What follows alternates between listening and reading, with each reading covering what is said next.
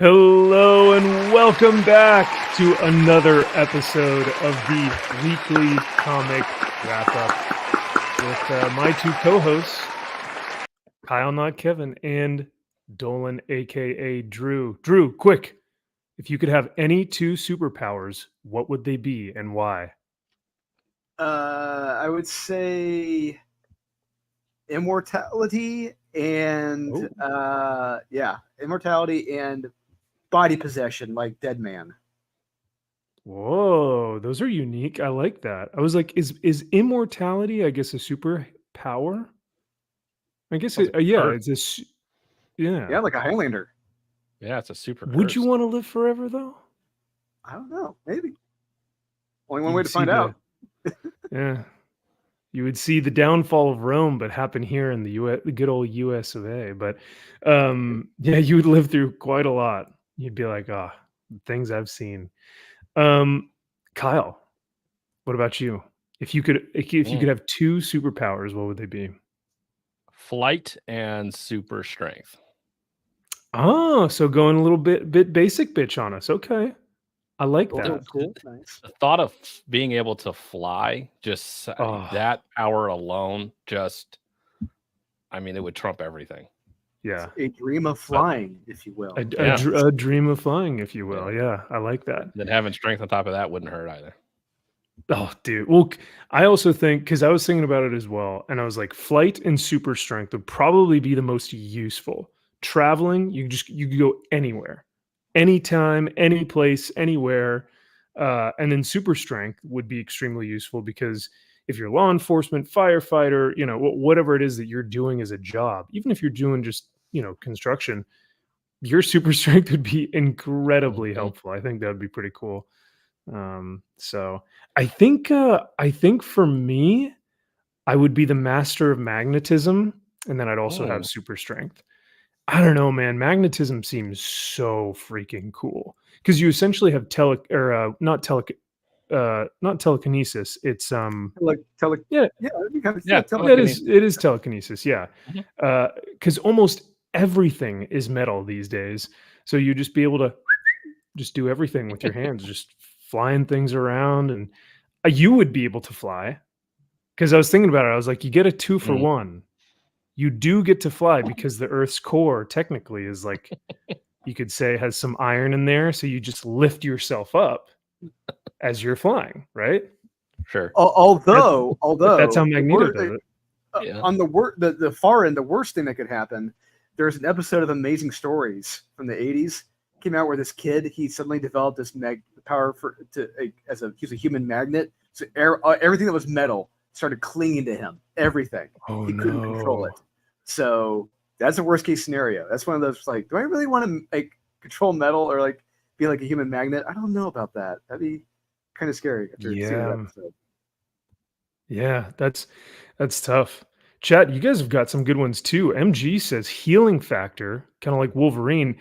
But the thing with that is that healing factor isn't pain intolerance.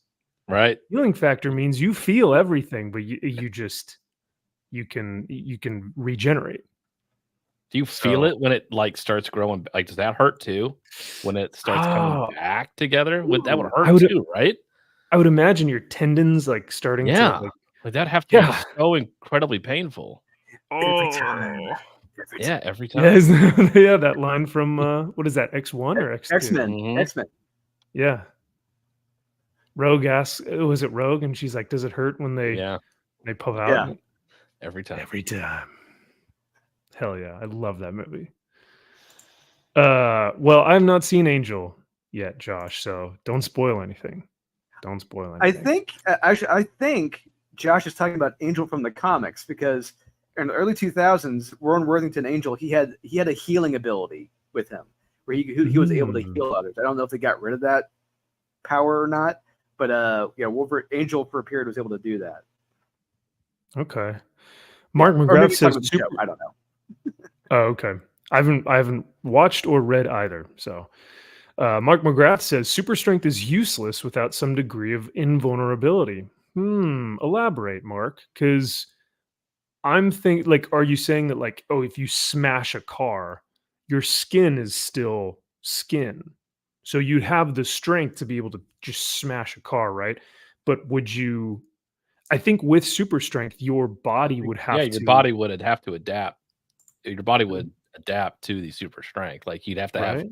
dense bones, everything would just be Or yeah. you're just breaking your bones as you're like hitting things. I was Like, gonna say that wouldn't make sense. Your muscles would have to be a certain yeah, I think have a it's certain taking durability, it right? too literally here.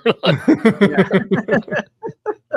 I do think that that is a funny visual that like you're like, "Oh, I'll save you," and you like lift up a car, but Yeah, like the the car radiator like breaks your it Your wrist. breaks your arm, everything, hand or your like bone in your arm starts ah! breaking. Yeah, it's like and then I lift it in the first place. Yeah, or the radiator like burns your hand and you're like, "Oh no. Oh god, Stupid I'm so me. sorry." Yeah. But Super Kyle, you said you had super strength to help us. I'm sorry. I do, but it has its limits. Yeah. What a useless superhero. I know it's like you're kind of useless. What's up, Ben? Good to see you as well. Josh says telekinesis and super strength. Oh, interesting. Oh, so you're depowering yourself though? So super strength would be like a super soldier strength Like the strongest because he says, human ability, like the best human you could be is that's what Cap I always eh, envisioned. Like a as power, like the best power lifter in the Yeah. world. Yeah.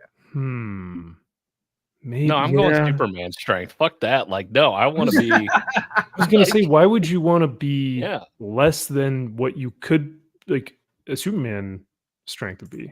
I don't know, It's that but he's too much to control. Who knows? He's modest. I've noticed that no one has said telepathy.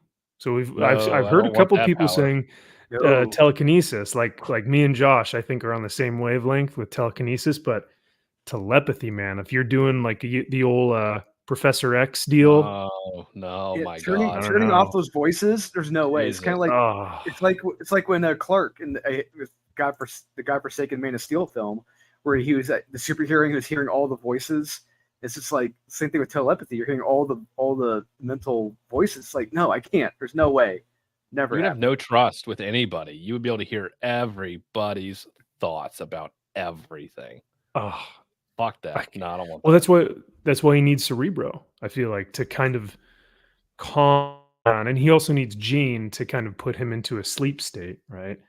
So But yeah, to you be would able to need someone manipulate with him. people though, to be able to do what you want. I mean, I Uh, get To it, be fair, but to be fair, I think Flaccid put in the greatest power in the chat. The greatest power of all, but we all need. You are playing with fire, sir. Every Mhm. time you're like, is this going to be a fart or is this going to be a Yeah. poop? I'm not sure, but oh, yeah, Flaccid. That's a good one. That's a good one. It's on par with flying. I would give my 7-month-old that power. I think that would be very nice. Oh for my him. god. That's a good Yeah, point. he would love that. What's up, Nick? Hail to you, brother. Yeah, having a magic hammer would be cool, but you are limited to its kind of its power, right? It, Mhm. it you know, because if you're because then it begs the question of with the hammer, Nick, do you have like a cane, like like in the original Thor comics, you had Blake or Donald Blake Donald with Blake. the cane, and Mhm. he bam claps it against the ground, and then he becomes Thor. So you're kind of limited, because I remember even reading some of those comics where like Blake can't get to his cane, or like his cane breaks or something. I was like, oh my gosh. So yeah, that I don't know, Mm, but MG, you already are impervious to cancellation that is true. because cancellation is just by people who are on the internet who mean nothing to your life. So you can go out and enjoy the rest of your life and not have to worry about people who don't care about you. So needs all the prayer she can get. She's doing my laundry. Laundry day with lights. Flaccid, you're too funny, man. Flaccid's like, I left a little rosebud in there for you, honey. Yeah, you're welcome.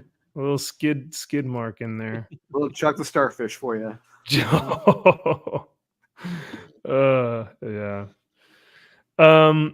So yeah, just a kind of a fun little intro there. Maybe we'll continue to do that. Maybe next week I'll have something even better for you guys as well. Oh, Yeah. So yeah, and chat, if you guys can think of any good questions you want me to ask these guys, let me know. Because those are always fun. Those are comic shop questions, right? oh I yeah. always love Mhm. those. So uh speaking of comics, here's a comic that from Unholy Nightmare #1. Check it out. This is on their this is Drew's the not the crowdfunding page, but this is the second chance backer kit, correct? That's correct. That is a Becker kit. In case you weren't able to back it during the Halloween season, Yeah. you got a chance now to back it. And we're still working on it right now. Hopefully, we'll be done with it by this spring. Nice, man. And you sent over some images here, colored nonetheless, because the first ones you sent were black and white, and these are some of the colored ones. No text yet, right? You guys haven't put in the word bubbles. That's correct. They are currently with the letterer right now with Kel right now to include his magic. But Gabriel Hernandez, great colorist. He just colored these the other day, and they look beautiful. And he just made a couple Nice. slight tweaks to what we wanted, and he nailed it. And it really sets the tone for the story, and really makes you question like, who the hell is this guy with the red eyes? Who is this guy? So. That was one of the things that I noticed. I see him up here on the rooftop looking down, seeing what's going on, and I just kind of see him lurking in the background. So I like that ominous feeling.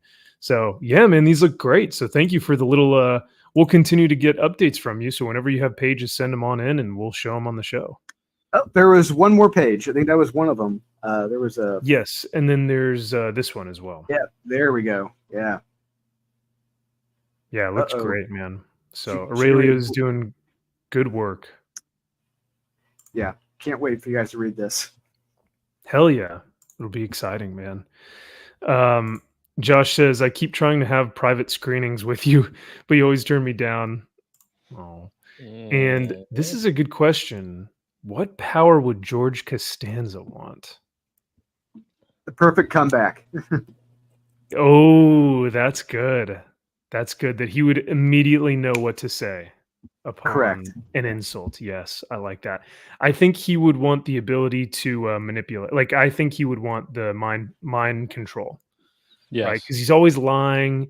He's always trying to come up with schemes. But if you could just mind control people, Especially that women would to love him. oh, Oh yeah. women, of course. Yeah. Don't we all? Yeah. Yeah. Well, who knows what's going on with how to never mind. I was gonna say something. I was like, you know what? Speaking of getting canceled, Uh-huh. Ben, I like this. So this is actually such an underrated one. The Taskmaster ability of being able to have the photographic memory to completely be able to copy like what it is that someone else is doing. That's as like mixed martial arts, boxing, shooting, like even being on the gun range or something, like shooting anything like that, you'd be able to pick up and just boom, you've now mastered that craft. So that's a cool one. I would like That that. is a good one. So you watch too much porn though. Then you're like, I immediately know how to do all this.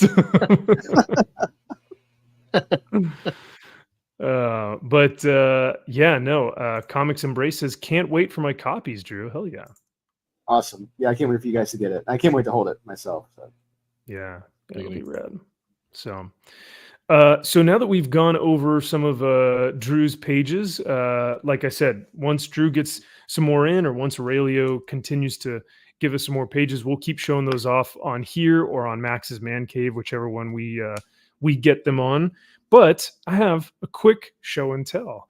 So last week, I told you guys verbatim, I said there were 3 things about this comic that I bought. One, it is a first issue of a series or of a book that we have gone over on this show. The second thing was that it is a reprint from the original format. And the third thing is that we did this with a friend. So a friend joined us while we were reading this book. So, chat, I don't know if you guys can already guess. You guys haven't. I think it's fairly obvious. But I figured with all that precursor, I have to show off the first issue of Marvel Meow. There it is, people. Yes, it is in my hands. It is the physical copy of Marvel Meow. It's mine. Oh, yes. I'm so happy to own this. I've been wanting this for a while now. We've talked about it on the show. We went through it. We went through it panel by panel with Aaron, who is our friend, here on the show. And it is a first issue of okay. Fuck! You're like, oh, did I not mute myself? Oh. And yeah, and the original, I didn't lie, because the original format of this was the Marvel digital. It's the Marvel comics universe, whatever thing that is. So this is the actual printed one. And yeah, it's $6. You spent $6 on that? Well, plus shipping. Plus shipping. Christ. So now I get to put this in in a beautiful Mylar bag, and I get to own this forever. This is my physical copy. Oh, it's so great. Look, it's Captain Marvel's cat. See? And then there's Winter Soldier's cat, and Black Widow's cat, and Black Cat's cat. Cats, plural. So plenty of cat stories in here for all to see and to love.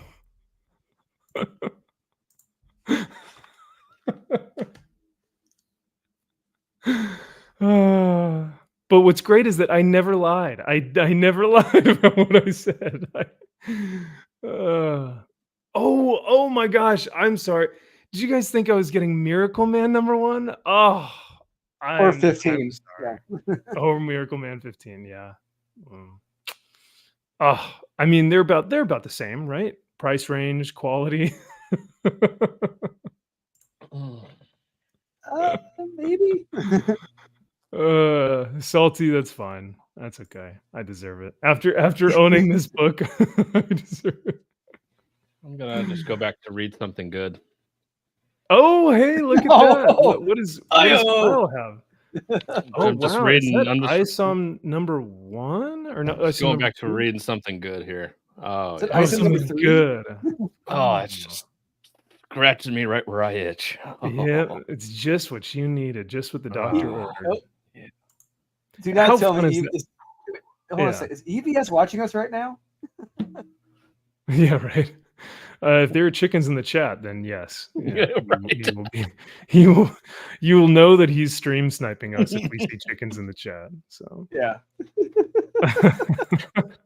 get it graded. Oh my god, could you imagine? That's a good. I mean, what is it going for? Because who gives a fuck? I do. These are the hard hitting questions we have to ask. No, I'm willing to bet you it'd probably be like $20, $30 most graded.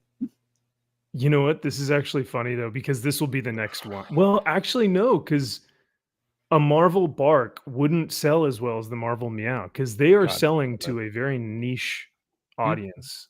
Did you just hear yourself?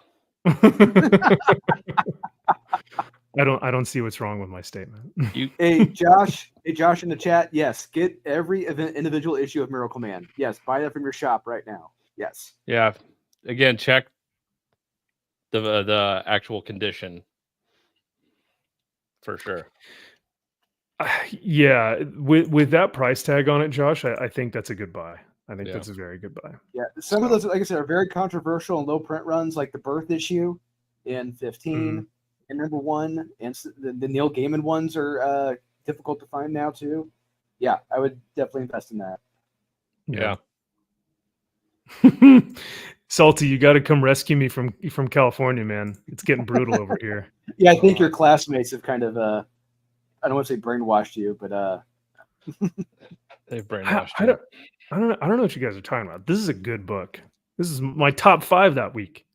So, you have no right to give me shit for anything that I buy ever.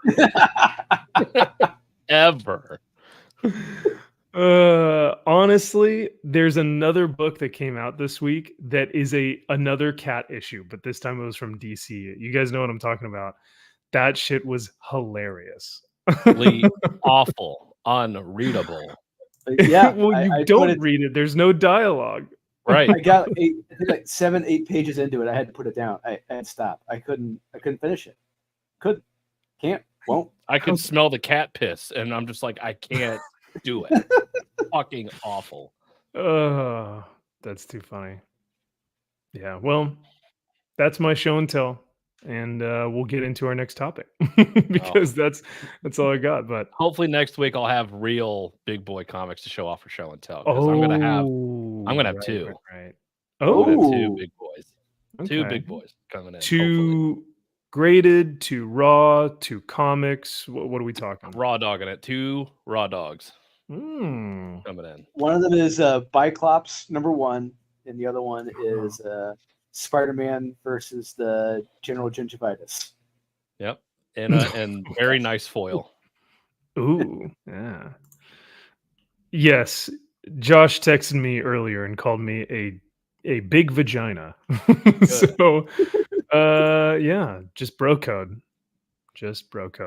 I will say next week I may also have my original art back in its frame. So if I still have it, I'll show it off here. Nice. So and then we'll compare who has the better pickup. We'll ask the chat, Kyle or Max, who has the better pickup. Me. Yeah, that'd be a great poll throughout the show. Yeah, that'd be good. I like that because you're not going to beat these books. They're too good. I don't know. Did you see the one I just showed off? That's pretty damn. You can't get better than that. I mean, that's why I'm waiting a week. That's why I'm giving it time. You're like, I can't show these books off in the same sentence as Marvel Meow. Come on. Not now. Yeah. Well. Oh well. We'll wait till next week then. But no, I'm looking forward to it. So if y'all have noticed in the title of the video, I basically said tonight some of the topics that we're going to be covering over is the Ripaverse fun, quote unquote, and then also the topic of should YouTubers be making comics? And that's a loaded question in and of itself. So I think what we can do probably is break it down logically and say, okay, what do we consider a YouTuber, right? And what does it mean by making comics? Are they making comics on the side? Are they doing some crowdfunding projects? Did they make comics before they were YouTubers?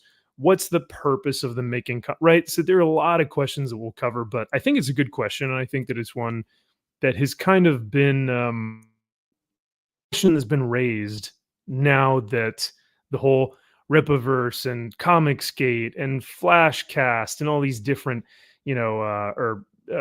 all these different entities are starting to pop up, and there's a lot of drama within this kind of sphere of comic books right now. And so I figured it'd be a good question to ask, and also chat to get your opinion on it as well, because I think it's like I said, an interesting topic. So, but we actually have a video that we're going to be kind of EFAPing a little bit.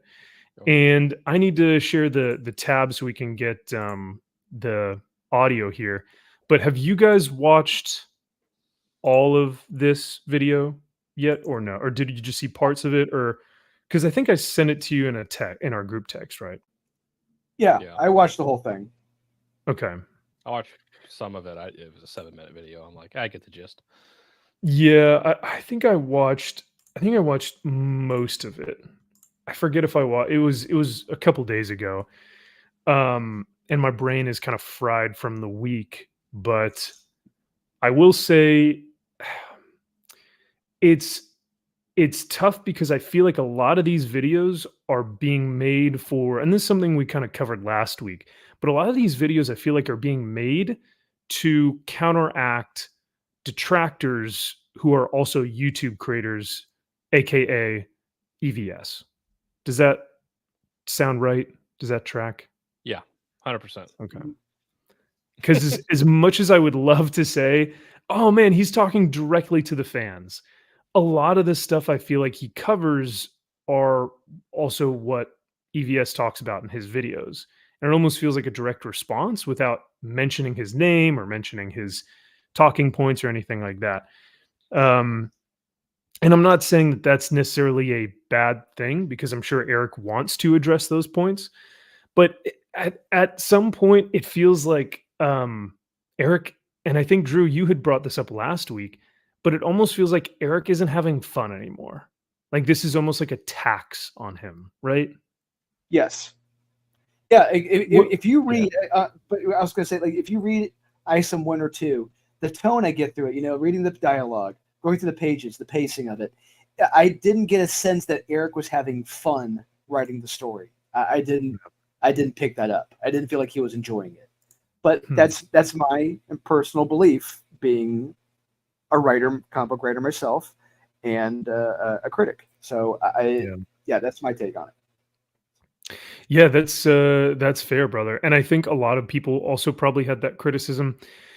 I think for me, I had fun reading the book when it first came out, and I still have my video up on YouTube. I still stand by what I say, but it is interesting. After a second read of I Saw Him One, when the rose tinted glasses are off, right? And it's like the initial, hey, this is I Saw Him #1. We've been waiting for this for months. And then you're opening it up and you're like, oh man, this is awesome. This is so cool. This is great. This is like Eric's creation, right? So you're having a lot of fun, but I wonder if it's a meta type of fun. Like the fun that you're having is like, I'm enjoying this because this is a new realm that I haven't accessed before, that we're getting introduced to. Um, and I'm thankful for the fact that we have these comics in the medium. So I don't know. Did you, Kyle? You just had ISOM out. Did you have fun reading it? Was it a fun comic book? Would you say? Well, yeah, I was just rereading it again because I had so much fun. I'm like, I Yeah. want to read this thing again because I Hell yeah.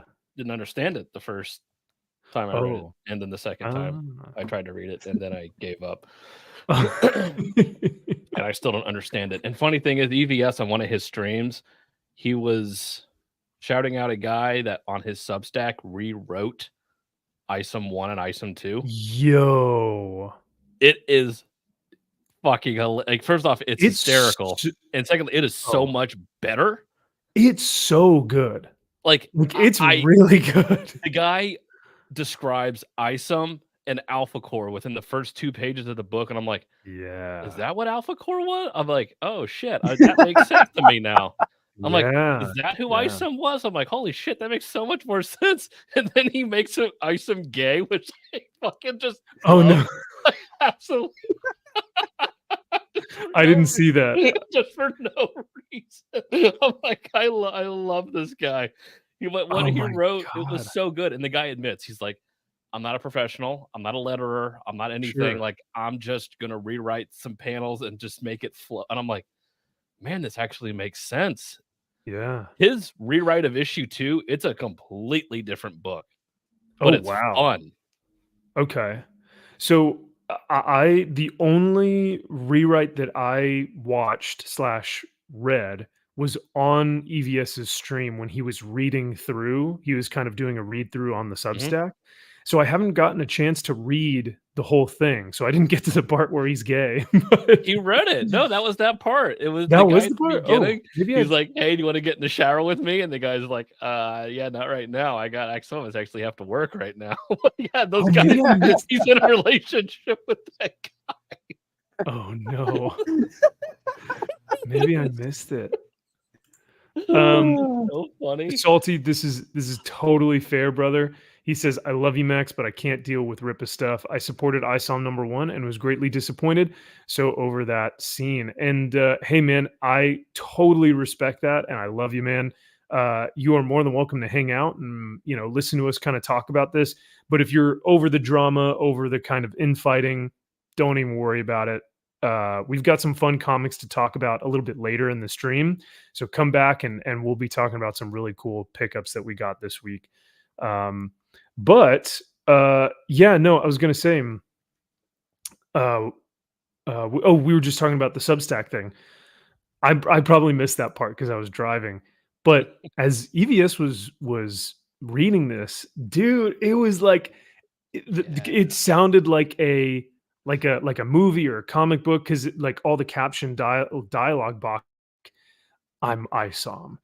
I used to do this, and this was my pastime until the something something happened. And you're like, whoa, okay. So you're getting introduced to this world. You're getting introduced to his backstory. And then he goes, but I had to leave because, they didn't like what I did, or like I was, and so you understand the character more, and it feels like it flows a little bit better. Right. So yeah, I almost wonder at this point now and I think Eric might be kind of going towards this, but I wonder if he's now going to source out his ideas to other creators that can maybe flesh out his characters maybe better than he can. I don't know. Well, and he said they're going to keep retconning to a minimum, so that doesn't necessarily mean he's never going to retcon anything, but it could mean I got off on the wrong foot with this fucking guy because it doesn't make any goddamn sense who he is, what's going on, who these fucking people are, and what time creators do it all the time. Yeah, apparently. Creators, Ethan did this with Cyberfrog. Todd McFarlane's been doing this, hiring different writers to come on, like back in the '90s when it was Spawn Run. Yeah, it's not uncommon. I mean, it may be a good thing. We'll see what happens. And I think fans would be forgiving, right? Like I don't, hell, I sure as hell would be. Like I like Eric's stuff enough, and I like Eric enough to like if he just kind of said, "Hey, we had kind of a stumble, we had a setback. I came out of the gate hot, and I wanted to introduce all this stuff to you guys, and it wasn't the start that we wanted. So we're gonna kind of come back. We're gonna reintroduce the character, and we're gonna do it in a way that may have some editorial oversight." I still think people would be like, "Fuck yeah, I'm in, dude. All right, right." I mean, I'm not, but Kyle's not, but fuck you. But oh god, I can appreciate what you're trying to do, and I think you should come out and admit writing comics isn't as easy as you think it is. Yes. Whoa, Kyle! Someone we know said anyone can write a comic, so it's true. Who said that? Oh, we know. Oh no! Yep, it's like his words. Yeah, you can write a comic. Can you write a good comic that's comprehensible and that you can actually enjoy? That's no. Like, not everyone can just sit down and be like, "Well, yeah, I got this guy, I got this name, right? I'm good, right? Let's make it 90 pages." It's like, oof, yeah. Can you not? Yeah, that's another big thing. And what's interesting too is like before ISOM even was a thing, I remember Eric talking about videos like years ago that he was creating a world in this like journal that he had. So before he even wanted to put ISOM onto the page of like a comic book, he was developing this world that he wanted with the accepts and like Alpha Core and how they play into like how everyone interacts with each other. And so I think he was doing a lot of world building, but maybe got too caught up in the world building and didn't really focus down to the individual characters. I don't know. Yeah, so. He wanted to be J.J. Abrams and just have a bunch of just mystery boxes of everything. Oh, don't worry, that'll be in a different book. You want to know how ISOM got his powers? Different book. You want to know who he is? Different book. You want to know who this person is that they're trying to find for some reason? That'll be in a different book too. Alpha Core, different book. That villain, different book. It's like, why can't you put it in this book though? Like anything, maybe. Can you put it in your number one issue, please? No, I'm kidding. Can you at least tell us who Isom is, maybe? Which, by the way, in 10 minutes, sorry, in 8 minutes, EVS is actually going live. He's going to be doing another trash cast tonight. He's actually going to be going over Alpha Core. So, so if we end early tonight, boys, if you guys want to hang out and have a couple drinks and watch, trash cast, we could probably do that backstage. Yeah. But so speaking of videos, though, let's go over this one. And we'll kind of EFAP it. I have it on 1.5 speed just so that we're not lingering too long on it. But I think the whole premise of this video that Eric had just recently put out, this was out how many days ago? Like 3 days ago? Oh, 1 day ago. Okay. Man, I was gonna say it wasn't long ago. Yeah. Yeah. Was him kind of addressing this notion of the Rippaverse is not fun. It's now become a chore. It's a lot of drama. It's a lot of detractors. It's a lot of just nonsense.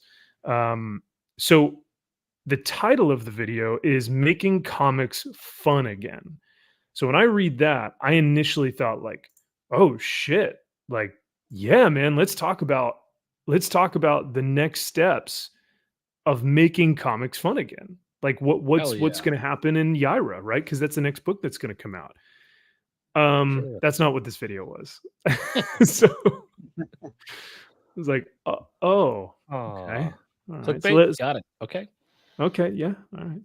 So let's see what he talks about, and we'll kind of go over some of the points that he makes. And Kyle, Drew, feel free to stop me at any time. What we're trying to do, and we'll recap the comics with the Ripper. Kyle's like, already I hate his voice. God damn it. Okay. It's fun.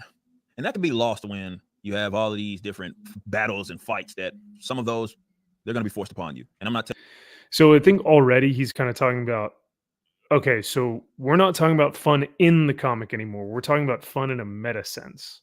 Like, because he's talking about fights outside of the comic book. Already. He's detractors. Mm-hmm. Yep. He's not talking about, so the fights within the comic are supposed to be really fun between Yaira and Alpha Core or whatever. It's no, that's not the topic. There are a lot of detractors outside of the comic, right? Mm-hmm. Not telling you to ignore those types of elements. Like we talk about culture, right? And those are very much a thing. And people are utilizing it, especially in entertainment, to do some weird stuff. However, my goal with the Rippaverse is I want people to have fun. And I think that's the best way to stomp this goofy stuff out that we've seen over the last years, is to provide people with a sandbox in which they can have fun. And I agree. I mean, he said he wants to provide something for people to have fun because of the current culture. I agree. And every publisher should have that mindset. Every publisher, I believe, should put out a comic book, a periodical, if you will, where the reader is going to have fun and maybe be challenged with what they're being read, with what they're reading. Mm-hmm. And that's just common sense. Every publisher that should be their two goals: fun and challenging. Yeah. My question would be, where's the fun in your fucking book?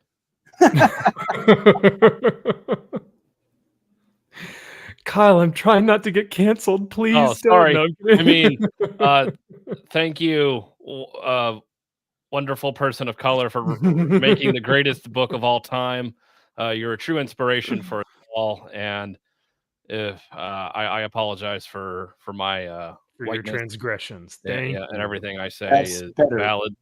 Yeah. Yep. That's what I thought. Your paycheck is check in the mail. On the way.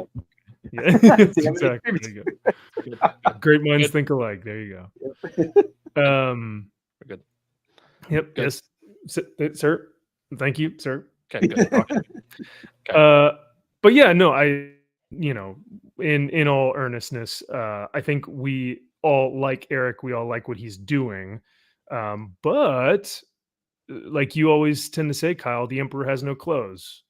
And we're starting to see the little cracks and the little spaces between the armor, if you will, to say like, man, this really hasn't been a very, or maybe I'm not having as much fun as I thought I was, or maybe there are issues with ISOM, or why am I not backing the next issue? Like these are questions that I think like legitimate fans are asking, and and I think it's fair for them to be asking that.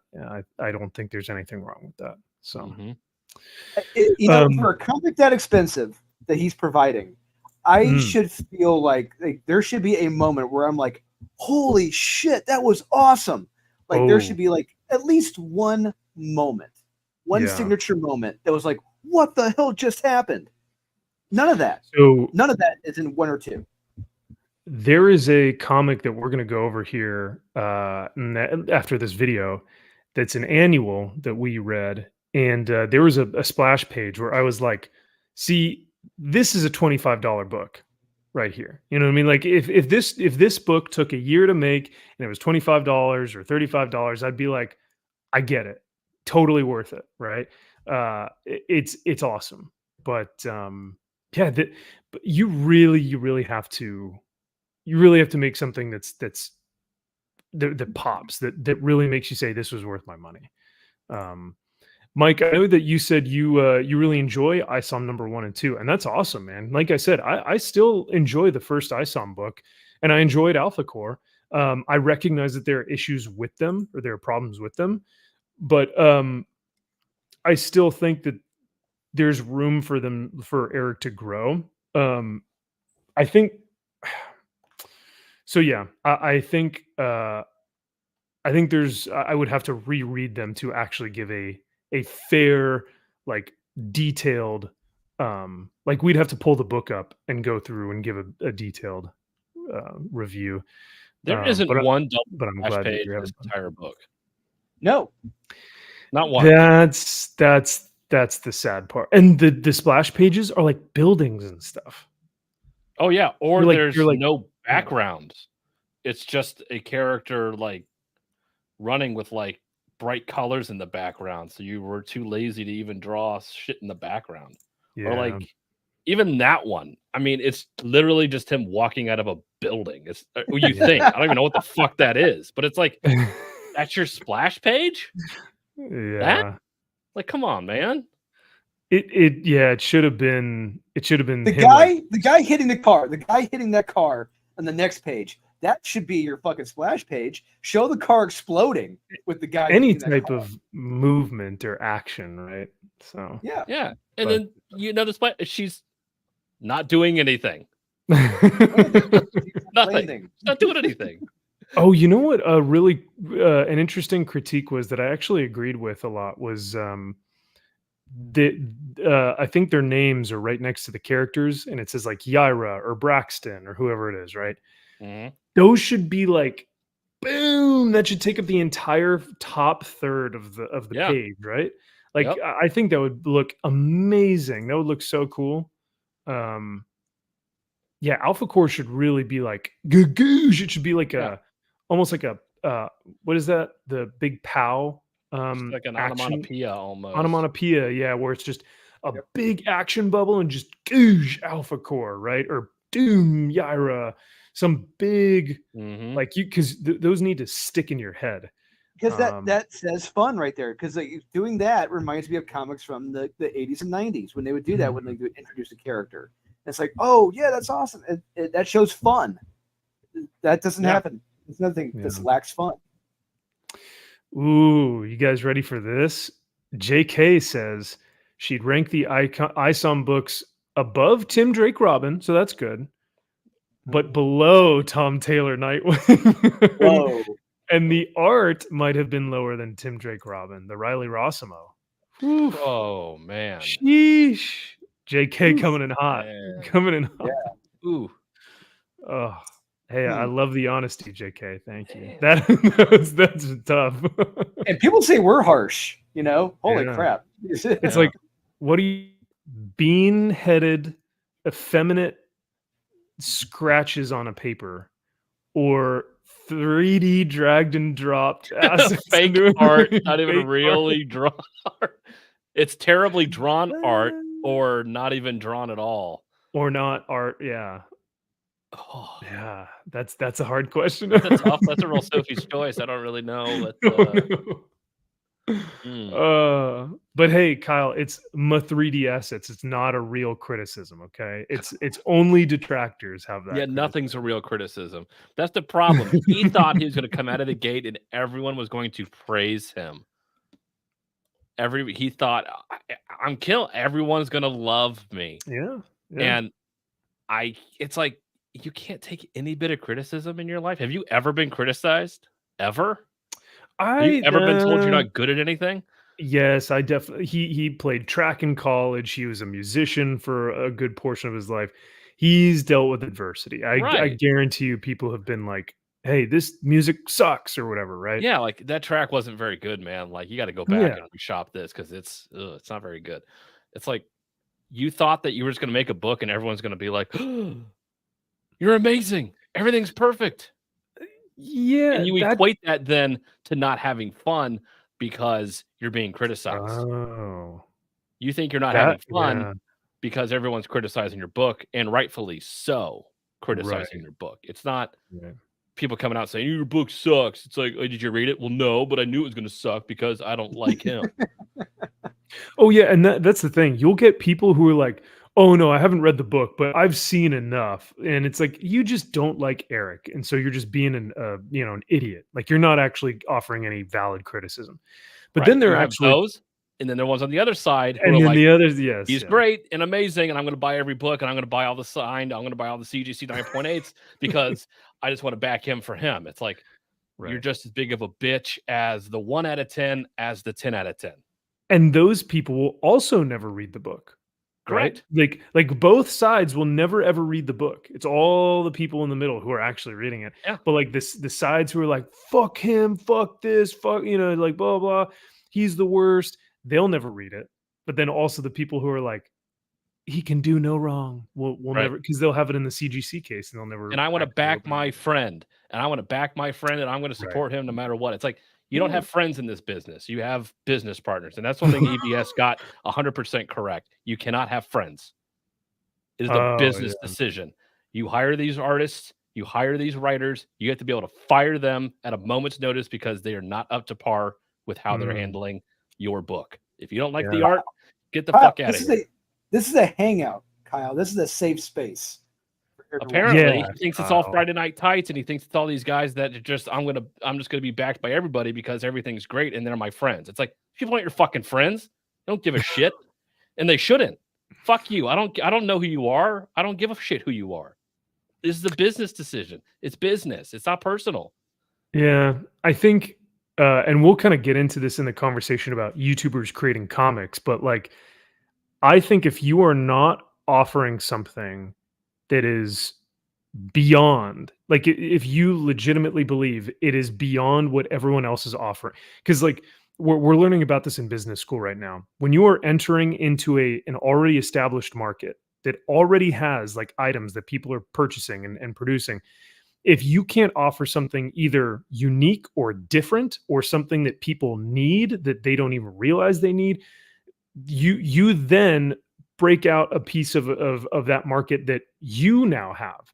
But people are just producing comics just to make them, and that they're not different, they're not interesting, they're not better than any comics. And that's kind of what you like competitors. If you're a competitor and you're trying to break out that piece of that market share in that industry, you have to be really fucking good, better than everyone else, or you have to be completely different to where it's not even compared to the other stuff. And with ISOM, I don't know. Could you say either one of those two, right? And I think that's what's tough to say. Um, yeah, I am a big meanie, Zax. It is true. What it is, it is, it is, it is. Truer words have never been spoken. It is. Yeah. Um, but yeah, I think if, like you said, when it comes to business, if you are making those decisions, sometimes it's not going to be fun, but the comic that people are reading will be fun because if you put the best talent on there, or if you put if you take all that money and you hire Brett Booth and Chuck Dixon to create one of the most fun action packed things ever, people are going to have fun with that book. right? Should. At least I would hope. I would hope so they too. should. Yeah. Yeah. So we'll keep watching a little bit more. And fun doesn't necessarily mean that everybody within the fandoms are agreeing with each other on every single topic. No. In fact, the passionate discussions, the disagreements are very much a part of having fun. You've heard me talk about. I think the passionate disagreements can be fun, like right now, and even at the beginning of the show when we're talking about superhero abilities and power sets. Who would win in a fight? That stuff is a lot of fun. Comics talk. Yeah. Determining who is in a debate or who canceled who or why Yellow Flash deleted a Comicsgate page. That shit is not fun. That shit is petty and boring and pathetic. And childish, yeah. And churlish. Yep. Churlish. But we have to go over it because, you know, I think it's important that people know about it and at least have some sort of reference towards it. But yeah, in the grand scheme of things, that shit ain't fun. That's not fun to talk about. And it shows that we're not biased either way. It's not like, oh, we're going to bat for Comicsgate because they're always right 100% of the time. They can do no wrong. Or Marvel and DC are always right. It's like, no. If you're to be a true critic, it's like, I'm going to be right down the middle. I don't care one way or the other. Yeah. You're an impartial third party. You don't pick Right. teams. You're not. Why pick a team? You know, you don't owe allegiance to anyone. I don't. They don't know. They don't know. They don't care who we are. They don't give a fuck who I am. Why the hell would I care who they are? Yeah. I don't know, Kyle. Like I've mentioned this story so many times. When I went to Dallas 2-3 years ago now at this point, Humberto Ramos and his manager were looking at me. They pointed at me and said, "You have not reviewed Strange Academy once. Not once." And Humberto looks at me, just shakes his head, pissed off. Like, and so, I mean, they do care. Some of them do care. If you're not reading it, we haven't reviewed comics on our channel. Have they gotten back to you and said, why haven't Comics Elite reviewed our fucking books? No, because they don't give a shit. They don't. They only care when it helps them, and rightfully so, and they should. Yeah, I think they care about. Yeah, they care about the green, you know, right. and if they once you've made the sale, then they're like, can you promote it? Because I think some people will say, can you review it? But what that means is, can you promote it for free? And it's like, well, sure, that's what we do, and that's fine. The second we went away, they're not like, oh my God, please come back. We miss you. We need you. It's like, no, you moved on. Okay, somebody else. Mm-hmm. Yeah. And that's fair. That's fair. You should. Yeah. Talk about it.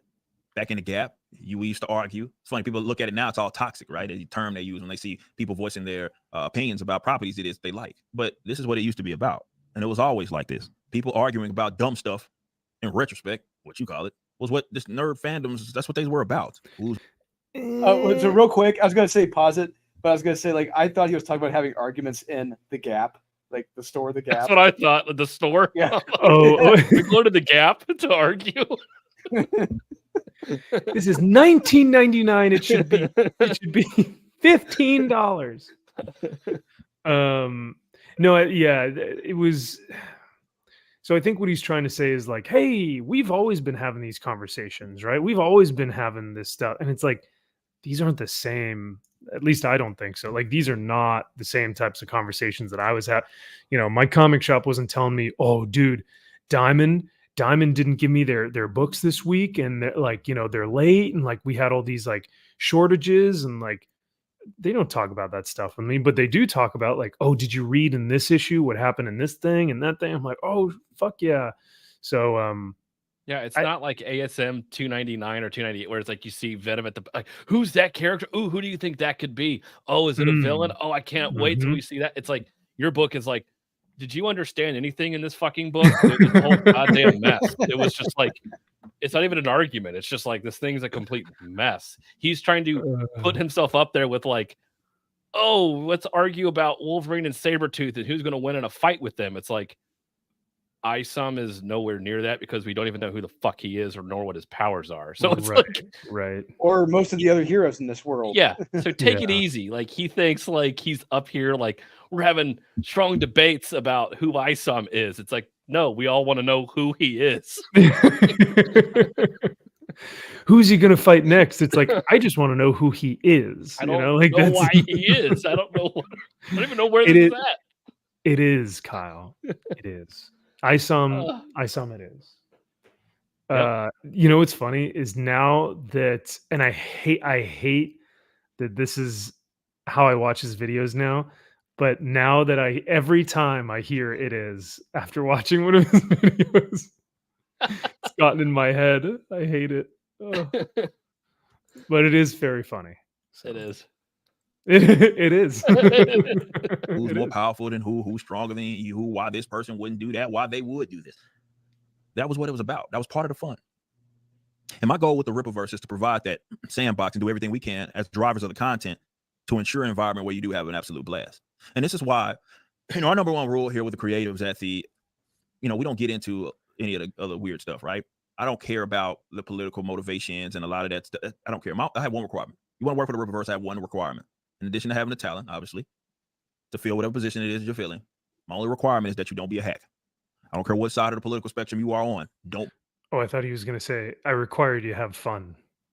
Yeah. That's what I thought. I noticed that when I first saw it. That's what I thought he was going to say. Have fun. Yeah. You have to be talented and have fun. Like, have a good time. But don't be a hack. I mean, that's good. Maybe that's like 4 or 5 on my list. Maybe not number 2. But yeah, I would say you wouldn't hire them in the first place if they were a hack. But yeah, I feel like if you're talented, you wouldn't. Well, no, I guess that's not true because I've seen talented people who are hacks.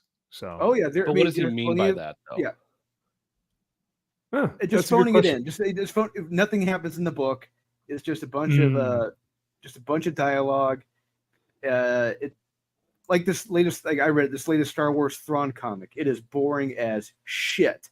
It is just bunch of dialogue the whole damn way through. Boring, and dull. People just standing around and talking. That's all it is. Like if you want that in a comic, yeah, that's I would say it's being a hack. Or if you're a talented artist and you have a certain level. Oh, Kyle, like let's say if you're a Jim Lee and you have a great high level, but you phone it in like Jim Lee today, we're gonna see like that you're a hack now. Never has. He's right. He's right, never Kyle. Phoned it in. It is. Some motherfuckers always trying to ice skate uphill. That is Eric right now. Eric is trying to ice skate uphill. Oh, and speaking of which, Kyle and I we're going to go see Blade in theater later in February. Yeah. No, oh, that sounds dope. Oh, I need to check. Is it playing through Fathom events or is it playing at a bar or something like? Yeah, Flicks Brewhouse. Yeah. Dang. I that would be so much talk about fun. That is a fun movie. You guys will have to let me know how the blood and gore effects look on the big screen. So. Oh yeah. Yeah, I'm curious to see how it looks too. Yeah. Okay, so anyway, back to Eric. So he said don't be a hack, but he hired an artist who turned out to be a hack using 3D assets in every panel, and he didn't fire that fucking guy because he is a hack. And he's still sticking by him for his work and trying to make him better. So that's your number one thing.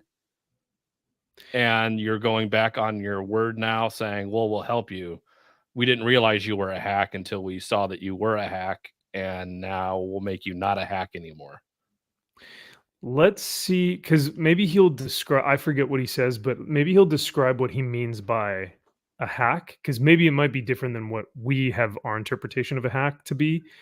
Because yes, I would agree that it does not, as a businessman, as a creative individual, for fans that are reading ISOM, it doesn't look good to continue to have that guy on your ISOM books, right? Right. Especially because he should have flipped Cliff with who's the guy who did Alpha Core? Joe Bennett. Like Joe Bennett should be on ISOM and Cliff should be on Alpha Core. Well, Cliff shouldn't be on any book, let's be real. But yeah, he should be fired. He should be bye-bye. Yeah. That's quality control. Marvel. Yeah, he should be working at Marvel now. You fit right in. Yeah. And even if it is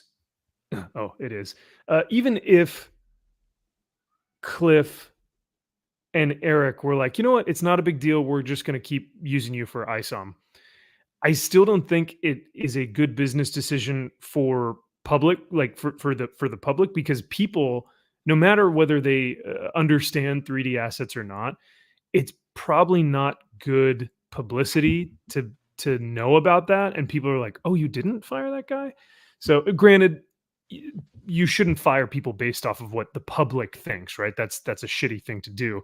However, if he isn't producing good quality work that the fans are not enjoying, that's another thing. Because But yeah, yeah, it's like you at some point if you're getting enough feedback from legit critics saying these things and calling you out, wouldn't you want to try to silence them as much as you can? And being able to pivot is what you need to be able to do and say, yeah. hey, we're moving in a different direction. The art wasn't up to par for ISOM. It's not what I had in mind. It's not what I had envisioned. We're going to come back in this next issue. Kick-ass artist. Boom, we're going to fucking get Greg Capullo to do the art for this book or whoever the fuck. And this thing is going to be absolutely incredible. Here's some splash pages. You know, Greg came in here and had some amazing ideas about where I think we should go, and super excited. I can't wait to show you. And in the meantime, here's the badass cover from somebody. It's like, Yeah. sweet. You're kind of reeling me back in here. It's like, okay, I told you to go fuck yourself, and I'm not backing you again because you screwed me over twice. And maybe now I might be able to come back into the waters and get some people back. But as opposed to being like, fuck everybody, I'm going to keep doing what I'm doing. Everyone in here, I surround myself is great. You guys are all fucking retards because you don't understand business. You're not as smart as I am. You never will be. And I know what I'm doing. Go fuck yourself. Is kind of what it sounds like. I almost wonder if it would benefit him at all from not making videos like this. And like you said, almost making videos that are a direct response to criticism by positive affirmation. So like instead of saying, hey, I know that there's a lot of drama going on, like you don't even acknowledge it and you just go, what Yaira #1 is coming out, and what we're gonna do for this one is we're gonna have this artist and this guy. So you're almost kind of like, suck it, dudes. I'm responding to you by putting a brand new artist, a brand new writer. We're gonna drop the or like whatever it is. I think that might actually be a bigger mic drop of a response than to, I don't know. The PR is difficult, especially with this when like people are backing him because of his personality a lot of the times, so because they're not backing a company, they're backing a person, or they're not even really necessarily backing a book for sometimes. I think there are people who are backing ISOM because they're like, oh, I like the character, I like the story, but then a majority of people are like, I just like Eric and that's fine. Because I mean, this was all direct to consumer. This was all straight off his mailing list. So I'm sure he had like hundreds of thousands of people, maybe 100,000, tens of thousands that it got mailed out to back it. So well, I mean, he's got over 500,000 subs, right? So and then plus a couple extra 100,000 more from Gary, Nerdrotic and all the different Comicsgate people and stuff. So like, it has a far reach. I want to shout out to JDL41 for $5. Thank you, sir, for the $5. And you know what? We were just talking about this. This is for you, my friend. Some motherfuckers are always trying to ice skate uphill.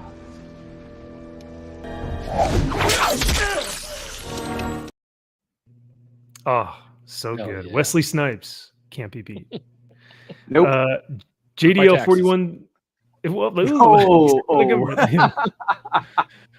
know what? Is that based or what? I mean, taxation is theft. So that's what they say. That's what they say. JDL41 says, last week you guys gave a detailed response to my question about supporting independent work. Thanks for that, Dolan. I just ordered some books. Nice. Awesome. I hope that he says books, he means Unholy Nightmare. But anything else? Yeah, that'd be awesome. I I think he's talking about Unholy Nightmare. Probably ISOM. Maybe ISOM, Probably. unless he's Yeah, talking maybe. about Marvel Meow, which is, I Oh, mean, God damn it. come on, he could order that one, but Oh, God. a physical copy nonetheless. Don't get the digital, get the physical one. Yeah, So. obviously. Burn it. Set it on fire. Yeah. Or use it for your kitty litter box. Yeah, you just shred it up and just put it in there. Yeah, I wonder. I wonder. Oh, you know what? I'll read it to Gideon tonight as his bedtime story. I'm sure he'll love it. That or Power Girl number, however 7 or whatever they're on. Too many. Yeah. Anything past 1. Yeah. So yeah, let's get back to these guys. He did. Thank you again. He did back on Holy Nightmare. 3 different covers. Dude, thank you so much. That's awesome, man. Nice. Hell yeah, JDL41. You're gonna love it. Guarantee it. I had fun writing it. You'll have fun reading it. Yeah, that'll be a fun book for sure. Don't be a hack. And sure, maybe more or less of those types tend to be hacks, depending on where they fall on the political spectrum. But that's my requirement. Don't be a hack. That's it.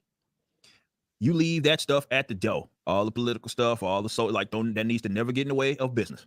And so as long as that's the case, you're good with me. So I guess he's talking about hack is in a political sense. That's it. Literally, that's it. Okay. Just leave like it doesn't matter if you're right or left or anything under the sun. Just leave it in your personal life. Don't bring it into your creative space, I think is what he's trying to say. Right. So that's the only thing that makes you a hack, according to him, is if you put political stuff in your book. I mean, I would disagree with that. But yeah. That's 100% disagree with that. And didn't he? Hasn't he brought on Mike Barron? Yeah, Mike Barron's writing the one shot. Yeah, yeah, he's about as far right as you can get at this point. He's done nothing but far right shit. Which so then he would disagree with. He would call Mike Barron. Kyle, you have not read Florida Man. You have not read Florida Man. I'm not reading Florida. I read the first issue of Florida Man. It's fucking awful. I can't do it. It's bad. Yeah, it's bad. I was gonna say now if Mike Barron, like if Eric puts a leash on Mike Barron and is like, hey, write like your Punisher stuff, right? Don't put any of your crazy, Florida Man stuff in here. Just write like a comic book writer and, do what you do best, right? That's one thing. I think he's calling people a hack if they let that influence their writing style, their political sphere, which, like you said, in the past, Mike Barron, Thin Blue Line, right, was the other one that he did. Mm-hmm. And then, Florida Man. Both are like... Yeah, it's the exact same thing that the left are doing, but now he's doing it for the right, and it's like I don't want to read that either. I don't. But I didn't like it. We know Mike Barron is a well-established, well-seasoned, one of the great writers in the comic book field. Nexus, the Badger, Punisher, he can do it. He's got it. If this is Nexus or Badger level, Mike Barron, yes, absolutely, I'll gladly take it. Eric, you are not the only one, my friend. I only bought Ghost Machine this week. That is the only book I bought. There have been weeks this year, I think, just in 2024, where there was not one book that I picked up. So you bought the fucking Marvel Meow book this week, right? Or is that from last week? Does that count as a last week book this week? This is a key, Kyle. I mean, I don't know. It's a key. I don't have my keys on me, but I mean, this isn't just a modern. Oh, I picked this up last week in my LCS. This is like, this could be graded. This could be a key. This could be a cover buy. This could be, this is a collector's item, not just a modern comic book. So. You couldn't have even sold books to get store credit to buy that fucking book locally at an LCS. You know what? You can agree with me though that if I were to trade in my Injustice Omnibus, and got Marvel Meow instead, traded. That's a true 1-for-1 there. That's a 1-for-1. I think that is a fair trade.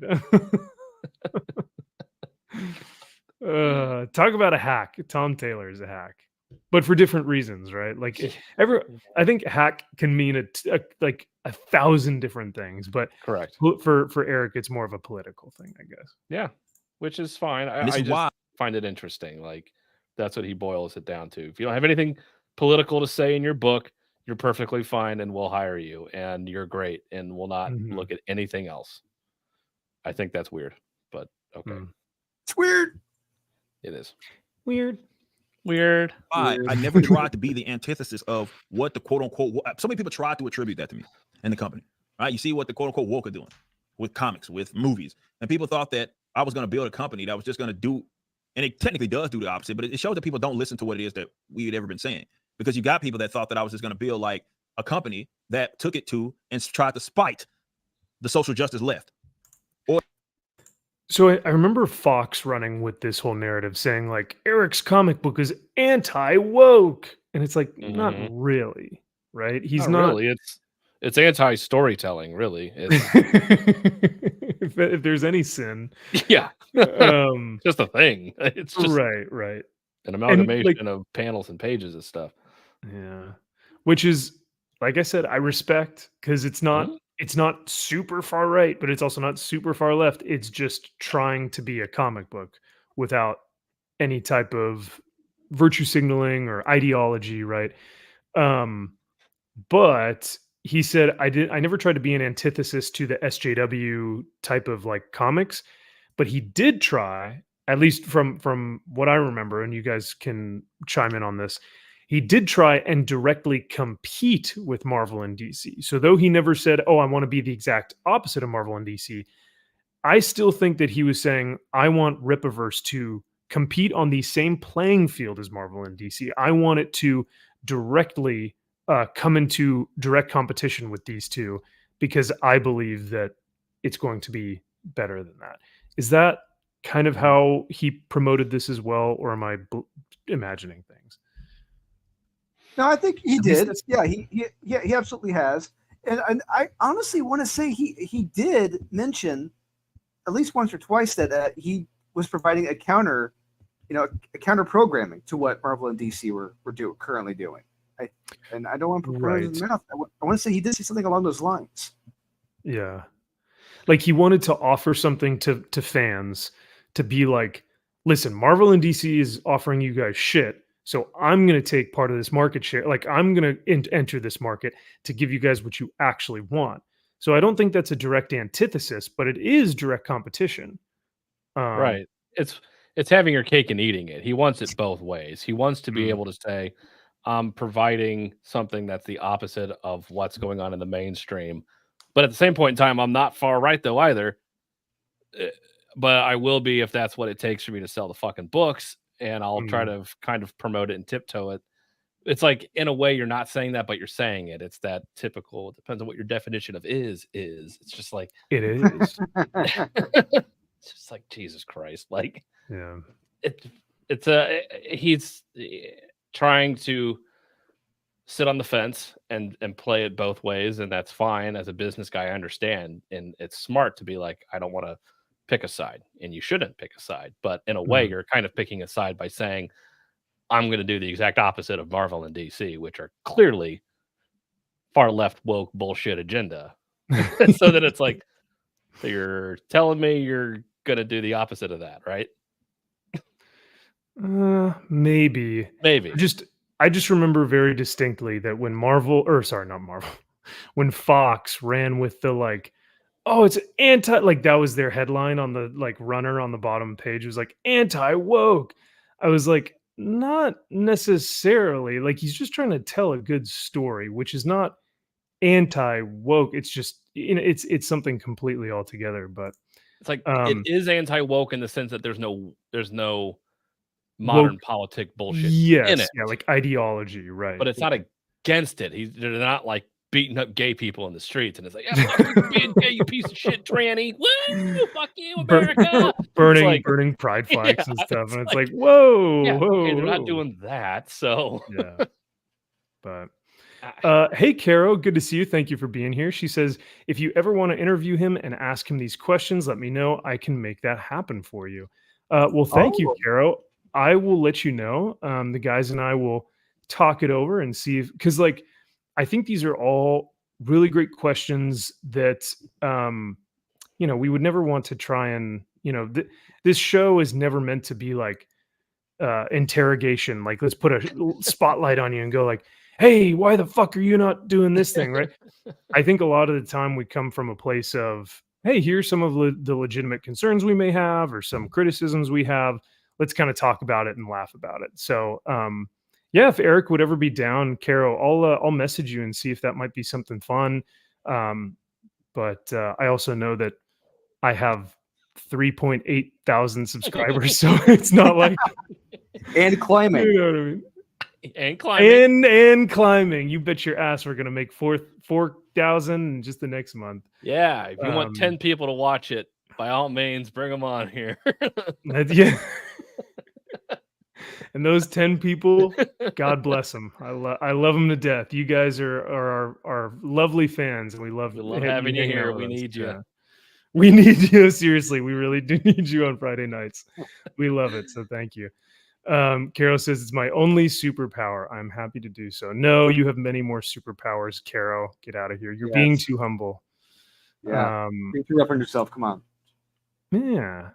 JDL41 coming in again with another hot fire $5. Thank you. Woo. Hail to you.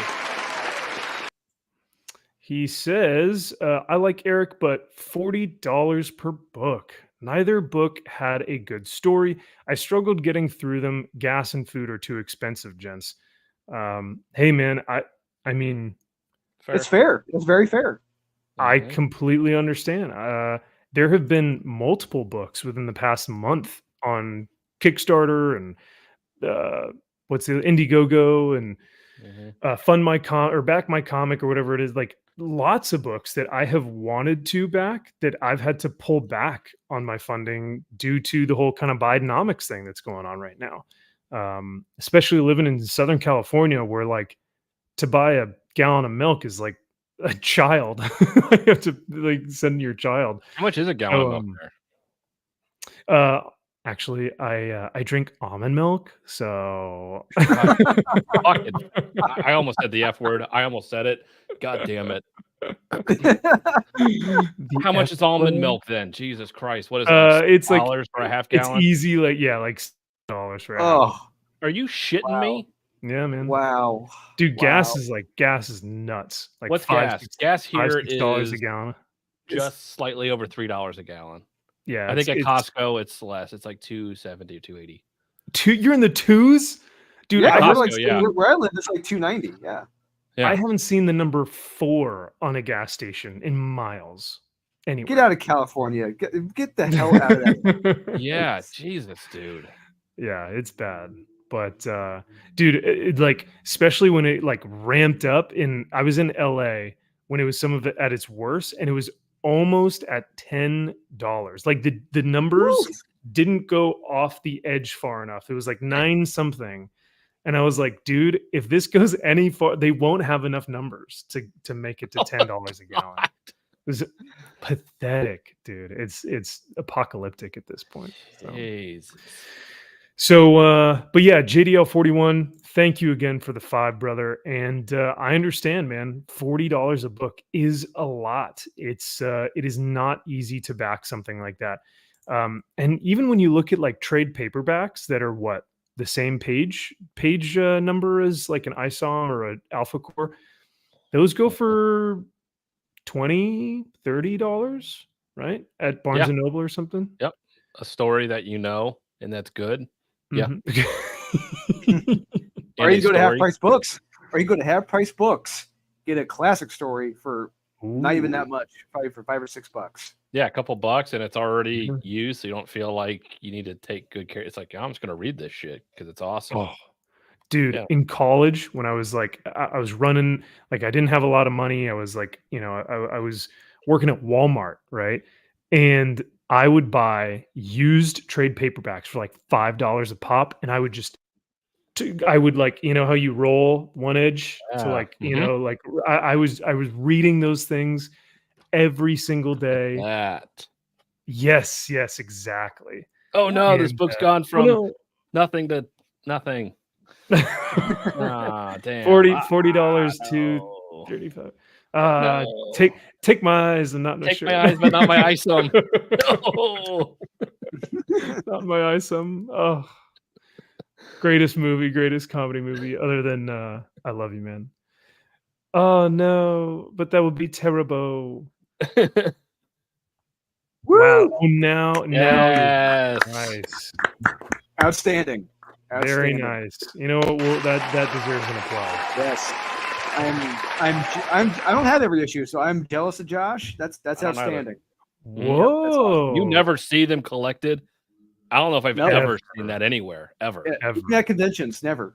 Never. Yeah. That's cool, Josh. Great pickup. I mean, I know that the guys wanted this to be Miracle Man #1, but I think this is honestly a better buy long term. If you really want to be a speculator and kind of put some spec, I think that might be a better investment. But that's just me. I have 2 copies of Miracle Man #1. I may send you one. Don't you dare. Okay, if you do that, I do have a book that I would send you, but don't you dare send me one. It's only $10, dude. Like they're $10 online. I can buy one tomorrow. Really? Yeah, Miracle Man #1, Miracle Man 15. Now that's a different story. I got 2 of those too. Do you want one? Oh god. No, because you're gonna give one to your little your boy. Yeah, And I you're have gonna it. be It's like, graded see, right there. this is what comics are. Son. I have an ungraded one. You want it? I have a graded Miracle Man #1 and an ungraded Miracle Man #1. We'll talk. We'll talk after the show Okay. because yeah, I mean, if I can put money in your pocket, great. But I also know that I can get them online as well. But man, the entire run, that's freaking dope, man. So Legit. Josh, the Miracle Man family, nah, I wouldn't. No. I wouldn't worry about those. I wouldn't waste. Yeah. it was funny, Drew. I know you've been liking the Miracle Man Silver Age issues, like the single issues that have been Yes. coming out from Neil Gaiman. Loved it. Dude, my LCS guy and another guy came in while I was looking through some books, and they were shitting on it. They Really? these are like Miracle Man, like gods. Like they own every issue. They know every like significant. Remember when we were talking about the dragon, Yes. the dragon title, and we were like, "What is that?" They knew what book that referenced. It's like an ancient Chinese magic book or something like that. Of course So it is. they were Yeah. quoting it to me, and I was like, "Oh my god, bro!" So these guys hate the current Neil Gaiman Silver Age stuff. I was just listening to him, and I was like, "Wow, I want to record this for Drew." Because they're Wow. purists. Maybe, yeah. They're. I think one of the guys said, what do you do when you've essentially made someone a god? Where do you go from there? And I think that's a legitimate criticism. However, No, it's fair.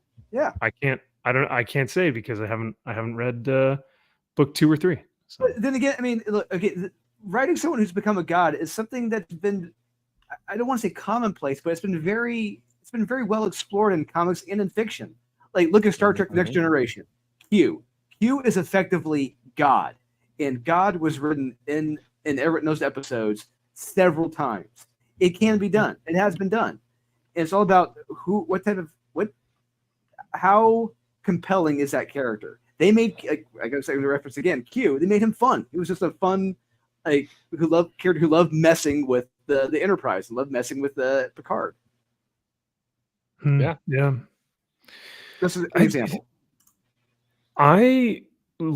Whenever I hear people talk about Star Trek, I always go, I'm so much more of a Star Trek fan than I am Star Wars. Like I just feel like Star Trek is so much more my speed than Star Wars stuff. It also doesn't help that like Star Wars has become like a lame brand now, but yeah, and yeah, we're gonna be specific on Star Trek as well. I was gonna say for me it's anything before bad reboot. So yeah. Right, yeah. What was oh, never mind. I was gonna ask for that. Kyle, if you have that was a Key Collector that we were talking about earlier about the YouTuber comic book stuff. Do you have a link to that, or would you be able to put something in the private chat that I could share? To the video or to actual Key Collector itself? Oh, there was a video. The Sticky Goose video, right? Yeah. Do you want to watch that video and EFAP it, or do Um, you want to just look at Key Collector? It's up to you. Whatever you think would be better to kind of inform us, to enlighten us. If you feel like you can do a good enough job to talk about it, I'm all about it. Or if you want us to watch the video, we can do that. Because yeah, we'll move on from this here in just a moment, and then we can start talking about YouTubers and comics. But we'll play a few more minutes, and then we'll kind of move on from here. Or tried to do things that were more aligned with my political philosophy, right? Or lean towards my political philosophy and beat you over the head. Look, everybody has a guidance set of principles, and that's maybe made up of what religion you belong to. Sometimes it is on the political stuff or whatever. I understand that. I empathize with that. I get it. However, there's a way to abide by those principles without being a hack.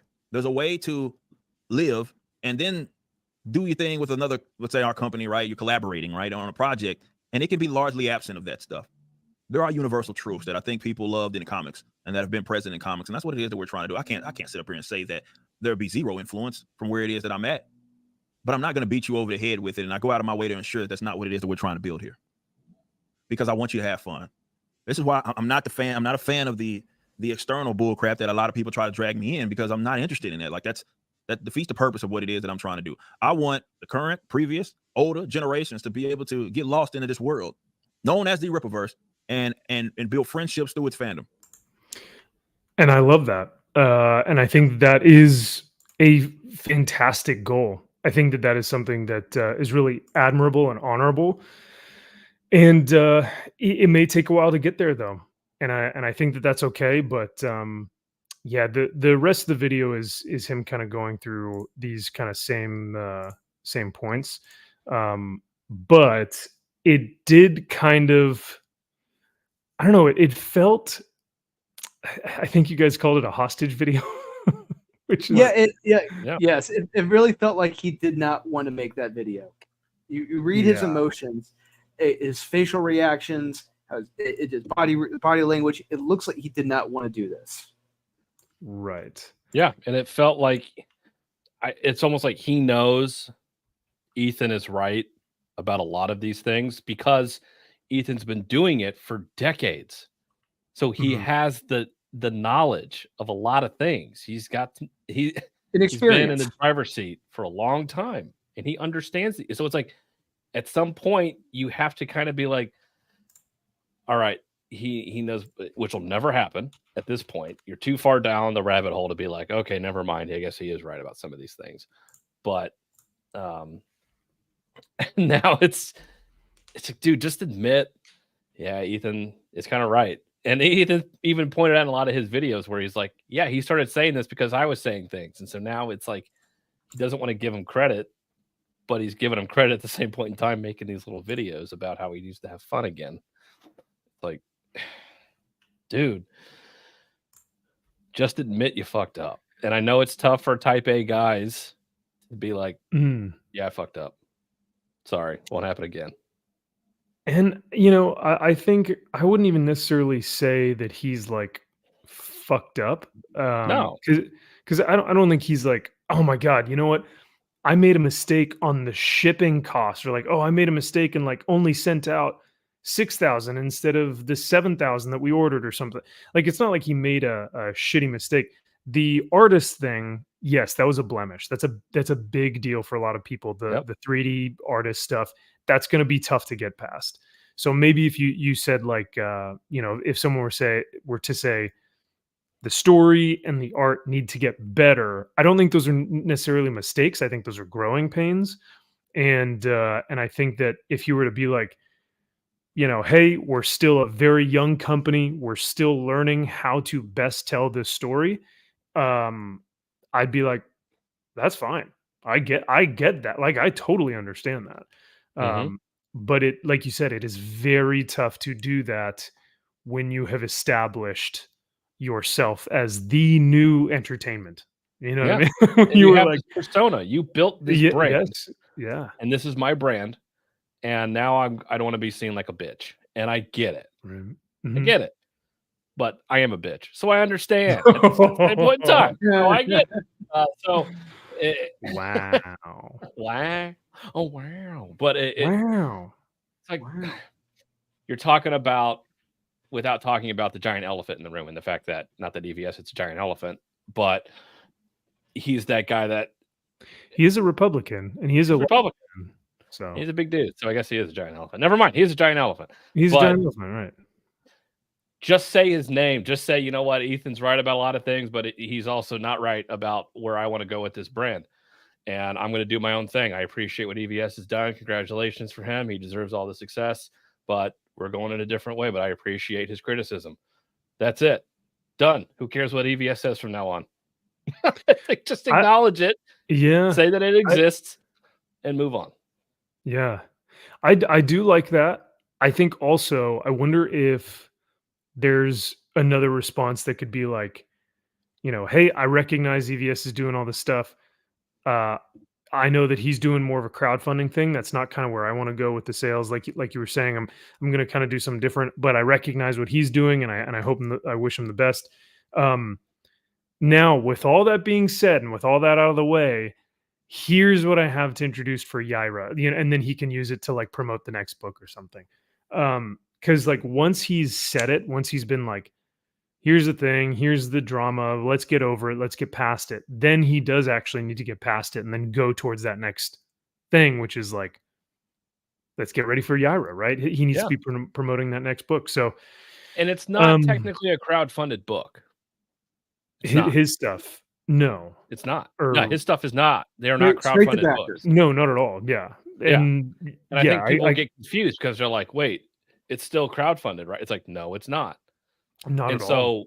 That's what that whole Yellow Flash debacle and all that stuff is done. It's like, well, I want to already have a book done, so that way people can't come at me for being like, "Why is your book late?" Because I want to, I want to forego all of that. I don't want to have any of that bullshit. People yelling at me why a book's late. It's like, really? Then it's not a crowdfunded book. And I was gonna say, it's like, that's such a lame excuse to not want to do crowdfunding. I know. Like if the biggest thing you're worried about is like, well, because first of all, you're saying you don't trust yourself to get the book out on time. You don't have the business sense or wherewithal to get your book out on time.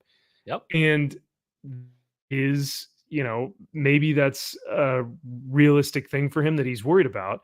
But to completely bypass crowdfunding, I feel like that's really, I don't know. It's a word that I want to say, but it's like, you know, it's kind of bitch, right? It's just a little, like, well, I'm just gonna make it behind the scenes because Eric did it, right? And it's like, dude, you're not that.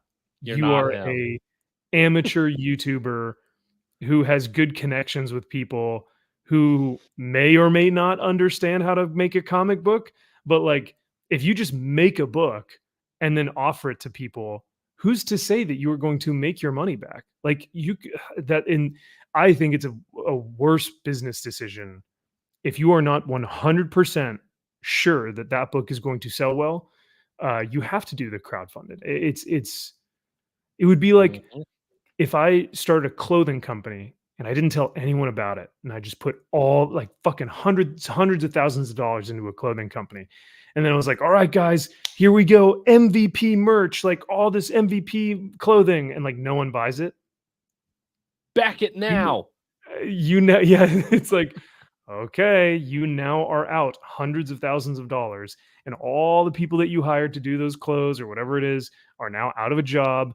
So I think crowdfunding, when it comes to something that is this polar, where it's like, it could be really good or it could be really bad, or you don't even know what the comic is, or it might not even be funded. Another aspect of this we need to talk about. They're talking about it in the chat right now. The Sean Gordon Murphy and his Zorro comic. Oh. So real quick, this is a problem because one, this was kickstarted. The whole collection itself was kickstarted on Kickstarter. Mm-hmm. Two, he's putting them out individually as single issues through super massive whatnot, whatever the fuck it is. The whatnot publisher. Yeah. Regardless of that, he's putting out those singles before the backers get their own copies. Oh, yeah. That's the shitty factor about this. So yeah, it is out in stores, but they're singles, and the backers of it haven't gotten their books yet. That's the shitty part. And if you look at that crowdfunder, maybe we'll pull that up here in just a second. If you pull that crowdfunding page up, it is like Zorro, man of whatever, like man of mystery, or the man of something, and it's like all these pictures of Zorro, and he's like fighting, and he's on top of cars, and he's like doing all this stuff, and you're like, fuck yeah, okay, I'm gonna back this book, man. Dude, if you were to read issue 1 after backing that trade paperback and being like, what? He's book setting up isn't a really even good, strong female villain here. about This is gonna be Zorro? so awesome. It's gonna be so good. Holy shit, man. I would Strong be villain. livid. I would make a video burning the book. Like that would be it's so disingenuous to do that, to It make really your is. entire page Zorro, Zorro, Zorro, Zorro, and then he gets spoilers, he gets killed on page 3. It's like The first Zorro. There's another Zorro. Duh. There's a female Zorro now Sure. too. Yeah. Yeah. You don't Oh, man. understand. I hated that book so much. So much. But no, I think these people Well- fail to realize the real world. Like, I have a real job outside of this. Shocking, I know. But it's like there's things called deadlines. You can't get around them. Reports are due at certain times. You have to show up for meetings at certain times. It's Yeah. like you're trying to bypass that as much as you. It's like, what's wrong with having a fucking deadline and being like, I need to have this book done by this date? It's like, just, you have to have it. Sorry. That's how the real world works anyway. So it's like, I just think these people are trying to mitigate that and being like, oh, I'll find a way around that to where I won't necessarily have to have a deadline anymore. And I'll just have everything done. And then I'll do this, and then no one will get mad at me for that. So that'll be fine. It's like, people are going to bitch no matter what. First off, it's the comic book industry. Yes. Comic book fans will bitch about anything And everything. Yeah. And that's fine. Rightfully so. It's the fucking Yeah. internet. Grow up. That's just how it is. The internet is undefeated. So Yeah. just Really. deal with it. And he should know that. These guys should know that. They live on the internet. That's their fucking jobs. But you're 100% right. To think that he is going to shield himself from criticism because, hey, at least my book wasn't late. It's like, that's the last thing I fucking care So about what? your book, dude. It's like, but it was on time. I don't give two fucks if it was on time. If I'm holding shit in my hand for $40 that you sold me because you said that it was going to be good, whether it got here today or a year from now, I legitimately do not care. Right. So where I think a lot of other people though on the internet, and they're legitimate, their criticism is legit as well. Some people, like when they crowdfund a book, they expect that book to be delivered the day they say it's there. Yes. And I get that too. I understand. I totally understand. So. If these artists, if these people like in EVS, it's like, okay, you know how long it takes to make a book. Don't act like you don't at this point. That's horse shit. Like, you know how long it takes yourself to draw, ink, everything, get it off to Kyle, to color it. You know this by now. Don't act like you don't. So it's like, quit fucking around. Like at some point, it's like, or extend the date. It's like, give yourself some breathing room then. Who cares at what point do you say it has to be done by? But hit that deadline. If you need to add another month or two on the back end, then do it. But you should know better. You know yourself. If you were an artist that is creating your book and making your book solely like it's your vision, like you said, if you've made books before, you should know your page rate. You should know roughly how long it takes you to do a page. You should storyboard the whole comic before you even start drawing, so that you understand kind of what your time frame looks like. So yes, I think that these guys who have been doing it for a while probably know a good amount of time what they're looking at. And for the most part, a lot of the a lot of the crowdfunding campaigns that I've backed recently, like Lady Death, on time every single time. Doesn't matter. Doesn't matter, when or how or who or every single time it's out on time, and it's good price, fun, great art, fun book, whatever. Well, he's the OG. He should know how to do that. So. Oh yeah, he's got a long whole time. yeah. They've got like a whole convention, like Sworn Nation out in Arizona. They have like a whole convention coming up soon. So, but yeah, just stuff like that. It's like, to have something be late that's like 5 years late, it's like, okay. Yeah. Did like a family thing happen or like what's going on, right? But if a book is a couple months late, even to a year late, me personally, if it's a year past, I can still understand it. But if we're talking like 3 to 5, it's like, okay, you just dropped the ball. Like you didn't even plan for this. I give it a year before I start getting pissed. It's like a whole year, a calendar year. Like that is wrong. Like that is a total miscalculation of everything, and that has to be addressed and fixed. If it's 6 months, it's like you come on. Like anything under a year, it's like just give these guys some time, take it easy, because there's a lot that goes into it. Yeah, and the good thing is, as long as I'm getting updates too, right? Because like sometimes it's out of guys' hands where it's like, oh, the printer gave me a price and now they're changing the price, so I have to find a new printer. If they're emailing us and kind of keeping us up to date with the whole process, I understand, and I'm like, okay, I know where my book is at. It's not like they just went off the face of the earth and it's like, I don't know where my money's at right now. So at least some of these guys are very vocal and communicate very diligently about, okay, the book is now at the printer, or the book is now at lettering, the book is now here, it's doing this, and that helps a lot. That earns a lot of goodwill between the customers. So yeah, that's a good point.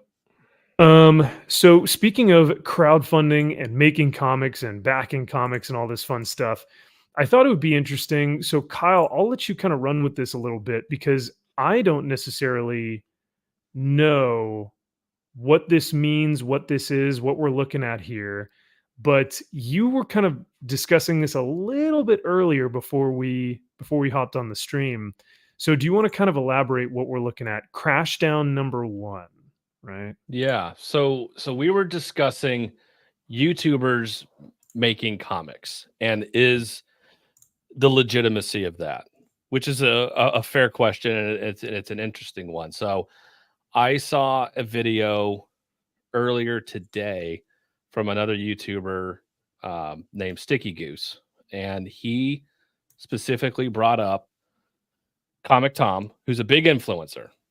Huge influencer in the comic book space. Like he can push books from his top 10 books and everything that he does with Jim Men and all these guys that are huge influencers. They come on there, and they were bringing up specifically Sticky Goose was in the sense that recently Department of Truth by James Tiny Onion. He came out in what, 2020? Department of Tooth? Yeah. Yeah, right around there. Yeah, 2020 sounds about good. Yeah. Department of Tooth. God damn it, I froze again. Son of a bitch. Fuck this goddamn.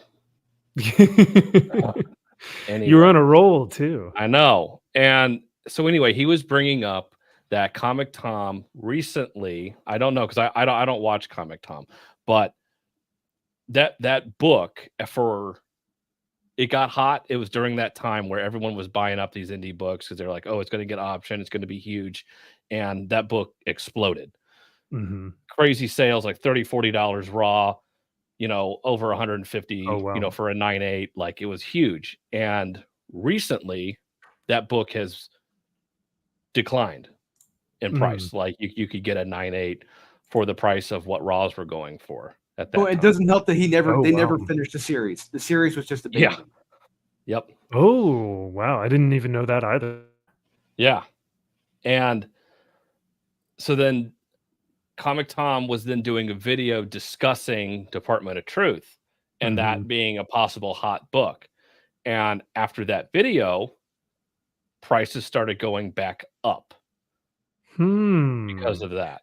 So it So he seems like has he has a large influence on the market. Yeah, he's got a large influence on the market, especially speculator market, of you may want to invest in this. And that brought into question from that, Sticky Goose was like, well, Comic Tom and the guys he works with, they wrote a book for Whatnot called Crashdown.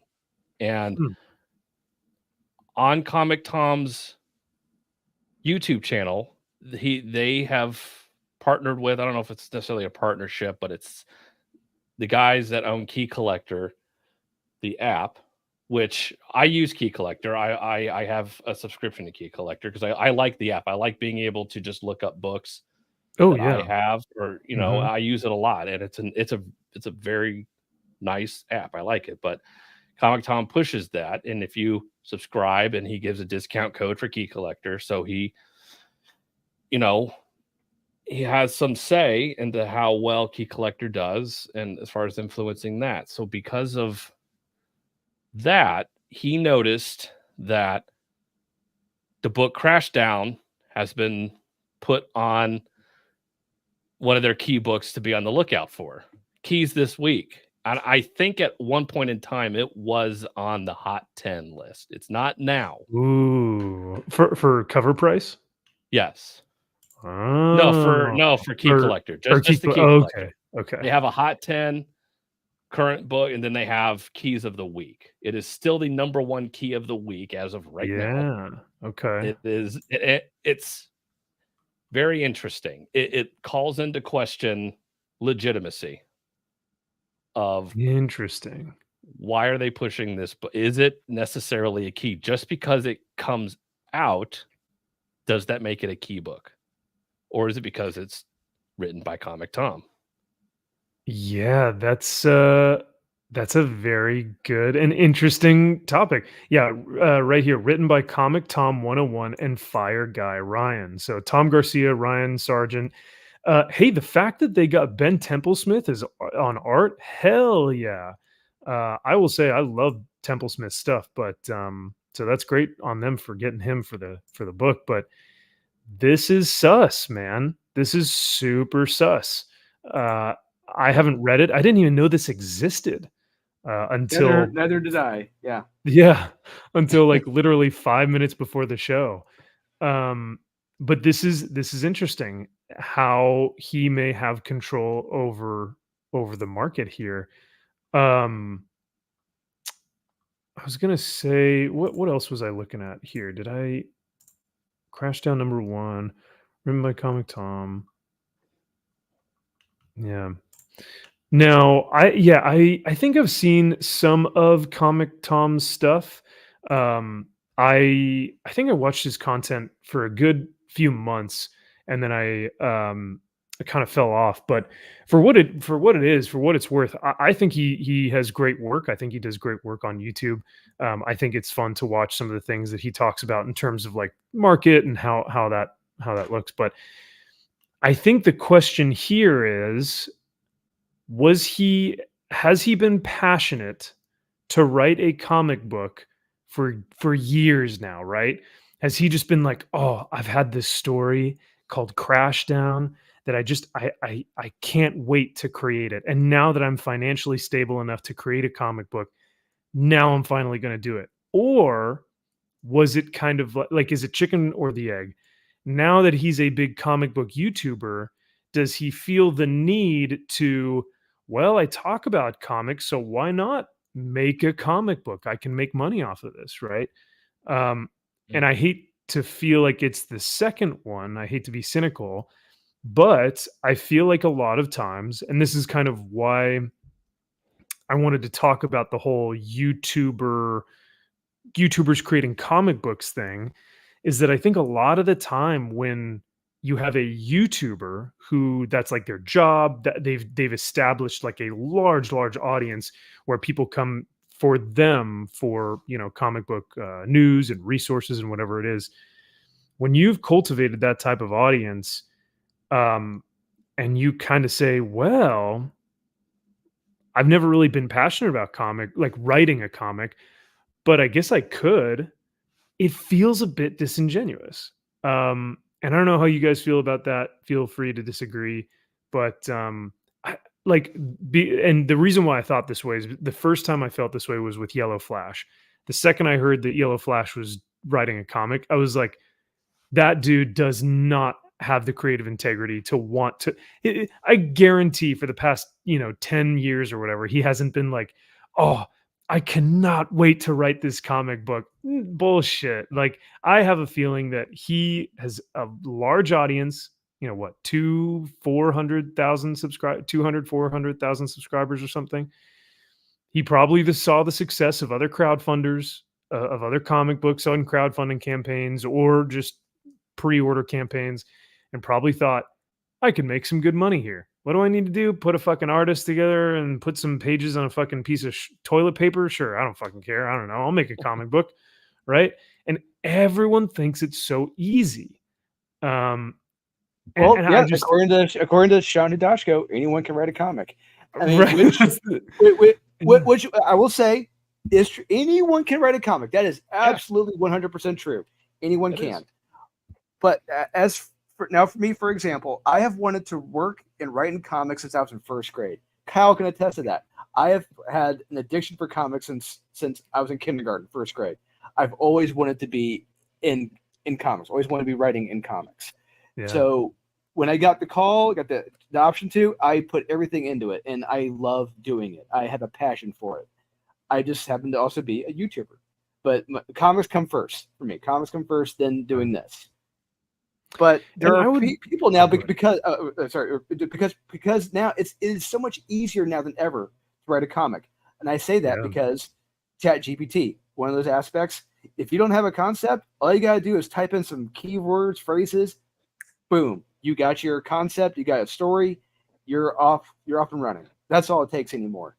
All that, a lot of creativity now, I hate to say it, is very sus because of this. Mm-hmm. Yeah, that's a good. The creativity, that's the factor that I kind of hone in on whenever I think about this stuff. It's like, are these creative people? And I think even Kyle, at some point, you were even thinking about doing a story, or someone had come to you and said, hey, do you have anything that you would want to pitch? And I think at one point you had even come up with, man, you know what? Let me think about something. Let me think about if there's something that I would really want to, if I could produce a comic book, what story would I want to tell, right?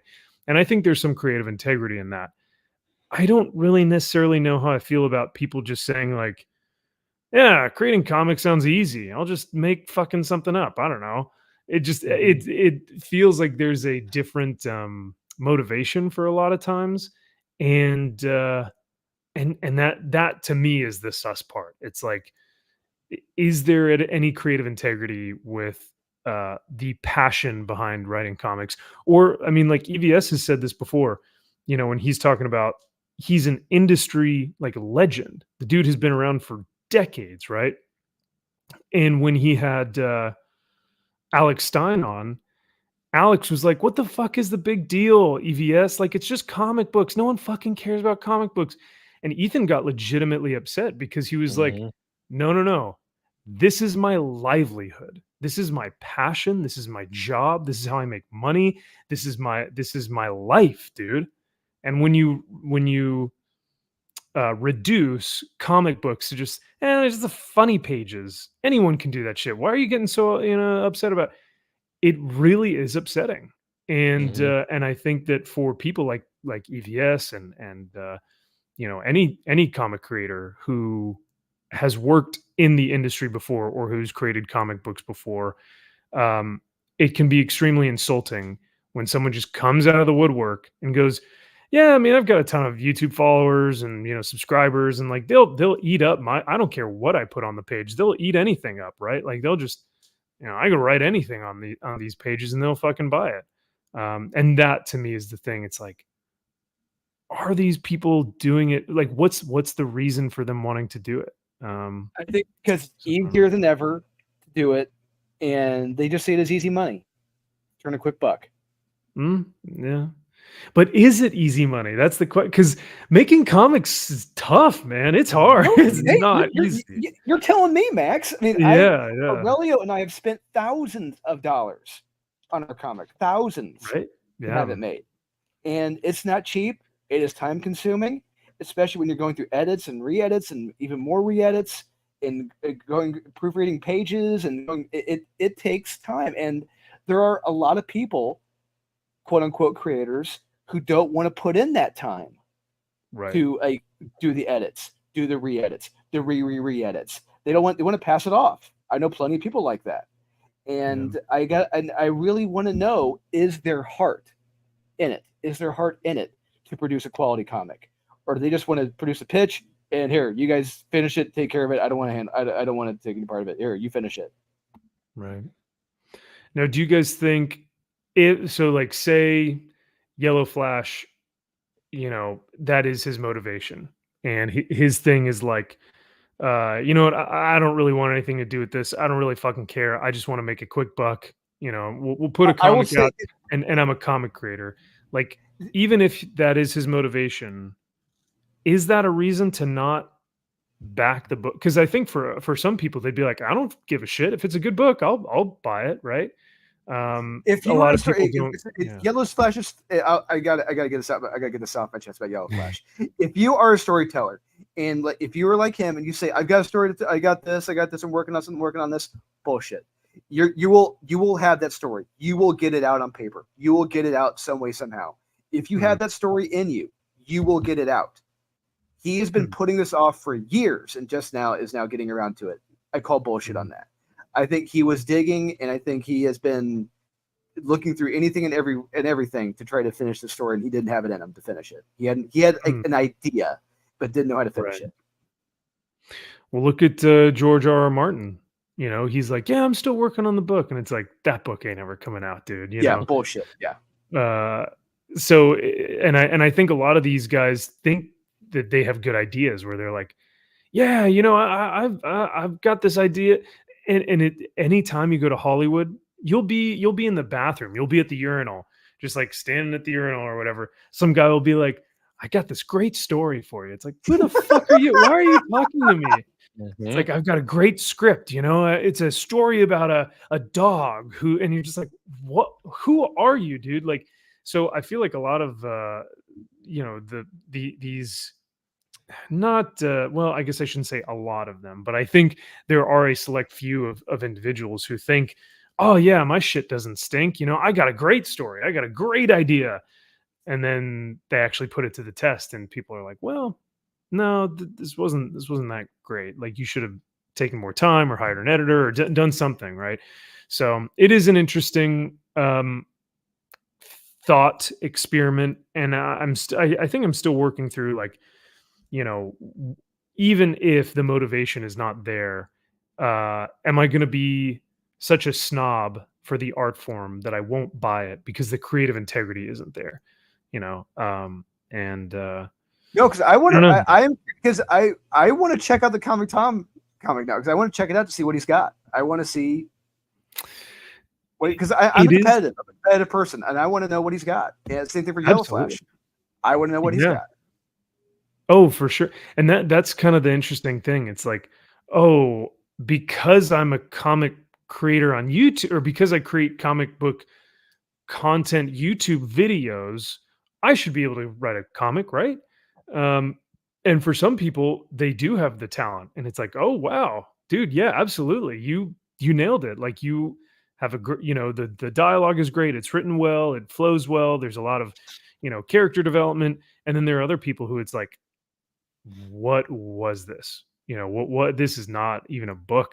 This reads like someone from an insane asylum wrote this or something. But so yeah, It's like Mother of Madness. Yeah. Jeez. Oof. Oh, don't even get me started on Mom, Amelia Clark's Mom. That's another one where it's like celebrities doing this. Oh, it's even worse, dude, because they're completely tone deaf. They actually have zero idea of how a comic book reads or how the story should be told. They just have like they think it's hip and cool to be like, Whoopi Goldberg made a comic. Comics are lame now, dude. The fact that Whoopi Goldberg is like, I'll make a comic too. It's like, no.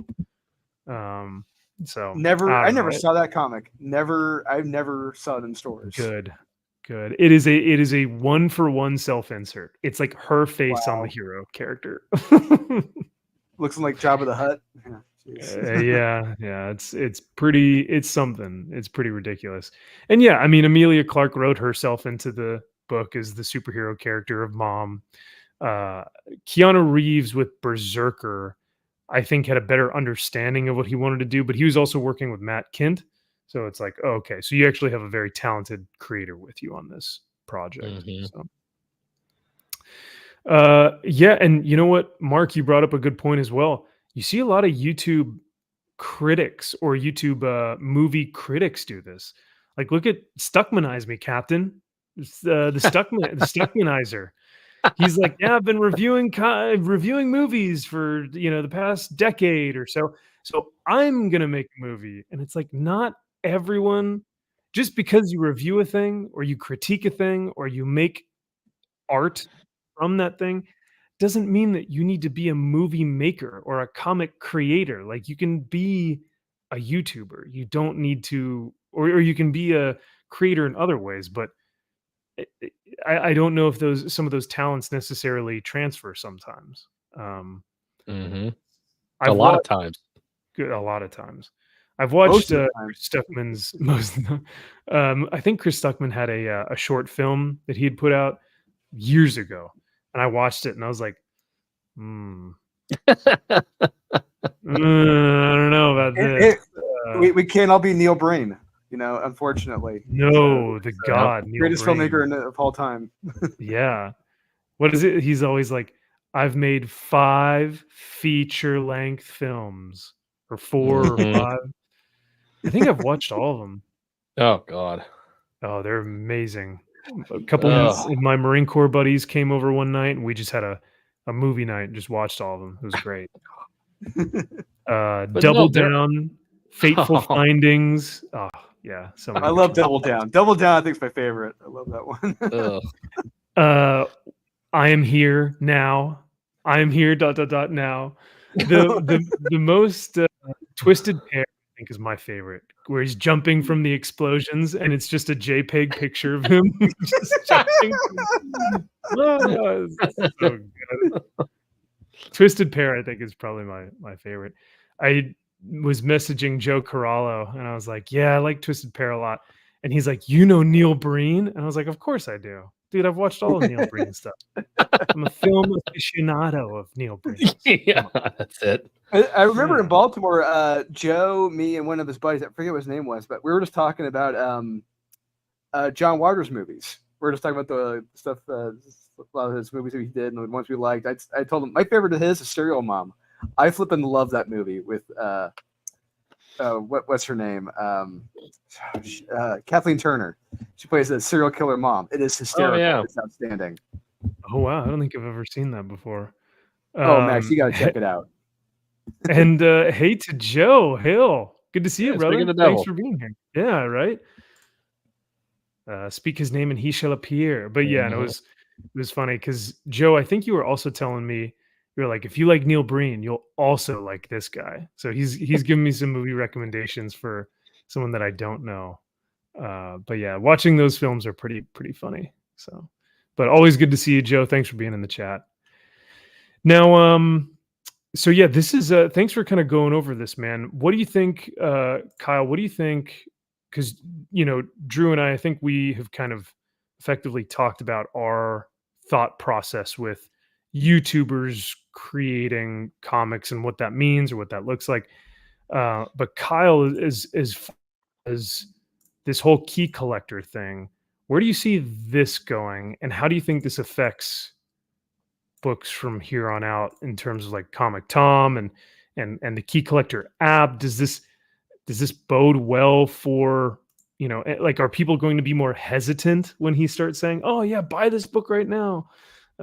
Because a lot of these guys, they can determine the market, I guess. But they can. And there's a term in criminal justice, and it's like as far as courtroom, but also law enforcement. It's called Fruit of the Poisonous Tree.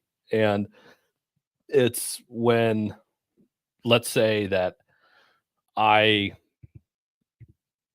did something like if I am arresting somebody and I don't Mirandize them, and I'm arresting them, I don't Mirandize them, and then I start asking them questions, and they just start giving up everything, and they start telling me, "Oh yeah, well I did this and this and this and this," and later on it turns out that, oh, you never Mirandized them, so everything that you said in here was inadmissible. It's called Fruit of the Poisonous Tree doctrine, and the fact that everything in here is all tainted now because you didn't do something. And this is a pure example of, we have this book now that we're saying is a key book, and you got to get this book. It's going to be hot. And is it just because it's Comic Tom, or is this an actual key book that we should be reading? And there is something here legitimate, like legitimizing it. I don't know. Is it already optioned? Probably, but it raises too many questions. And regardless if this is a key book or not, it's tainted now. And I just think that's a very dangerous slope and very tricky to go down once you're down here. And it's just like, this could be a great book. I have no idea. Yeah. He could, I mean, good critics don't necessarily make good writers. And we've pointed out before, just because you're a critic of a movie doesn't make you a great movie director. And somebody brought up that we're going to have a movie coming out by Critical Drinker. That guy could fucking suck at making a movie.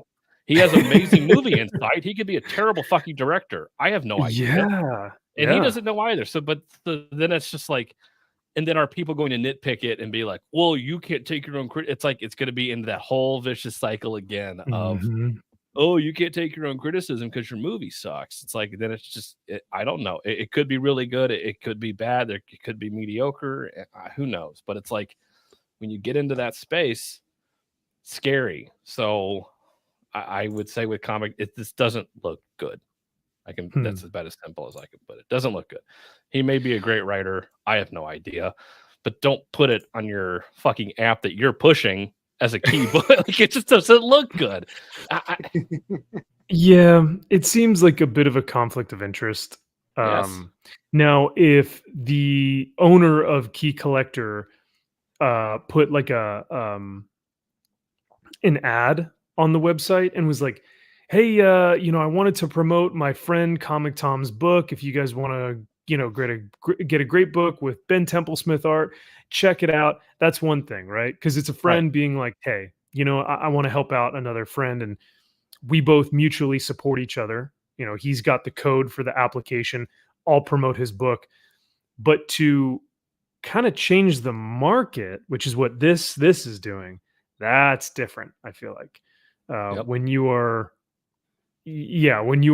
promoting a book, or I guess disingenuously boosting the numbers on a book as opposed to promoting it as a friend thing. I don't know. Yeah, and we know that people will go onto this app and only get these books because it's like, oh, I see it as a hot 10 book, or I see it as a key book this week.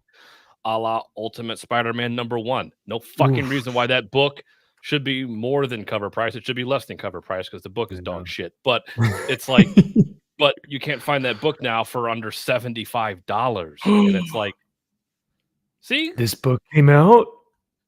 And they're pushing this like, oh, it was meant as a joke now. They're like, bullshit. Oh, he was doing this as a ha-ha now. Bullshit. Wow. Like, and that still makes it a key? Why? Wait, so they are saying it's a troll. Heavily criticized artwork on social media, speculated to be a spoof of recent Frank Miller variant covers. Did you guys ever for a second think that he was spoofing, or that this was his legitimate artwork? No, it's not a spoof. I don't care what they say. They're fucking lying. It's bullshit. It's like, take this shit with a grain of salt that they push out for this crap. Like, I just, but people will see it and see it's gospel, and they will spend all of this money on it. So they're going to see his book at the top and be like, I got to buy that book. It could be good. It could be optioned. This could be the next, AF-15. I could get on the ground floor and this thing will pay. I can buy a house with it. It's like, but I love these little key logos too. It's key. It's a key. key. Hardly Thin at number 3. Yeah, right. Okay. Sure. Hardly Thin at issue number 36. Yeah, it's definitely a key. First a backup fantasy tale envisions Harley Quinn as Harley the Barbarian. That's a key. Yeah, when they option Harley for a movie as a barbarian. Okay. Mm-hmm. Yeah. This is sus. This is very sus, but Yeah, not shitting on Comic Tom. I don't know the guy. I have no idea. Right. Again, And there's nothing wrong with YouTubers making books. They can make them all they want. Who cares? Yeah, sure. That you are on YouTube doesn't matter. But at least it kind of makes sense that Comic Tom, because I think he works closely with a comic book shop in it. So at least he's ingrained in comics enough to where it makes sense to make a book. It's not some guy that is just off the street and being like, well, I'm going to make a comic book now. Right. That doesn't make any fucking sense. Yeah, and I that's a really good point. I guess I didn't mention earlier. I don't think that people shouldn't make books. Like I'm not saying, oh, we should have control over who makes comic books, right? Because YouTubers shouldn't make comic books. It's like, no. I think that I think you brought up a good point. Like, if a YouTuber wants to make a comic book, sure, they can make a comic book. I will probably question the legitimacy of their creative integrity, but that's on me, right? Like his followers and their followers or fans might love their stuff and their YouTube content and will back the book. Speaking of Eric July, we were just talking about him earlier. I'm sure a huge portion of his fan base just backed the book, and they've never even read a comic in their life, right? Right. For some, unfortunately, it was probably their one and only comic book they're going to read, and I'm just like, dear God, no. Oh, no.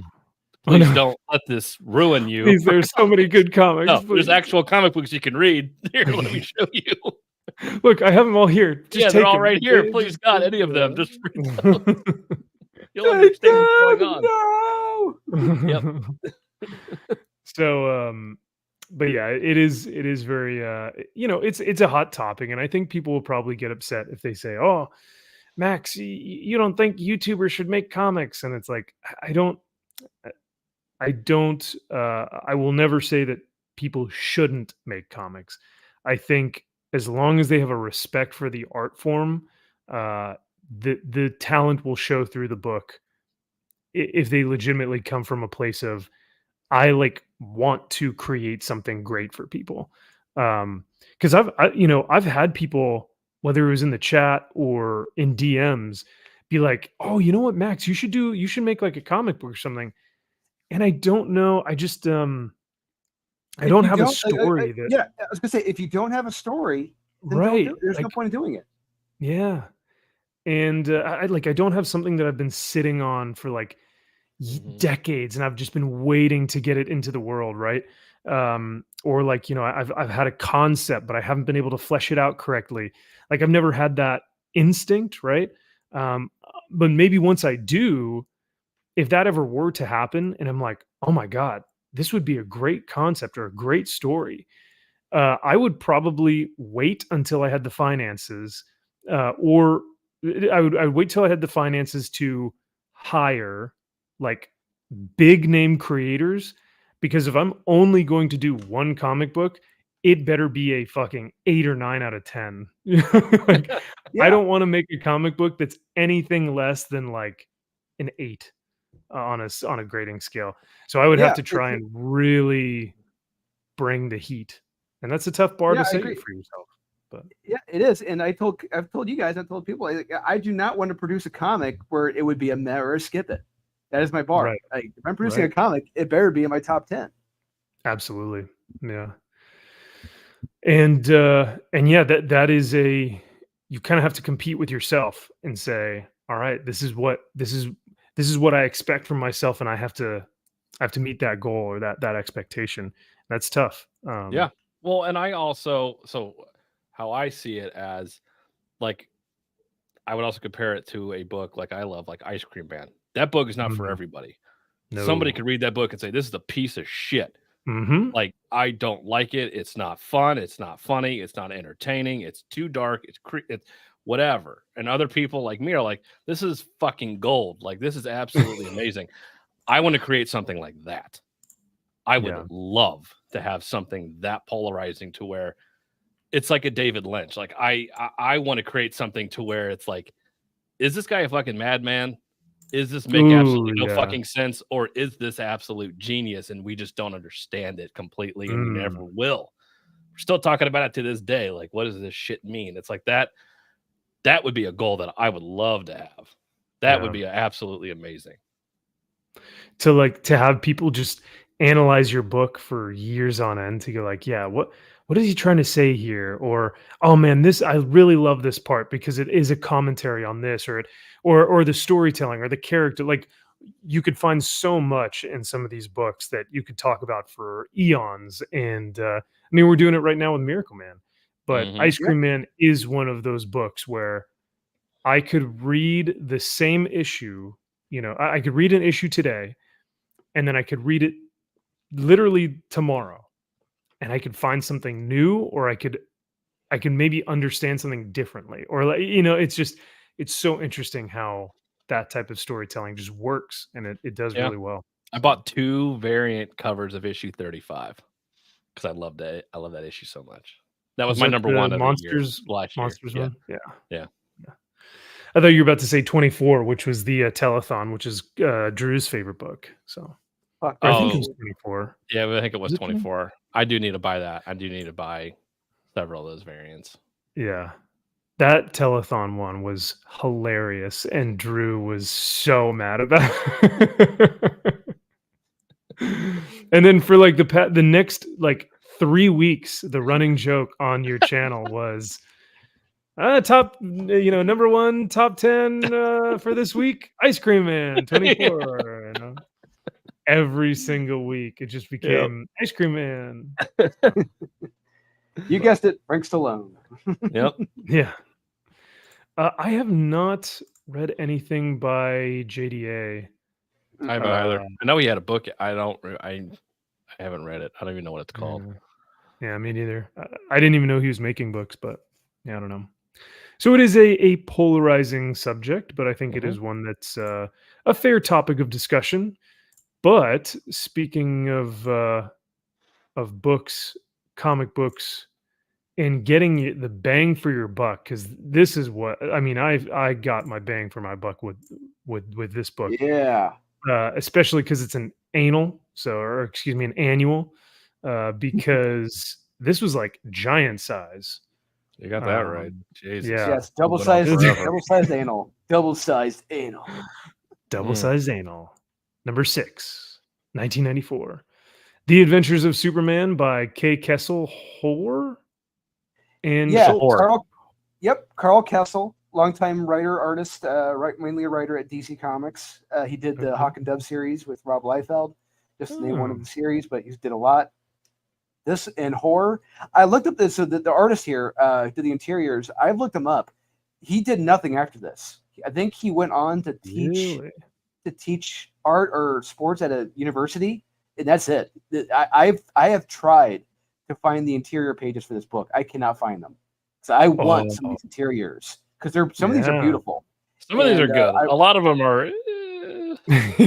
We'll point them out. We'll point them out. I have a few criticisms, but yeah, it's not a perfect book, but it's fun. No. Absolutely. Is that a great cover by Mike Mignola?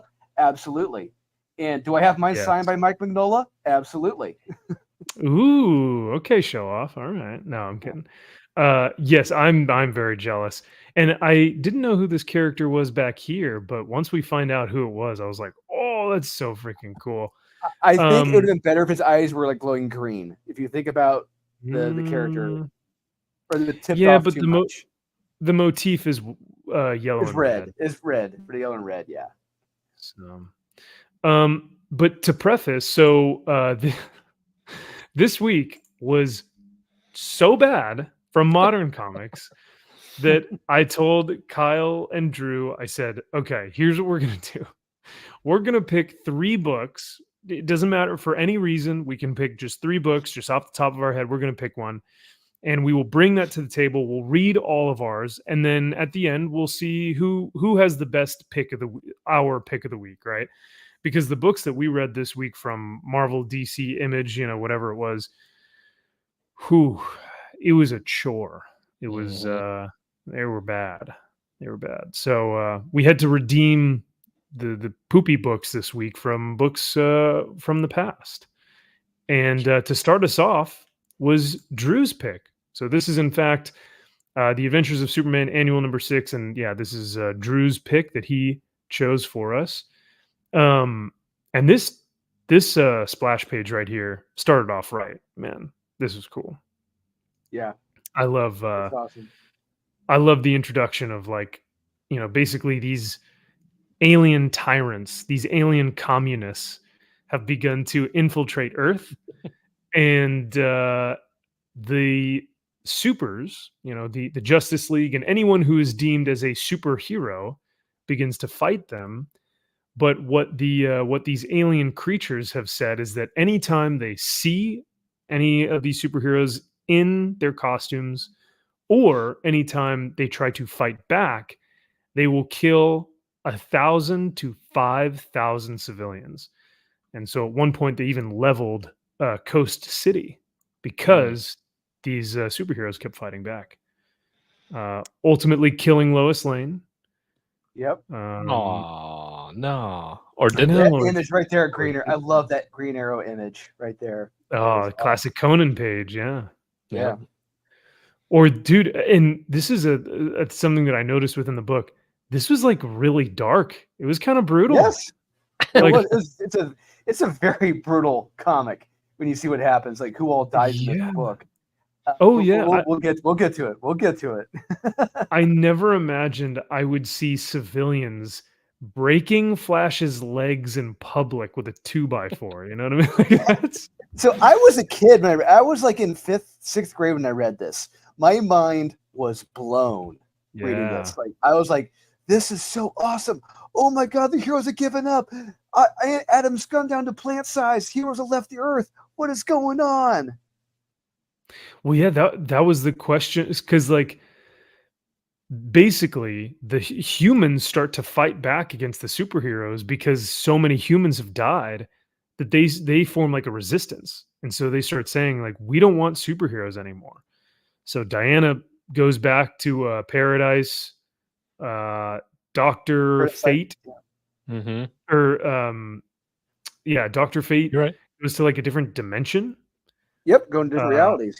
Yeah, or realities. Like superheroes are just going later. They don't want any part of this. Yeah. But there's still one. There's still one who has stayed around. They should have right there that panel above. I love it. It's great. Just right there. Bats is taking care of business. Yep. He's technically a human, yeah. Well, he is. Up. So, let's see. So we get Lex Luthor, who's trying to make deals with some of the aliens, and we see that there have been, or was he? There's a lot of little things going on in this story. I love this page. When I was a kid, I loved this page. I thought this was so cool. Just it's like so all good. The heroes, not in their costumes, just got different weapons. They're all wearing like just the black tactical outfits. That's sweet. That's slick. I love it. Yeah. You got Deathstroke down here, Nightwings. Nightwing, I think Nightwing's right Selena here. Kyle, yeah. Selena Kyle. Yep. Yeah. This is a cool team up. Yeah. So let's see. So basically, every time that one of these resistance, has formed, it ends up dying. Jimmy Olsen is still alive, however, and look who is also alive. Lana Lang herself. But doing very well for herself in this new world. Well, yeah. If you look like that, Drew, you couldn't tell me that you wouldn't use that to your advantage in an alien takeover. Oh, I'd be using it 6 ways from Sunday. Yeah. You would be like, "Hey, big boy, you don't want to kill little old me, do you?" Yeah. So much so that she becomes like an ambassador for them. Yeah. Ambassador. quote unquote. Mhm. She's working from the inside and still friends with Jimmy. And so they say, you know, the head honcho, the main alien himself, is coming back down to Earth, and we got to kill this dude. So we got to get the gang back together. And Yep. I know where Superman is. And if this isn't what communism looks like at its finest, what is What are you it? talking about? That Armed. looks like a nice area. I want to be there. I want to work Oh there. Look at that. no! They That's look Kansas. nice Yeah. and happy, and the trains are running on time. That's what I Yeah, want. Look at look at that. all the nice Producing people for the walked away. producing for the public, producing for the government. It's good. Yeah. Yeah, they're not called Midwestern farms; they're Midwestern farm blocks. Perfect. I love it. Essentially jail. Yeah, What? Yeah. No, it's a privilege to be able to work. for back. for Mother Yeah. Russia. I mean, for Mother alien. for Mother Alien. Yeah. By the way, this is what communism is for people who don't. A lot of Wow. people will say like, Anyone who's not lived outside the United States and lives behind a computer, here you go. yeah, there you go. That's what it looks like. But then we get this. Who is this? Clark this bitch? Small. Yeah, Clark Clark Small. Small. What a fucking nerd. What a And, stupid name. Yeah, and I like how they say, "Oh, we kind of, we didn't know if you were still around, but Clark Small, we heard the name, and we were like, oh, of course it's Clark Jeez. Small. Come on, The best you can come up with, Superman. yeah." John Smith would have been better. God, no. Like, God damn. Yeah, Clark Kent from Smallville. Oh, I'll attribute this to a short deadline. So I'll attribute that to. Right. That's it.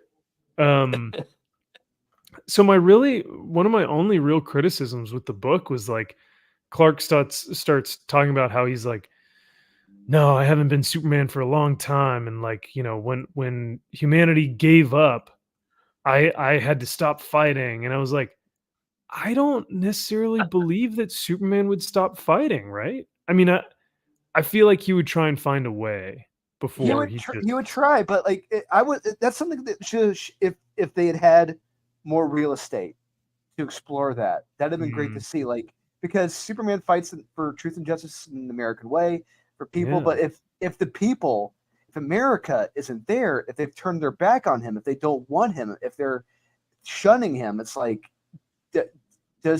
will he lose that will to go on? That's a good thing to explore. It's an interesting thing to explore. And yeah, I think if they, like you said, had more time, had more pages, they could maybe delve into a little bit more. But that was really one of my only things that I was like, and that's fair. That's fair criticism. Yeah. It's shorthand. It should have been. Yeah. Because I don't necessarily believe that Superman would have just kind of been like, they gave up, so I gave up. It feels very short-sighted. Well, you need a reason to take your strongest character off of the chessboard. Like, you can't. They show Superman wins every time. It's like the end. It's like, okay, we need a reason for him to not be around. I love this panel right here. This looks great. I like how he just grabs the cement wall and rips it off. It's like, oh, so much fun. This for a rainy day, sitting back here, you never know. Just been waiting for my time to shine, baby. So him and Jimmy leave, and Lana tells the alien invaders, oh, don't worry about it. He's just one man. What's he gonna do? He's not gonna do anything. Forget about it. And sure enough, our Wonder Woman shows up in kind of a black spandexy little workout attire. I like it. Well, they're all secretive and super secret, so they have to wear their black. I love how Jimmy also just has like coats for everybody. Jackets. He's like an NPC. Wear this. Well, okay, I know. Look. It's not perfect. It's another flaw. I think it's just that's from the time. Okay, this was circa 1994, 1995. The duster was a cool look. This is before the trench coat mafia and what happened at Columbine. Columbine. But yeah, the black trench coat was cool. Here, you might need this Superman. Here, you might need this Wonder Woman. Thank God. I just have them. I don't mind how they look. I actually like the trench coat. I think it looks pretty cool. I just think it's funny how Jimmy pulls him out of his back pocket, like, you know, did he save you from a like? What are you doing with these? But fortunately, it ends there. It ends there with that. So yeah. I also like the plot device that's wait, how did you find me? And Wonder Woman's like, oh, the oracles. They just know. It's like whatever. It's like sure. And you know what? But like unfortunate. It's shorthand. It's unfortunate because like there's something that would have been cool to explore more, but they didn't have that much space and real estate to do. But no, you're right. I mean, it's like we could try and take up like worthless panels of like, oh, how do we explain Wonder Woman finding Superman? And we can like try and find it. But you know, honestly, it's cheesy, but it's fun. Oracles got it. It progresses the story and it doesn't need to stick on that, right? Because if they were to take like all this and just trying to explain like Wonder Woman, how did you get here? It would have ruined the pace of this story. Yeah. So she's like, the oracles told me. Okay, all right. What's the next thing? Whatever. Where are we going? Yeah, Batman in his tank, just rolling in and kicking ass. I love it, dude. There's a full page spread in coming up here of Batman. Yeah, I think this is my favorite panels in the book. It's just like, oh yeah, love it. Look at all those pouches. Yeah, give me more pouches. That's what I want. What's great, what I love about this, how these different costumes, how they're all stitched together. They're just they're worn in. They're used. They're tattered. Like they're battle worn. And I love that aspect of this. Yeah, his cape is all ripped. He's now kind of got like armor, like plate armor. He like, I love the cowl. I like how he's kind of got more scruff now. It makes like he makes sense for this world that he's been here for decades now. So. And he's been the only one fighting. It's like he's like, where the fuck has everybody else been? Yeah. And there's a great scene coming up with that. There's a great scene coming up about that. And see, that is something that I loved about the character work in this, is because you do have to ask yourself that question, and it makes sense for Batman to kind of have this, not grudge, but resentment to like help, because he's like, I've been doing this shit for years, and y'all want now you think it's time, right? Where were you guys when I needed you? So it is a fair question. So all of this dialogue is kind of that. But I also like Superman's flat top.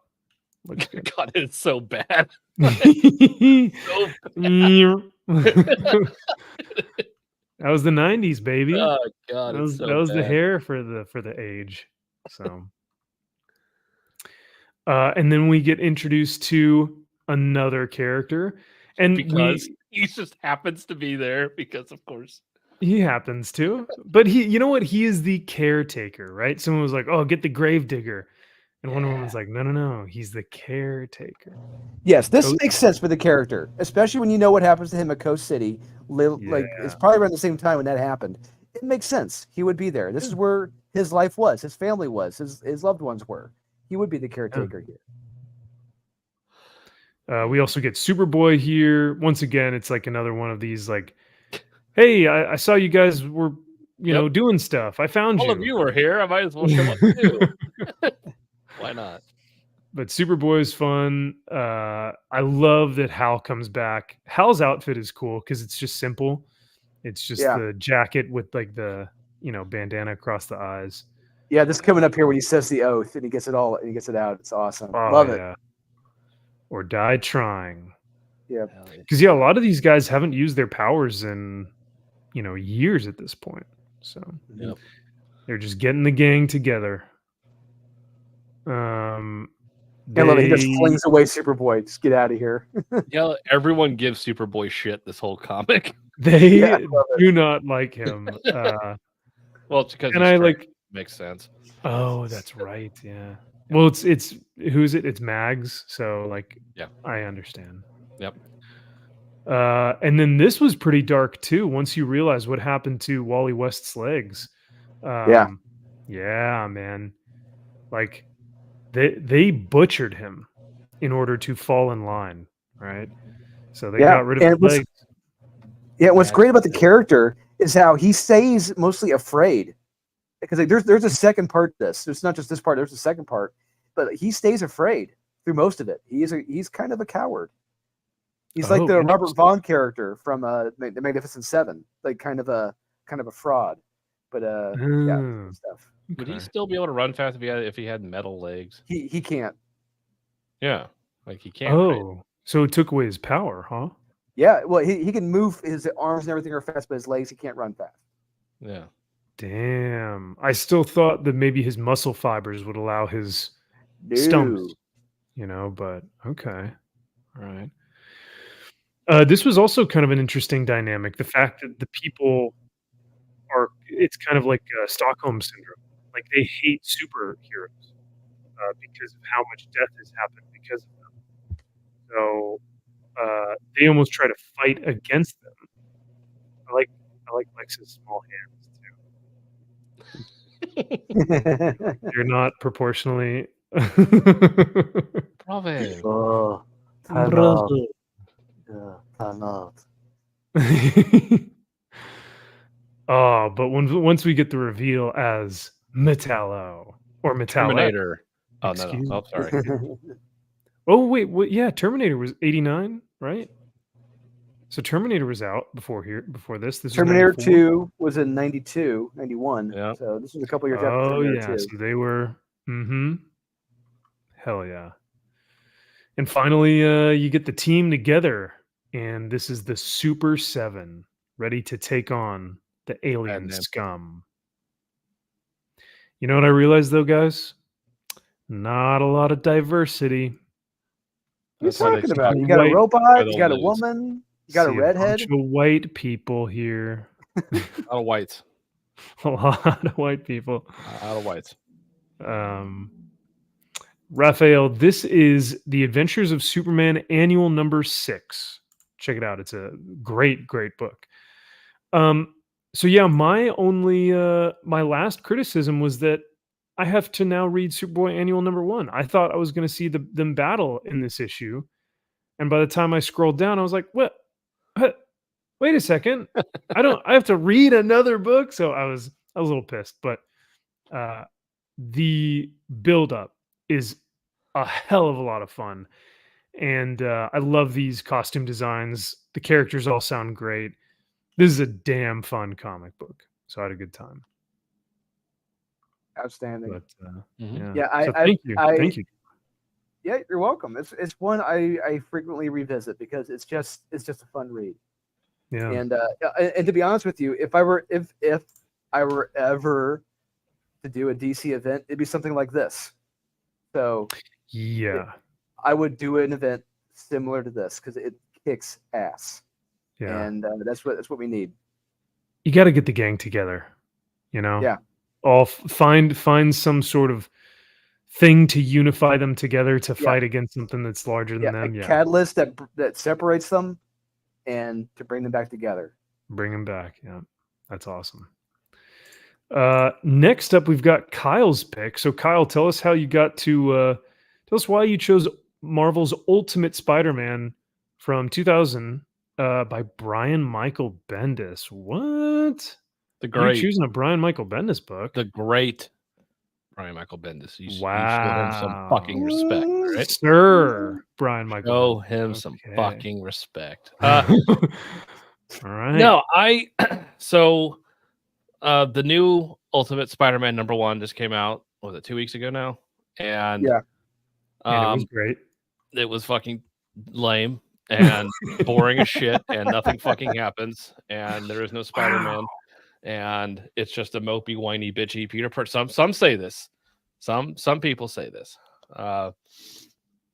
This is what I hear. People tell me. Not you though. You would never say me. something. I hear rumblings that the book is fucking trash and it's overrated, and the fact that it's not absolute a steaming pile of horse shit. That's what makes this comic good, because the ASM run is dog shit. So anything better than that automatically makes this a good book. People say that. Interesting. That's not true. So I wanted to see, okay, let's go back to the OG Ultimate Spider-Man that started the whole Ultimate Universe. And I just wanted to compare them, and just to see if I remember, because I also remember that we don't get Spider-Man in his uniform at all in this first issue either. So I'm just like, correct.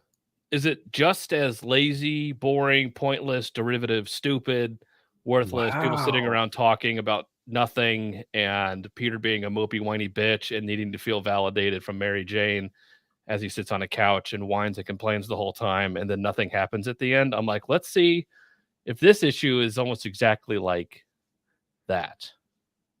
So that's why I chose this one. Okay. And what's the consensus? What have you, after analyzing both books, what is your conclusion, sir? This one, I've said it a lot. Those early 2000 books, the majority of them have not aged well. The pop culture references and things that they were wanting to do at that time are like, they are so cringe inducing. Some things that people say, it's just like, oh dear God, like that is just awful. It's aged like milk. But parts of this book work. A lot of it is interesting, and a lot of it is just like, well, Peter Parker would end up being a school shooter at the end. Oh God. The way he is treated in this book, he would end up shooting up a school, because he is, it's like beyond being picked on at this point in this book. Like, it's straight up like targeted harassment. Yeah, borderline criminal. Like, yeah. I'm just like, man, you can't write like this anymore. Like, this is, it's interesting. It would make him, it seems like he'd be more of a villain than a hero. You could easily see Spider-Man being a villain in this. But that's what makes him a hero, because he rises above the pettiness of trying to, like, even when he does get his revenge against that, Kong guy or whatever his name was, even when he flips him around, he gets the Spidey sense and he flips him on his ass. Peter wasn't like, yeah, fucking take that, bitch. He was just like, oh my God, did I do that? So he's still humble when he gets his powers. Yeah. So because we open up at Oscorp, we see a spider genetically altered. It's it's like, okay, so we have the spider. We actually see it right away. Okay, right. Great. It's spider. It's not just random spider. It's now, this is intentionally created spider by Oscorp. So that's kind of the cool twist that we get here. The twist. Yep. And Norman is just a typical, like, I don't have time to talk to anybody. I'm so fucking, I got all these meetings and fucking Harry, you're a fucking dipshit dumbass. I don't have time to talk to you, moron. Yeah. Shut up. I got meetings. Hey, have you talked to those investors yet? I need money. Investors need money. It's like, okay. And then we open up at a mall, and I thought this was a school, but yeah, no, you're right. I know it looks like a school, but it's actually a mall. Then it's like, oh, then we see a character that everyone has always assumed is dead. It's like, oh, so this is like kind of like one of our first kind of like twists. We see a character show up. Oh, Uncle Ben is alive, and he's got a ponytail, and he's looking for pants. I needed some pants. I bought some pants. I'm returning some pants. A very identifiable problem. And on my way, I slipped, or what, like when Kramer's telling him he slipped in the pants that he was trying to return. Very pants I was returning. Wouldn't be a weekly comic wrap up without a Seinfeld reference. Of course. Yeah. So then we see Ben Parker's. Oh, he gives the fucking bullies a look like pieces of shit. Yeah. And they kind of throw it away like, old man. And so Yeah, we it see kind of was MJ and Peter's kind of relationship here. Like she's smarty pants thing. Like, oh, they're just friends, and Peter's getting picked on, getting the shit kicked out of him. it was funny, like you said, some of the stuff didn't age well in terms of like the dialogue, because there are things that it's kind of like how today in 2024 people say like no cap and like I don't know what else do they say? What's that mean? No cap. It's like Yeah, what's that? I think it means seriously, like, oh, no cap, dude. It means like seriously, dude. I'm being What's serious. cap short for? No capitalization. I don't know. No cap. Or like straight up fam, like what's up, fam? So just little things like that where in this book, I think they tried to do that with some of this dialogue, and you're like, what? What are you saying? Yeah. So It's like funny though. in their relationship, Peter and Harry, like it's like, okay, you can, okay, you're helping me with my homework, sort of thing. You get all that off. Mhm. Okay, you see their relationship and how they're friends, and the Yeah, it's kind typical, of similar to the movie. It's kind of like the movie relationship. Mhm. yeah, where they're kind of friends but can't be friends because Harry's got an image and cool, and I can't really be friends with you and be seen with you, but I'm still friends with you. Right. Yeah. Parker gets picked on by a gym coach, pretty much calls him a pussy in front of everybody. A woman, I swear to God. It's like, whoa. I'd say I was looking at a woman. Whoa. What is a woman? What Mr. is Gym a teacher? woman? Number one, Mr. Gym Yeah. teacher. Number two, it's 2024, so They can be just as good he as a can man, you identify. asshole. Yeah. Jesus God. Try wearing a sundress next time, is one of the bullies. Yeah. Got him.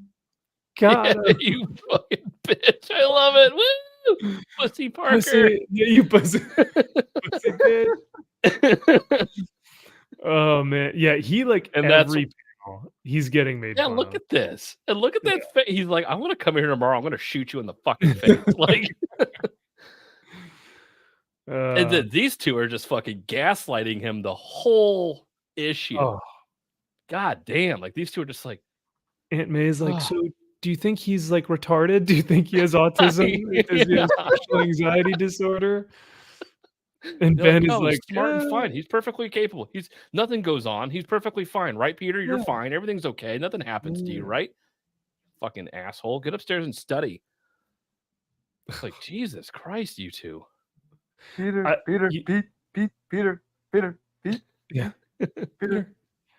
I will say, and we haven't mentioned it yet, but I love this art. I think this art Oh, yeah. is way better suited for a Spider-Man comic than Marco Cicchetto. I love Marco Cicchetto. He is incredible. He is one of the top artists currently working today. But big but what Bagley does with the Spider-Man cartoonish comic book style is tops, dude. This is so it looks so much fun. Like even though they're doing more mundane things,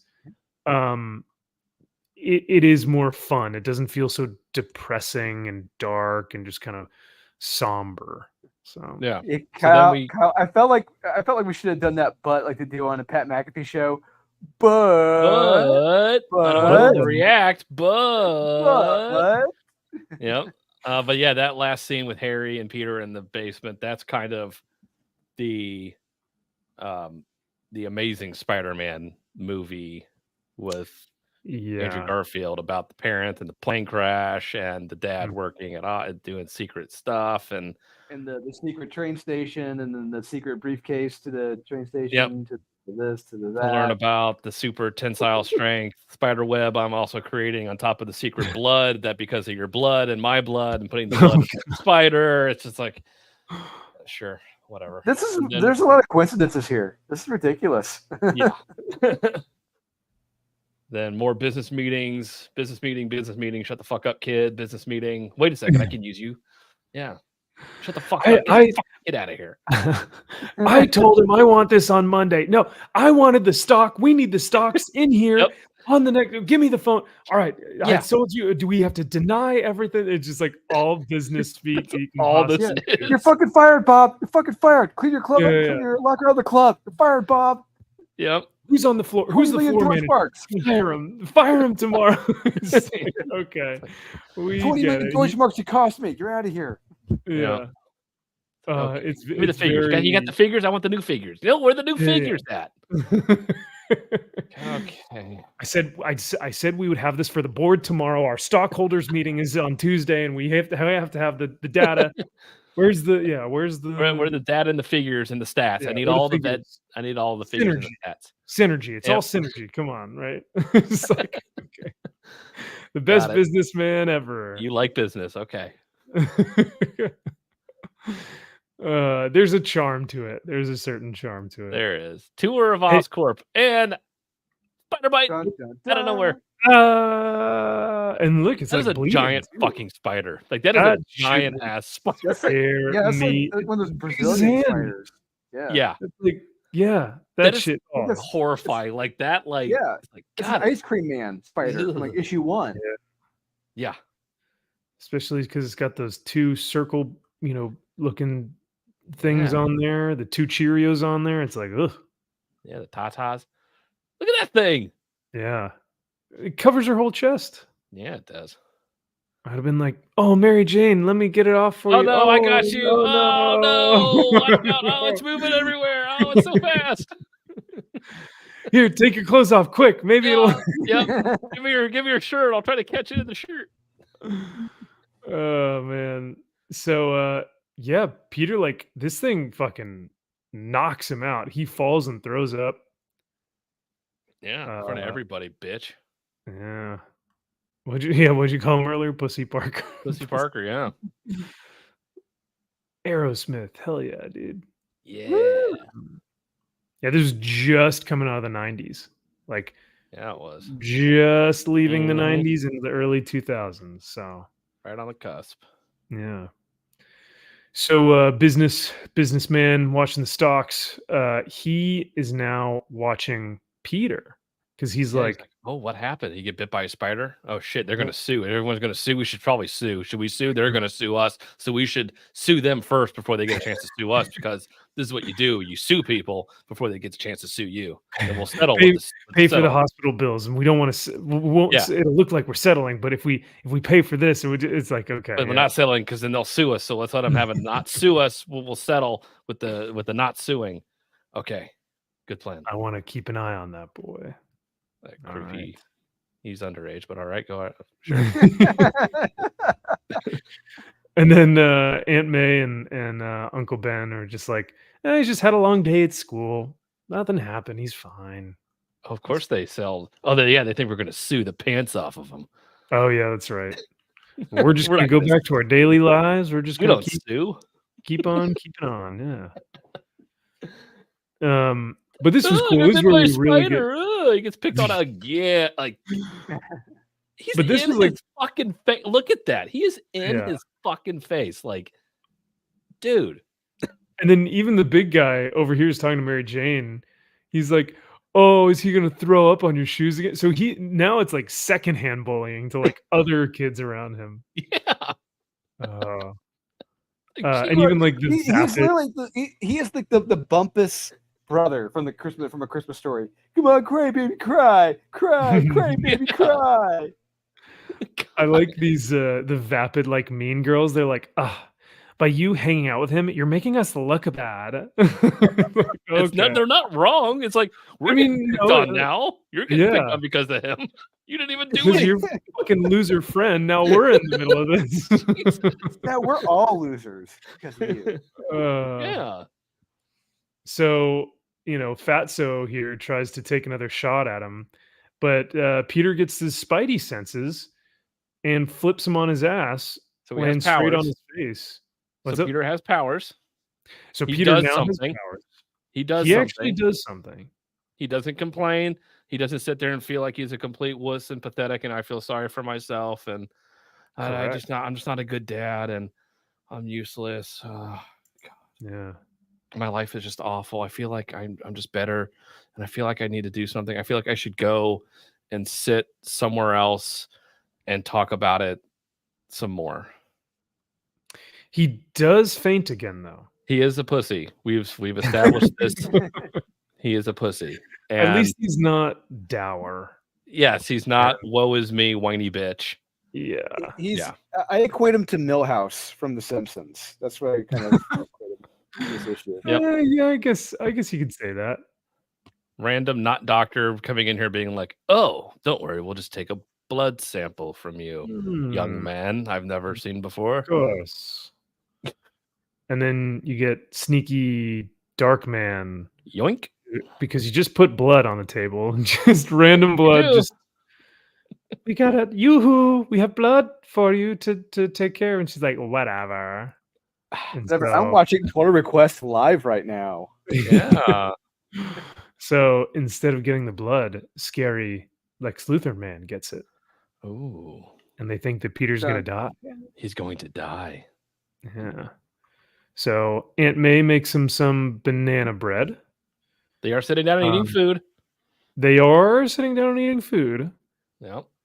Although briefly, and it's also kind of a look at Aunt May and how she tries to handle situations, like we've seen how Ben kind of tries to handle that, but now Aunt May is trying to take care of Peter in her own way. Yeah, like young man, you're going to eat this food here because you need to get healthy because potassium and you're big and strong, and you need the potassium. So they're just going to kill Peter out in broad daylight in the middle of everyone on the random street and not see this as a problem at all. I have a visual. Just puts on the gas. This run him over. Die. Even though at this point they know he's going to die, why would you kill him? That's a good question, actually. Yeah. They said it's going to kill him. Enough. Yeah, it's like we need him dead right now. Yeah. The shareholders said they need him dead right now. Yeah. Our stocks are low. Enough so that he pulls out a gun. I couldn't run you over with my car, so I'm going to shoot you in front. Buddy, I'm going to shoot you in the face. Yep. Yeah. Very Agent 47. Yeah. And then he's like, "Sir, you're not going to believe this, but he jumped over the car, and so businessman is like, abort. I want to study that kid. I don't want to kill him." And it's like, wait, but you just said you wanted. Okay, you said you wanted him dead, but now you know. Oh, he's gotten stronger. Like now I want to study him. It's not making him weaker. Right. He has powers now. So. Okay. So. Josh, yeah, I think the guys and I are going to watch this after the stream.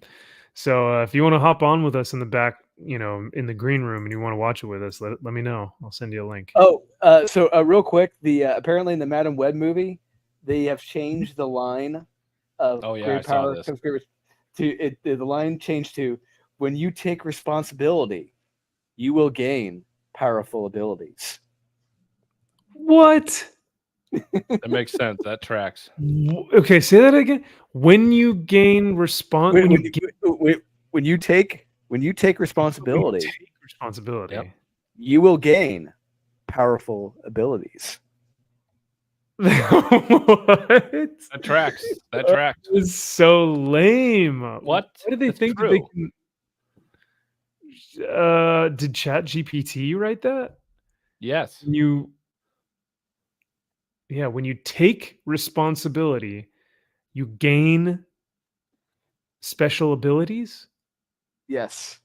Powerful abilities. Powerful abilities. It rolls off the tongue just like with great power comes great responsibility. I wouldn't expect anything less from Madam Web. Gosh dang it. So it works. It works. Yeah. And so now Peter's kind of like putting all this together. Yeah, he's a smart kid. He's like, yeah. He's saying to himself, he's like, man, when I take responsibility for my actions, it seems like I'm gaining. What was it? Powerful abilities. Abilities, yeah. That's what he's saying to himself now. So So now he's studying his blood. Yeah, does some blood work. Checks on some spiders. Spider check. Let me just hack into Oscorp because hacking's a thing in the early 2000s. No one knows what that means. I'm going to hack in here real quick. Okay, I've hacked in. I'm in. I've hacked in. I'm hacking in. I've hacked. And look at this spider. Oh, that's interesting. Spider bite abilities. Yeah, many people confuse spiders with insects, but belong to the phylum Anthropodia in the animal kingdom. Have a good developed feeling mechanism that makes them capable of detecting movements. And he's like, no way. Okay, so spidey senses. All right then. Am I missing something though? Is there a missing panel? Because he goes, I'm fine. He rips his fingertips off the wall. And then May says, who exactly do you think you are talking to with that mouth? Did he say anything explicit? Like he did? Was he like, I'm fucking fine? I think you said go fuck yourself. Oh, okay, that makes sense. He's like, whoa, you better step off. Step off, George. Do you want to go there? Comic? Yep. And then he just go there.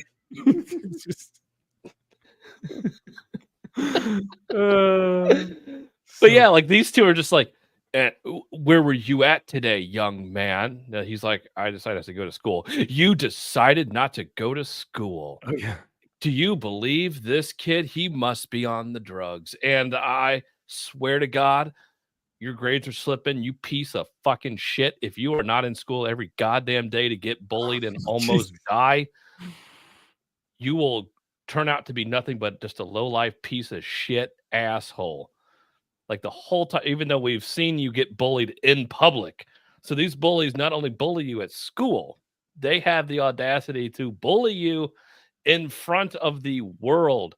And Uncle Ben has seen this firsthand, chooses not to accept it, and just act like you need to go into this hostile environment every day of your life, even though I know full well that you're being picked on, probably getting the shit kicked out of you, coming home with bruises that are unexplained, but whatever. And you better go on every day, young man. There's no excuse for your horrible behavior. You should apologize to us right now. And then he's like, I'm fine. And then Aunt May's like, what did you say to me?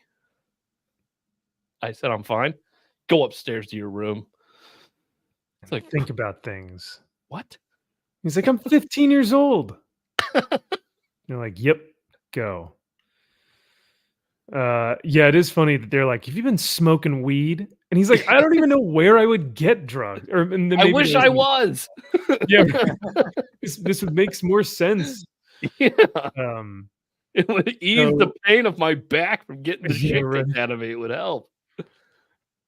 So he falls asleep, wakes up, and is like, you know what? Let me try something. And the final page, the final panel. Whoa. Cool. Hell yeah. That is a kid. That's Peter Parker.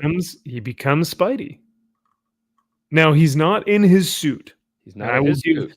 And I think people have been saying with the new Ultimate Spider-Man, oh, well, he didn't show up in his suit there, and he didn't show up in his suit here either. So it's like, it's the same thing. Yeah, but this is like, we got to see Spidey in this book do some fun things with his powers that he's like just now learning. And I felt like it was a better introduction to him become like, okay, we learn that he has the spider senses. We learn that he's able to kind of kick some ass with some of these bullies. We learn about his skin because of, she's like, oh, you got some thick skin here when she tries to take blood. So we learn a lot about him. Yeah. Even though he's not necessarily in his uniform, but yeah. And this story, Peter Parker always works better when he's a kid in high school.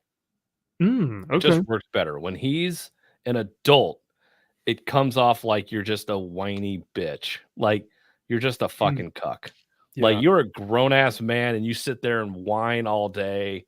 Right. It's like, dude, save your pity for somebody else, you fucking mopey bitch. Like it just comes off as just really cringe. It's like, it doesn't work. You have a family, you have a Right. child. Like, you don't have the luxury to sit around and feel sorry for yourself every day and have your wife go out and make the money and be the strong one and say, we're going to support you in any way you can. You just, it's like, no. Yeah, I always go back to, and I think Gary has brought this up a few times as well. I always go back to that classic panel where he's underneath the weight of like all this debris, and you've got the water coming down on him. It's that classic cover, right? It's a classic Ditko issue. Yeah, love it. Yeah. And he's under that rubble, and instead of being like, "Oh, I can't do this. Oh God," he goes, "Motherfucker, let's go!" And he just fucking lifts that, off him, and is like, "I am Spider-Man, right? Let's go." He is, and that it's kind of a metaphor for showing he can overcome anything. That the weight of the world is on him. He's always able to rise above it and lift it off of him and come out the victor on the end. So, and that's in any situation, whether it's family stuff, personal stuff, creating stuff. He always tends to be the one who's like, I'm going to rise above the occasion. And that's why we love Peter. But like you said, when he's mopey and kind of, I don't know if I can do that. I don't know if I'm ready. It doesn't really seem like the Spider-Man we know. Yeah. And it works for a kid because you're still trying to figure out who you are. Sure. In high school, self-discovery. It's I don't understand who I am. I can't do this. It's like, I'm not strong enough. It's like, and having the child wonder, like, that panel does not work when that's an adult male. Yeah. Like, you look like a fucking like a 5 asshole. o'clock shadow and a beard belly, and he's like, whoa. Yeah, like the new one, like he's got this full beard and everything. It's like, that doesn't work. You look like an asshole. What, you mean to tell me it doesn't work with him yelling at his kids and wife at a dinner table? And they're like, Dad, you need to go to work. We haven't paid the rent. And this It's like, shut the fuck up. It's because of you that I've been able to live out my dreams. God damn it. Like, yay, Spider-Man. I'm rooting for you. Finally, he gets married. Everyone's like, oh, finally, he's back with MJ and they have kids. And he resents them. He's like, I could have been a fucking superhero if it wasn't for you dipshits. Yeah. I don't know if it was that bad, but yeah, but this. So yeah, final thoughts, final review. How do we think it went after a second read? Much better than the new Ultimate Spider-Man #1, but it definitely has a lot of flaws. But this is significantly better, a lot more fun. I agree. I had a lot more fun reading this one. Like you said, we pointed out tons of flaws that are like, what the what is going on? Okay. But there's a charm to it, and it doesn't feel long-winded. Even though it is a longer comic book, it didn't feel long-winded, which I think is something that I found with the most recent Ultimate Spider-Man. Oh, for sure. Like it moves. It has that 2000s pace where it's like boom, boom, boom, boom. We got all this stuff. We're going to introduce all these characters, a whole new world, whole new Ultimate Universe where no one knows what that even means. Yeah. At this point when this comes out. So yeah. Now the subsequent issues after this, I really enjoy more so from what I remember, because he's actually like in his suit doing cool Spider-Man stuff. He does the wrestling stuff, and you see everything going on with that. The whole update, and then the wrestlers, the stuff screwing him over. He has to make like he's joined the basketball team to cover up the fact that he's doing all this wrestling stuff to make money to help Uncle Ben and Aunt May and everything. It's fun. Yeah. I would say the one thing I didn't care for was the Green Goblin. They just really turned him into like an ogre in this, and it's like, not a fan. Doesn't work for me. That's fair. Yeah, absolutely. All right. Well, there is Kyle's pick for this week, Ultimate Spider-Man #1 from 2000, the Brian Michael Bendis book. Let's move on to my pick this week. So I chose that's right. I chose Punisher Born by Garth Ennis, Derek Robertson, Tom Palmer. classic. This cover is just so damn good, and each subsequent cover after this, out of the 4-issue miniseries, is just as dark and terrifying. But I chose this one because there was a Punisher book that also came out this week that was absolute dog shit. Better than this. Oh, okay, all right.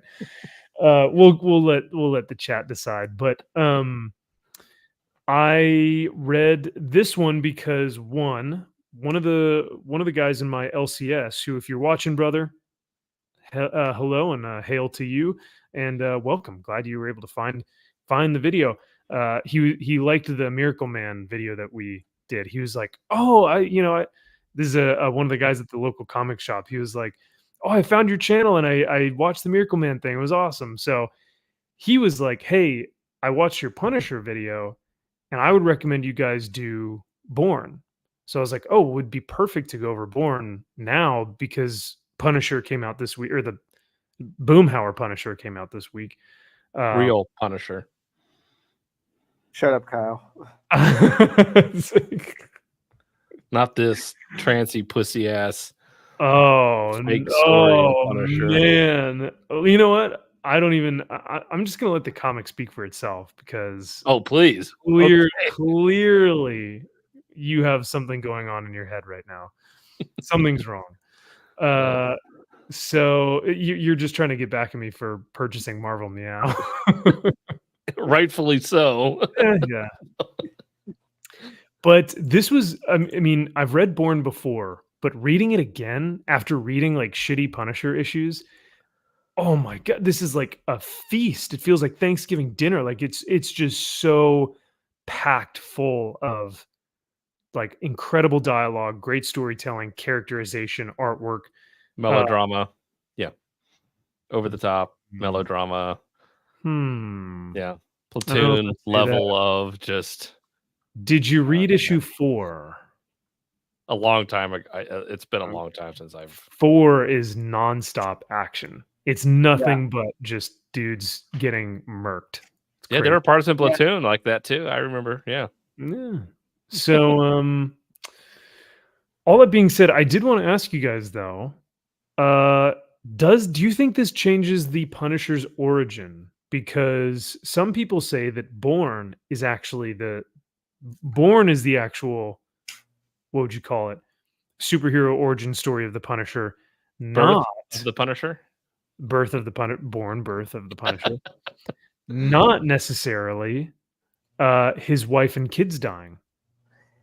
What do you guys think? Well, it's both. I after reading this, I take it as both because I mean I don't know if we're ever going to get to the 4th issue or not, but it shows there is a supernatural element at play here, and this supernatural element makes a deal with Frank, and there's a cost, and we're led to believe that cost is his family. So I think it's twofold.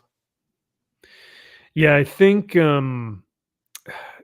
because I was reading this and I was also going back to the Jason Aaron Punisher run, and I was going, okay, these are clearly two different Punishers, because the Punisher in Jason Aaron's run is a psychopathic murderer who just likes killing things, whether it's people, animals, whatever it can be, whatever it is.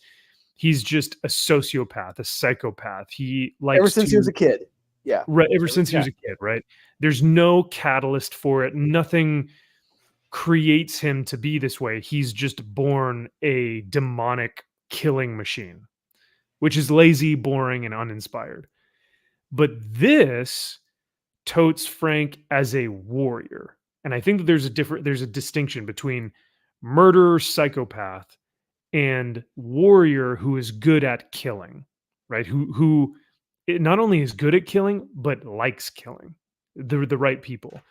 So I think there's a difference there, and I think a lot of people would probably say, "Oh no, it's just the same thing. Frank has always just been a psychopath," but I genuinely don't think so. Especially when you see Frank, how he treats his men in war, how he treats the mission during war. Like he is a Marine and a warrior first and foremost, not a psychopathic murdering Yeah, and you think about you really got to think about this. Especially younger people. Extrapolate this. Go back to hundreds of years prior to like the Crusades and all that. The warriors who fought in those battles, were they psychos? Were they crazy? I'd say no.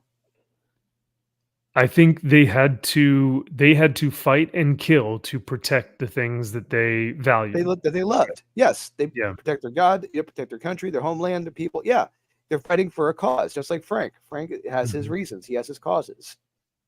And Frank's reason is war. He genuinely loves, I think, the art of war, and I don't think that is a psychopathic view to hold.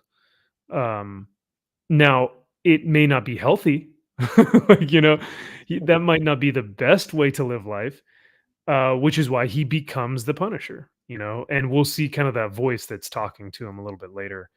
But yeah, we get introduced to his like Frank's platoon in Vietnam, and they talk about how horrible basically the war is, and you really get a kind of a really detailed look as to how the drug abuse is affecting these guys, how the enemy is affecting these guys, and just how they're all kind of fucked in the head a little bit.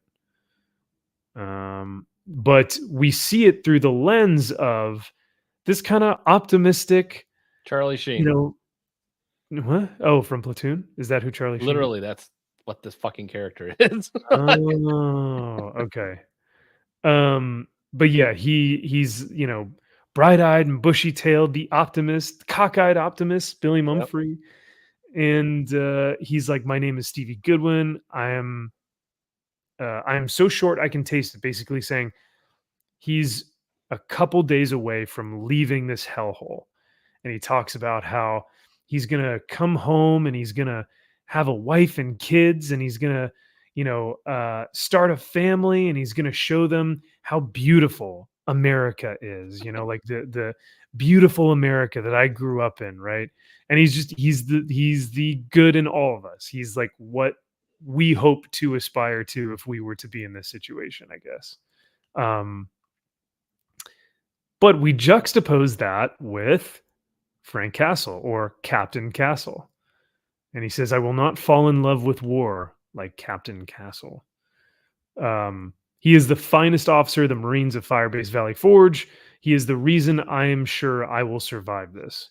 His dedication to his men is total. So stuff like it's dialogue like this that makes me go, he genuinely cares for these people. He doesn't want innocents to die.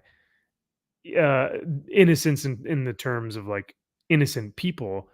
He just wants from to this character's perspective. Yes, potentially, yes. Right. Mm-hmm.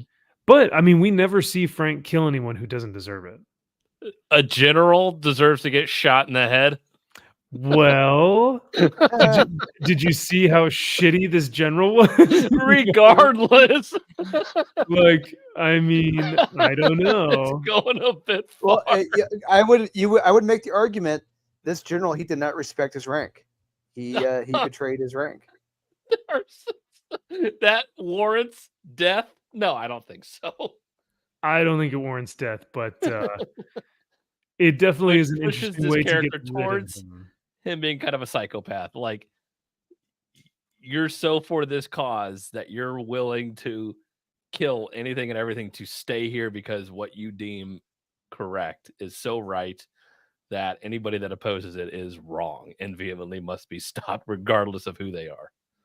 Well, he genuinely believes his mission here, and which he, rightfully so, he wants this to be truth, is that the only reason why he and his men are there is to stop this offensive from the Viet Cong that are about to. He keeps saying to his higher officers, "Hey, we're about to get ambushed here," and none of them listen to him. So he has to kind of take things into his own hands and is and rightfully so. This is towards the end of the war. They're getting ready to leave and say, "We fucked up. We're losing. Correct. We're leaving." Right. And he's like, "No, we're not leaving. I don't want to leave. I don't want to end this war." Right. Yeah. But yeah, it's like we were talking about, horrible depiction of, well, it's an accurate depiction of how horrible this war was and just how brutal and kind of almost disgusting it was in in a lot of ways. Um, we see dudes like one of these guys is taking the scalp off of one of these guys, and you're just like, my God. Yeah, I guess they don't hold back. And then this piece of shit. It's not an ear necklace, but it's something. It's pretty close. It's William H. Macy. Yeah. Hey, George Dimitropoulos for $4.99. He says, "Hi, Max, Drew, and Kyle. Just got here, but Kyle is right." Wow. Damn right. Wow. So George! yeah, George.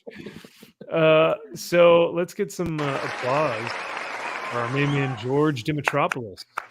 George!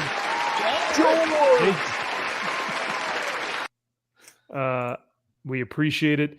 He says that, "Hi, Max, Drew, and Kyle," and that's all he says. I don't think he wrote anything else. Nope. But thank you for the $5. I appreciate it.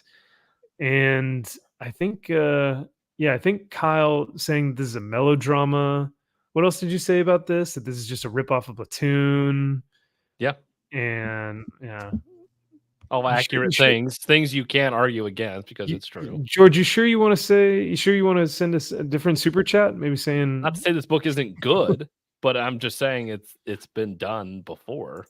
Not necessarily better. I'm just saying, so I'm not a big fan of Platoon personally. It's kind of self-indulgent, or and kind of lazy, and just kind of like, okay, we get it, he's Jesus. Okay, we get it, he's Jesus. Oh, you're doing the Christ pose. He's literally fucking Jesus. Okay, we already got it beforehand, but now you're really hitting us over the head with it. Oh, now you're doing it slow-mo. Oh, you're still going with it. Okay, got it. Well, you didn't like Zack Snyder. I actually wrote an essay about this in college. Zack Snyder's Man of Steel, when he's like up in space and he's like doing the Jesus thing, or was that is art? That's real art. Oh, okay. Zack Snyder, yes, of course. Yeah, he's a true auteur. So William H. Macy is telling like, all right. And he's just an alcoholic asshole. He's like, I don't want to be here. We're going to leave soon. Give me your report. I'm not even going to file it. It doesn't even matter. He's got all these porno babes on his desk like down here. He is just so fucking out to lunch. And Captain Castle, rightfully so, is taking this very seriously. And he's telling them, we should be getting ready. The VC are forming up to have they're stockpiling to form an offensive. Like, this is very serious. We need to speak to the colonel. And he's like, the general will be here in a little bit. You're gonna give him a tour, and we'll tell him later or whatever. So this general, I love this. I love that. It's like, okay, yep, all right, thanks, General. He's like, listen here, you fucking dick face. And he tells Frank that they're getting rid of Valley Forge. They're getting rid of this base. They're, getting everyone out of here. The war is ending, and we got to go pieces of shit anyway. It's the worst area, the worst platoon. You guys are fucking retards, and we're done with it. Yeah. Yep. So real quick, the Valley Forge tie-in. This ties in to Garth Ennis's Punisher Max series itself. Yes. Later on with the Valley Forge. I think it's the last volume. I think. But yeah. Sorry. Continue. And when the general kind of fights back, and he's like, what have you done to restore the base here, and what have you done to restore order? Everyone looks like they're this and that. And Frank tells him about they have had no resupply. They've had no restocking of any ammunition or personnel. The entire base is just a shithole. Like it is just hopeless at this point. And Frank is really the only one holding it together. And he's the only one keeping an eye out on the enemy. So this guy's like, yeah, fuck you. I don't care. We're getting rid of this, and we're leaving soon. And he goes, and when you get home, you will be relieved of your duty. You will no longer be in the Marine Corps. So Frank says, General, let me show you one other thing. I think that you might want to see here before you leave. And so he takes him to this kind of crest here, and he's wondering like what the hell he's trying to look at. And Frank hides in front of this sign, uh, and the general gets nailed by a sniper. Danger, sniper at work, dawn to dusk. So, well, what is it? What the fuck am I supposed to be looking at out here? So they get rid of the general, and Valley Forge stays there. So, um, this is where we first get an inkling of the Punisher, quote unquote. So everything in the dialogue that is in black, and I wonder if this is either Satan or if this is like a, what would you call it?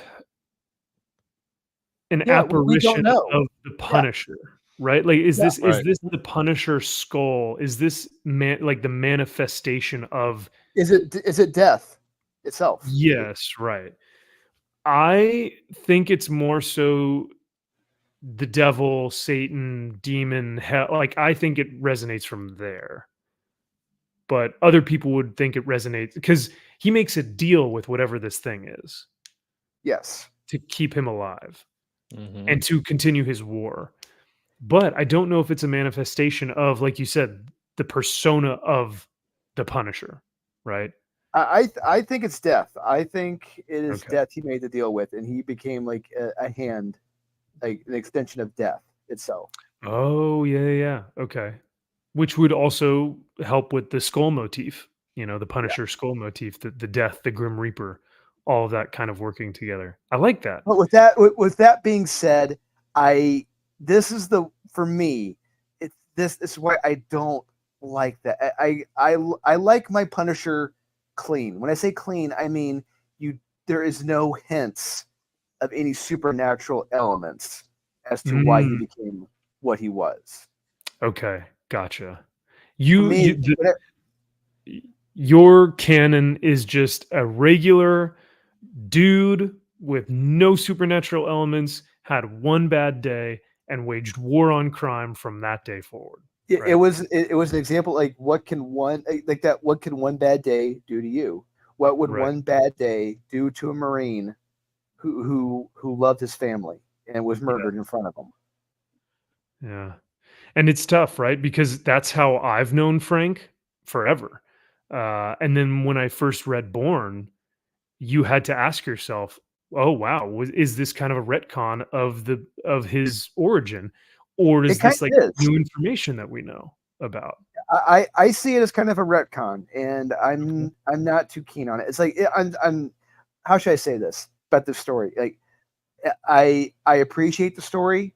I appreciate what Garth Ennis is doing here, but I feel like it really it it it takes away the verisimilitude of Frank Mm, by including this element, And it's don't get me wrong, I Derek Robertson's art in this is like the height of his game in this book. It is mm, amazing, um, but it just this supernatural element now with Frank is just like it's a bit much for me. okay. Hey, that's fair. Yeah, I remember even when I first read this, I was like, I don't know if this really like I don't know if I like this aspect of the Punisher. But, when you read other Garth Ennis stuff, you then have to think about, well, this is Garth's headcanon. This is how he believes the Punisher was created, right? So, it kinda changes things on your perspective on how you read Frank after that, potentially, if you deem this as the origin. Um, but I wanted to read just a few things of this dialogue because I think it is very interesting. This entity says, "It won't last. You know that. The things the general said are true. This wonderland of yours is coming to an end. I know you love this. Talk all you want about your duty, about stopping Charlie creeping in and killing half of the core in its sleep. We both of us know that it isn't true. When did you ever feel so alive, so full of fierce black joy?" So, this is why I think that the Punisher is like Frank Castle necessarily isn't thinking these things, but Death, like you said, Drew, is. Like Death is trying to manipulate Frank to think, yeah, you love this stuff. Don't you feel so happy? Like, isn't this what you want? Right? He's trying to like twist his intentions, which is why once Frank fully embraces this thing, this apparition, that's when Frank becomes quote unquote the Punisher because he fully embraces the idea of I know I love killing and I will continue this war forever. But yeah, it says, just say the word and I can fix it. Who am I? Is that what you're asking? Well, who do you think I am, Frank? So I don't know. This is a very interesting book, and there are only 3 more issues after it that were just as good. Yeah, this was an intense book, and I thought very, very well done. But yeah, what do you guys think about Platoon, the comic book?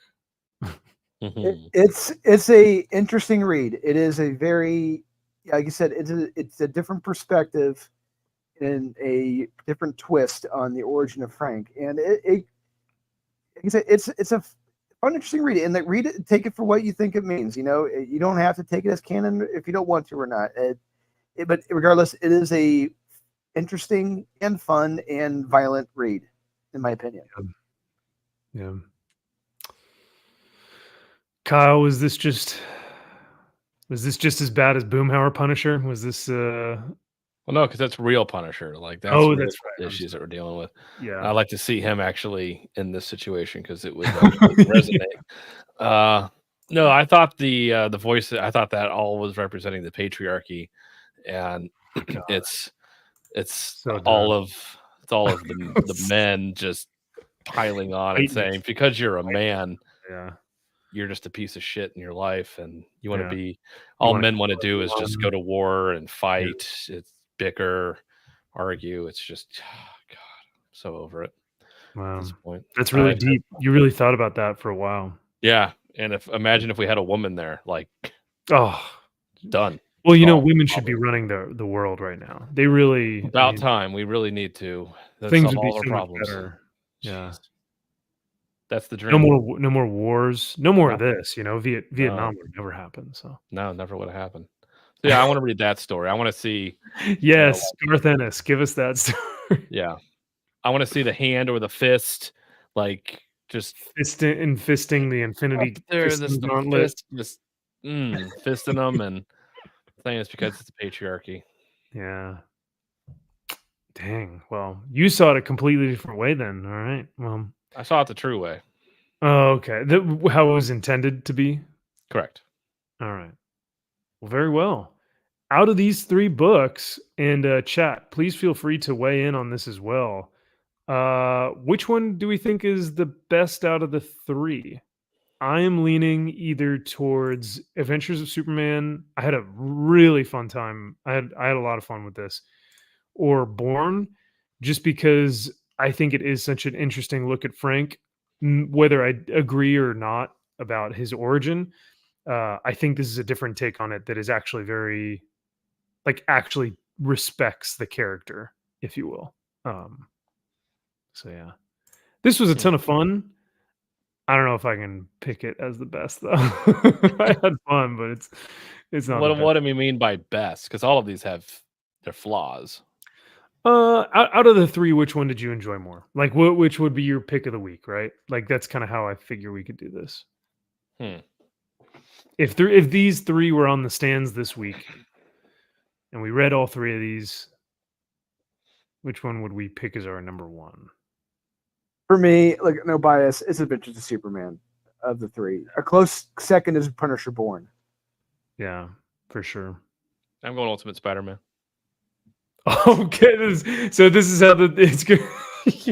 I knew this was number 3. That's for his number 3.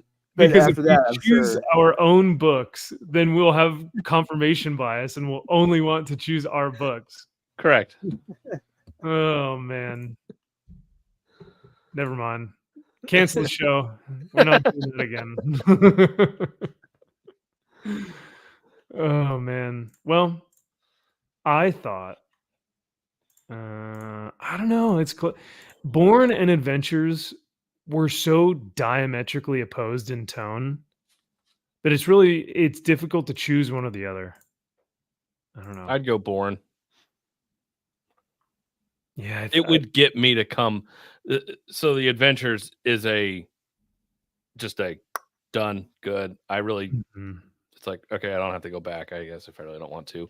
This, it's like, okay, I have to see where this goes. I would be more excited to pick up Born Right. issue 2. You'd be inclined to figure out what happens in issue 2. Yeah. That's fair. Yeah, because this was kind of a tease. Because like once they got you to the last page and they were like, now that we're formed, let's go fight some bad guys. And then they never did. And I was like, what? Well, no, well, you gotta get to part 2. But part 2 is in like a Superboy book or something. Yes, I was like, wait. Superboy's I think the with endless Superboy. Yeah, with different art, I think, too. Yeah, different art. Yeah, Oh, it's a interesting. little yeah. Yeah. All right. Well, chat, if you guys had one that you enjoyed more so, let us know. But we'll the last 30 minutes here, we'll just kind of breeze through a few of these and give our takes. Defective Comics. I only read the main story with the good art. Same. I don't know who Yeah, me wrote too. it. Yeah. Oh, you don't read it. You just it's like get to the fucking point, dude. Like, god damn it, man. He is. I mean, Ramsey is dragging the shit out of this. Oh. It is ridiculous.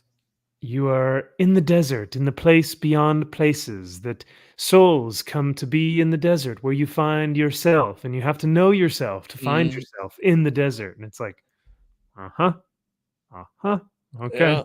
Yeah. I got it the first time. Thank you. I liked it. So I mean, he sounded like the blue. What's the guy from the Mystery Men? The Blue Marvel, the Blue Mimsy, or whatever the hell his name was. He's making all this ridiculous doublespeak to sound smart, but it doesn't work. Yeah. Oh, that's a good description of another book that we're going to go over a little bit later. The X-Men book that I read. Holy shit, was there so much pretentiousness? But yeah, no, I mean the art in this is top notch, dude. Every single time Federici comes out with interiors, it just blasts everything out of the water. Yeah, for sure. It's amazing to look at. Like I said, I didn't read a lot of it. After I stopped because it was just so pretentious. I was just looking at his art. And I'm like, this is amazing. Nothing's happening, but it's nice to look at because I can tell nothing's happening because nothing is happening. It's just a bunch of dreams and double speak and what the fuck are we talking about here and going on quests and your mind and what does it mean? Yeah, they really ruined the pacing though, having this little question thing in here. Like it just destroyed pacing. Like look at this. This is such a cool image. You know, Batman coming to terms with his soul and having this weird soul tree in the background. You know, they could have done something with this, but man, it's just beautiful imagery and really no substance in the story. Yeah. Drew, anything else you're gonna recommend it? No, not at all. I can't. Like I said, this has been dragging out way too fucking long, and we're really seeing the I don't know if the weakness of Round V, but like it just when he has a story, he will make a 6-issue story last 20-25 issues, and there isn't much here, and it just shows that he is dragging the shit out of this. Yep. Damn. Kyle, recommend? Meh. Fuck no. Skip this shit. Do not waste your time. The art's fantastic. Skip it. I'm gonna meh. I'm gonna give it a meh. The art is, like I said, magnificent. Story that lacking, but and this like secondary stuff, the question story in there. Like, Mhm. get rid of that. Get rid of all that filler. Doesn't need to be there. You already have filler with Ramfeast. He's a guy. I love that Swamp Thing run that he has. I'll still stand by it. Best thing he's You know ever written. you know why? Like the Future State was so amazing. It's only 2 fucking issues. That's what made it great. Yeah. Wasn't 20. Interesting. Yeah. I can see that. I did not read anything else until I got to Resurrection of Magneto. But do you guys have any books on here that you wanted to talk about? Drew, I think you said you really like Spawn this week, yeah? Yeah, I did enjoy Spawn because, like I said, like this issue. By the end of this, yes, because the next issue is 350, and that's where we're going to get the new king. In this issue, we have the big showdown with the armies, the leaders, who is fighting their way to get to the throne of hell. And finally. Finally, yeah, it took them 50 issues. 348 issues, and now we're finally here. Finally here. Hell yeah. Yep, finally. No, it was action packed. It picked up. It was kind of like, okay, everyone's kind of standing around, kind of talking, and then it's like, all right, now we get a showdown and stuff actually happens, and it's like, oh, okay, so this guy's taking over hell now, it seems like. Okay, cool.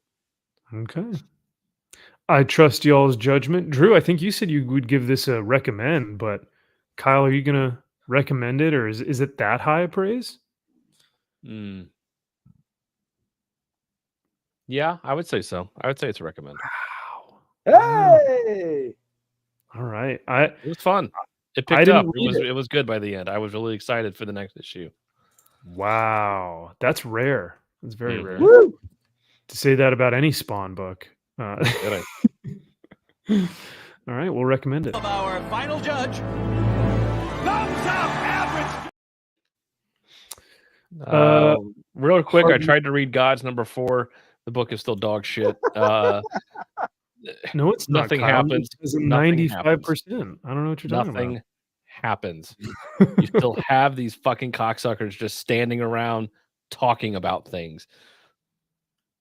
But that's Jonathan Hickman, Kyle. He's the most perfect writer on the planet. It's just a bunch of dickheads just standing around, like looking into like big picture things and being like, what should we do here? We should do something, shouldn't we? We should. Well, I agree. We should do something. Yeah. Yes. Yeah, I also agree. We should do something. Yeah. I love this. This guy's telling it how it is. Melvin McBungles.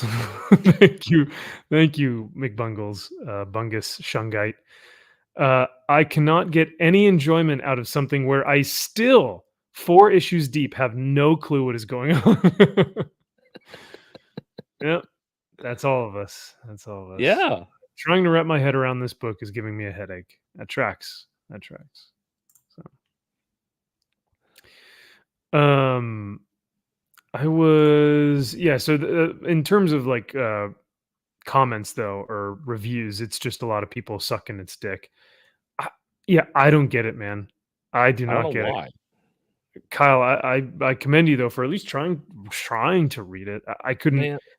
After the first issue, I was like, what is this? It's again artistic douchebaggery. Somebody thinking they're high science when in fact they're a simpleton. But they're like, no, we'll have these people stand around talking about high evolutionary things, but in reality, it's nothing. So who cares? I think there are people, specifically a League of Comic Geeks, that think if something is written and I don't understand it, it must be incredibly smart. Hey, that's a Stuckman approach too. He's like, I loved this movie. I didn't get it, but I love it. And it's like, well, because he doesn't hate anything. He has not allowed himself to hate anything. That's right. Oh, that's you're a good critic. Yeah. He doesn't want to be negative. Good on you, Chris. No, seriously. Anyone who doesn't want to be negative, I applaud you. You are doing the Lord's work, and that is all sarcasm. Because I'm only going to review good things from now on, because we need more positivity in the world. Yeah. I can't stand you. Um, anything else on this row or top row? X-Force was dog shit. I guess we have another Beast who was a clone that they're trying to make good Beast to fight bad Beast at the end of that. And they're like, no, this will be different this time because he's good Beast and not bad Beast. Well, at least they have this good Beast cover, that's out. So that is the best. I legitimately actually do want to buy this though. If it's for a good price, if it's for cover price, I'll buy it. Well, we've seen what you would buy for any amount of money, so yeah. Gold. There's gold in them hills. I'm going to become a speculator. There you go. Start prospecting. Yeah. And actually, that's a good question. I wonder what that is going for right now on eBay. Cover. It was on Key Collector for cover price, so who knows? Jesus. Was it a ratio incentive or was it just another? Okay, thankfully it wasn't like a 1 in 25 or some shit. It's like it better. Could you imagine this book going for 30, like a 1 in 25 price, like $30, and just being? Yes. Actually, yeah. Why am I saying that? Of course I. Yeah. Look at Peach Momoko covers. Come on, jeez. No. Come on, this is better than Peach Momoko. I'm surprised there isn't a 1 in 100 of that, like a sketch variant. Sketch. It's in crayon. Yeah, it's my sketch on a napkin. Yep. All right. Well, X-Force was poopy. Another X book that's bad. What a shocker. Right. I mean, speaking of X books, you guys want to get into Magneto? The erection of Magneto? Yes. Oh my! Talk about this. 96% for this book. How? These people don't understand how to like. So this was the book I was telling you guys about that I think is one of the most pretentious pieces of shit ever. Look at all these reviews. Man, I don't know about you guys, but it was a lot of, you know how in 2000 Ultimate Spider-Man, it's a lot of businessman doing business things. Give me the stocks. I need the sales on the categories. Give me the graphs and it's a lot of that. Yeah. This one, it's well, in the space beyond reality of the magic, there's magic, and then there's reality in the place between yourself. And when you find holistic magic you're just like, what is happening? This is so it's so incomprehensible. And so real quick, in the first half of this book, it's all about Storm. It's all about me. Yep. And how often do they say Magneto's name, Eric Lensher's name? He's never in here. How often is he brought up? Maybe once, twice they say his name, and Storm just says, "We're going to bring him back because reasons." It's like, okay, sure. Yeah. Why does she want to bring him back? And like, what is he offering to help with them? Can't they bring everyone back from Krakoa, or because Krakoa died? Yes. Well, yeah. Real quick, because I'm calling bullshit on this because we've seen in the current X books, like in the current Wolverine issue, the current one where the Nightcrawler and Colossus were gleefully murdering people. They can still bring them back. They can still bring them back from the dead. So this nonsense is horseshit. Well, and real quick, plus, I got a lot to say about this damn book. Please. If these people, they've been constantly brought back to life, constantly. They have in fact smited God in a way. They have become God. They have smited God. There is no way they would be in this, because this is like a limbo right here where they're at.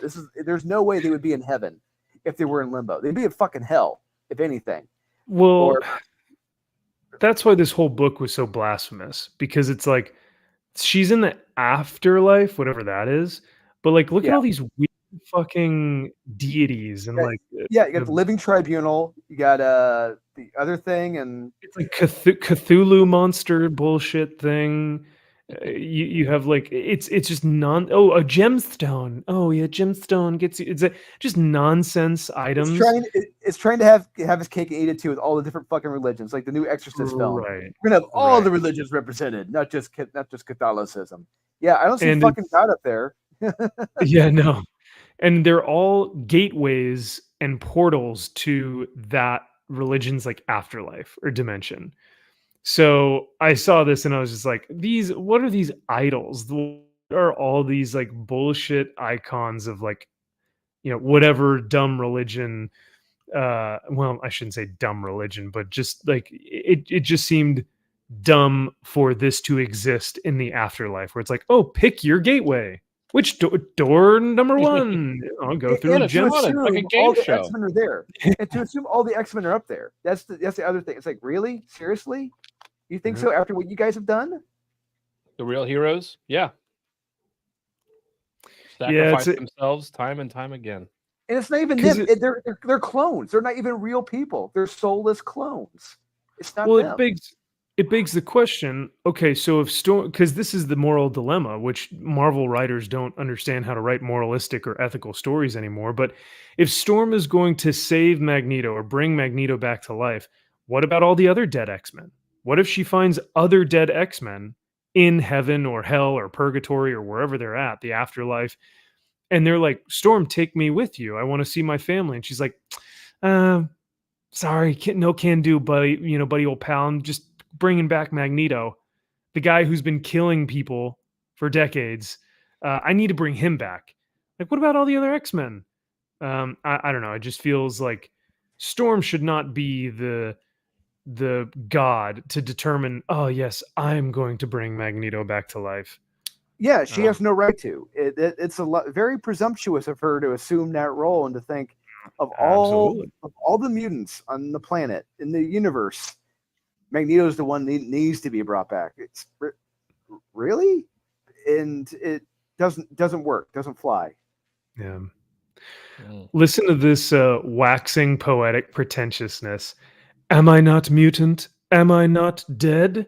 Is this not our own private section of afterlife so kindly partitioned off by the enemy you failed to destroy?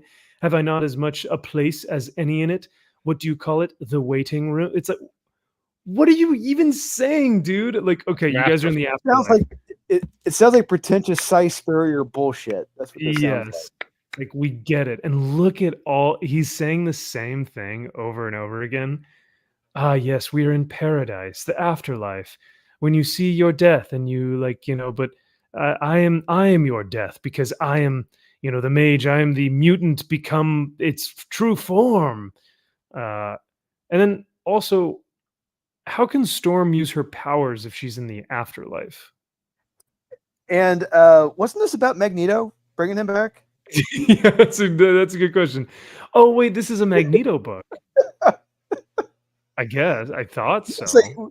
It's like for a book that we're supposed to be bringing back Magneto, we spent an awful lot of time with Storm and this other bullshit mutant character from Mars or whatever. I will say there's some great art pages in here. Yes, I concur. Like that page right there. Yeah. And then we just get more pretentiousness. But your friend built a paradise. Oh, and a kitty. That's right. Yeah, you get a lot of cats.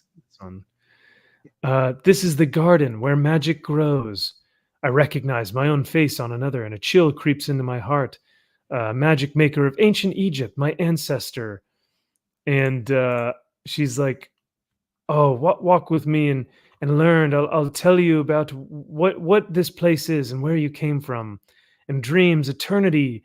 It's just buzzwords of just like dreams, binding, dreamed of Magneto and afterlife, and everything is true reality. And what is your reality but a dream state of afterlife? Of 5 is the magic of number, and the number is the magic 5, and the 5th sphere on the sphere of judgment. And it's Neil Gaiman. It's great. Fuck off with this pretentious bullshit. Wow. It's Neil Gaiman's Down syndrome brother that wrote this. That's what it is. This is high art. You just don't appreciate a woman. Oh yeah, in a Magneto book. You're right. Yeah. Yeah. Jeez. Look how cool that is.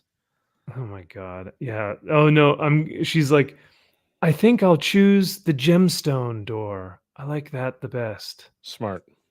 Yeah. It's MRT. And it just keeps going. And they're saying nothing of actual worth or substance. Oh, this was funny.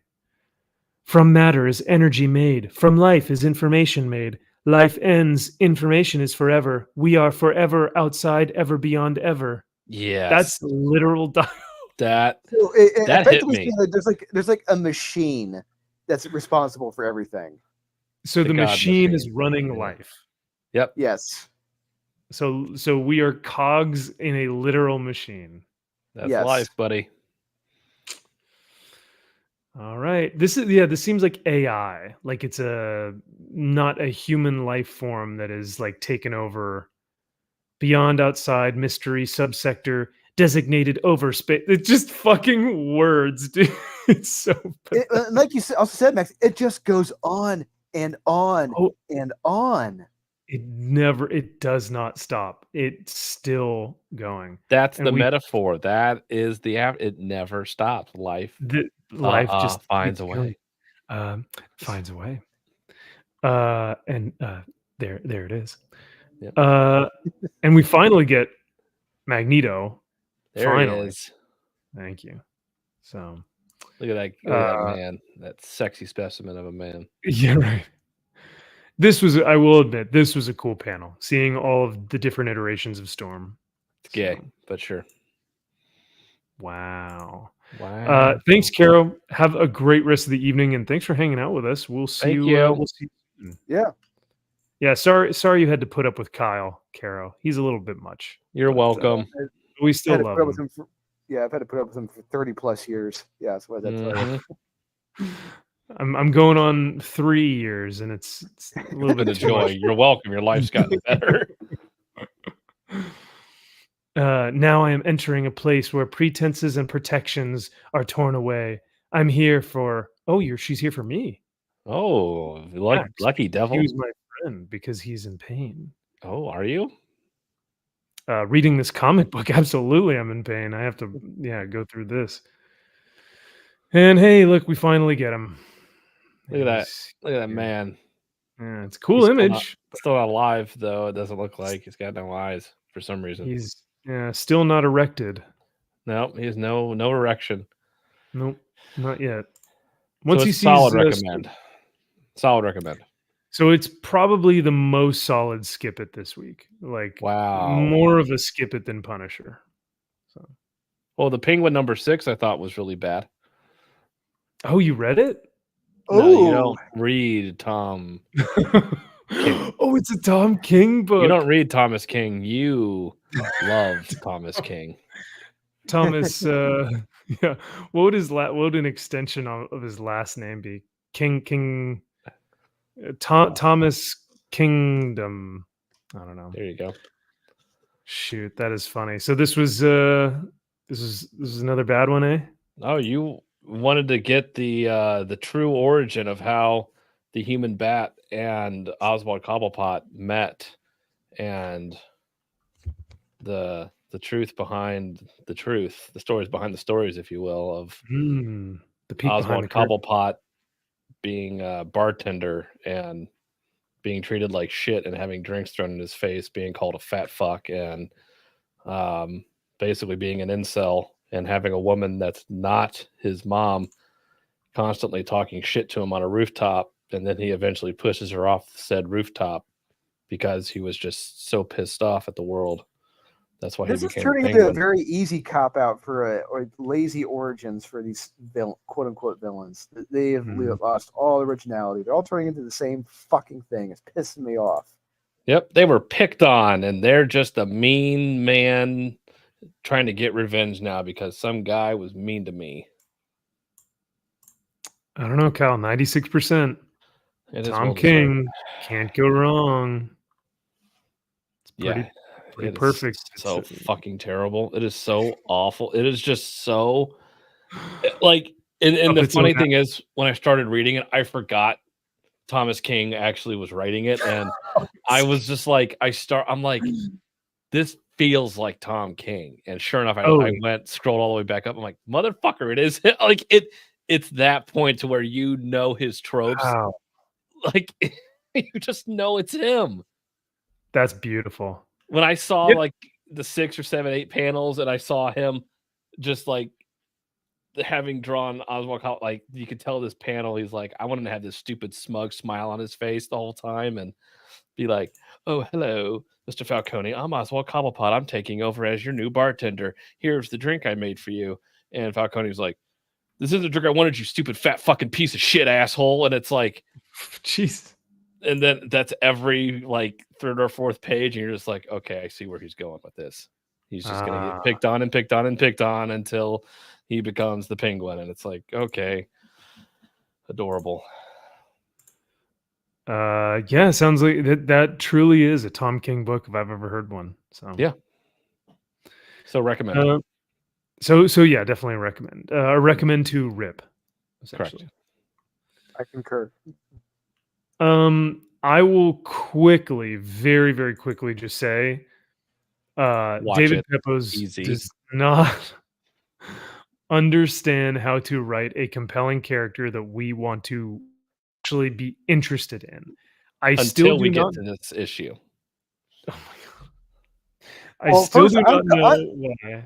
Oh, go ahead. I'm calling bullshit on this because so it's okay for Boomhauer Punisher to be a good husband, a good father who misses his family, who loved them very much. But for Frank Castle, oh fuck no, he hated his family, he hated his wife, hated his kids, he wanted them all to fucking die.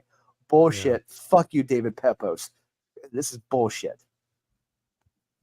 Yeah, it's. I still don't know what the motivations of the character are. Is it, oh, because my family died, and so I promised my family that I would kill the fear person thing, the vampire thing? Yeah, it's a female version of a male character now. We get another one of those. Oh, that's right. That's right. Okay. Yeah. Oh, I do like how the AAA or whatever her name is gets captured, and we're expected to like be like, oh no. No, like I do not care. Please. No one cares about this character. Neither does anyone care about what's his name again? Not Frank Castle. Guy. Tom Bombadil. Tom Ace. Yes. Owen Thunderguns. No one cares about Owen Thunderguns. He has no interesting backstory. Yeah, he's seen to be this like great husband and all this stuff, and he loved his family, but they died, and so now he has to avenge them, question mark. Yeah, he's haunted by their deaths. Do you not get that in this? Like, he is guilt stricken with the fact that he has to relive seeing their burnt corpses in front of him, saying it is your fault that we're dead, and you will never amount to anything in life because your fear will just overtake you. You will never be as amazing as AAA. And, yes. And at least like, you know what? You're right. Yeah. That cover is fire. This is great. This is everything I want in a very. That's what I want. Yeah. Toast orbs. God, that's sexy as hell. Man, I love it. So yeah, this book was phenomenal. I loved the metaphors, the fear, and then he's like, he overcomes it. He's like, he says something, I don't know, about fear and living with it, or I don't know, whatever bullshit he says, but it stuck with me. I was going to say, but wait, I loved it. So, okay. All right. In that moment, it stuck with me. I forget it now, but when I was reading it, resonated. Okay. All right. I didn't even get to Amazon's Attack, but I did get through Power Girl. Oh, this deserves more than 65. Come on. Because of the Gary Frank cover, maybe. I do like this cover. And isn't it's funny too, because she's like, oh, he's probably dreaming of little butterflies and stuff. And it's like, no, he's actually dreaming of spaceships and flying in the space because he's a super cat. Whatever. Her tits look really nice in that cover, so I got to The- say, did a good yeah. job with that. Mm-hmm. Well, because it's like a perfect window that she's also kind of, she's got her arms like this kind of deal, so it's helping Yep. out with that. It's wonderful. Window into the heart. Yeah, into the personality. I almost punched my computer, like literally. When you read the title, when I saw this right here, I was like, "Nope, nope, I'm done. I'm done with this fucking book. I know what this fucking book is going to be." I almost pissed myself laughing when I saw the title. It says Streaky does a big stretch. God fucking damn it. Like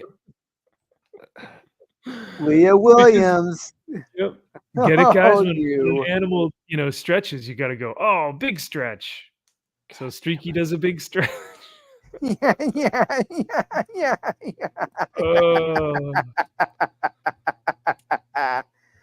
And this is the book. It is seen through the eyes of Streaky.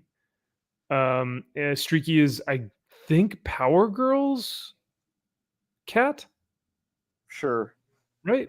I think Supergirl. I think Supergirls. or Supergirl. Sorry, yeah. But I find it hilarious that these nasty criminals are stealing cats.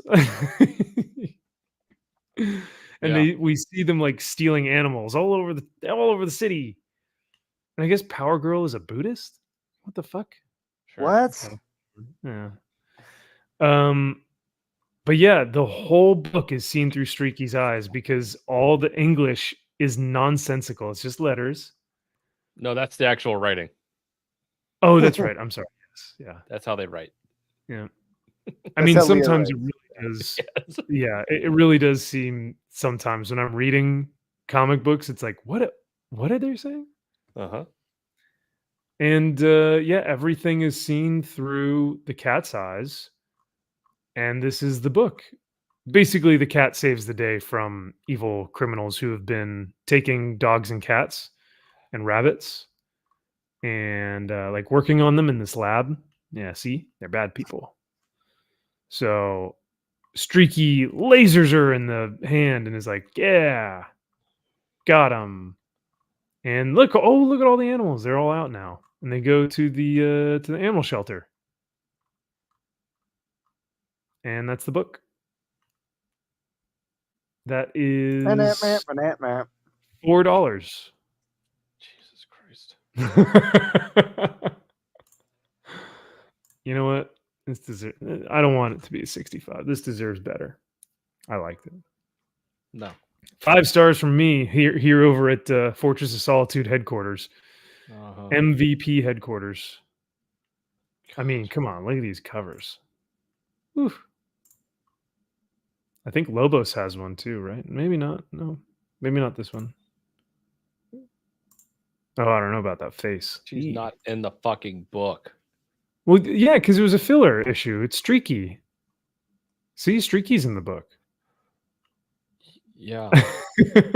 I mean, at least the main cover is like, hey, this is a cat issue. Like, we're telling you this is a cat issue. No, you're not. Absolutely. I mean, it's tits and No. cats. What else could you want in life, Kyle? This is all I want. No cats. No cats ever existing. That's what I would want. Every cat dead. That's what I would Oh want. my God. Well, the villains in this book get their comeuppance, so you better watch what you say. Streaky's going to come get you. I'm with the villains in this one. Wow. Take those cats to a kill shelter, and if they're not picked up, they just fucking kill them in the back. Yeah, that's what I want. Damn. Better yet, take those cats and skin them, and use that fur to make hundreds warm. Yeah. No. Yeah, why is it okay? Why I give a 5-star rating on something and it doesn't change its thing? Because it's garbage. Nice try. Wow. Yeah. Maybe it has to verify my.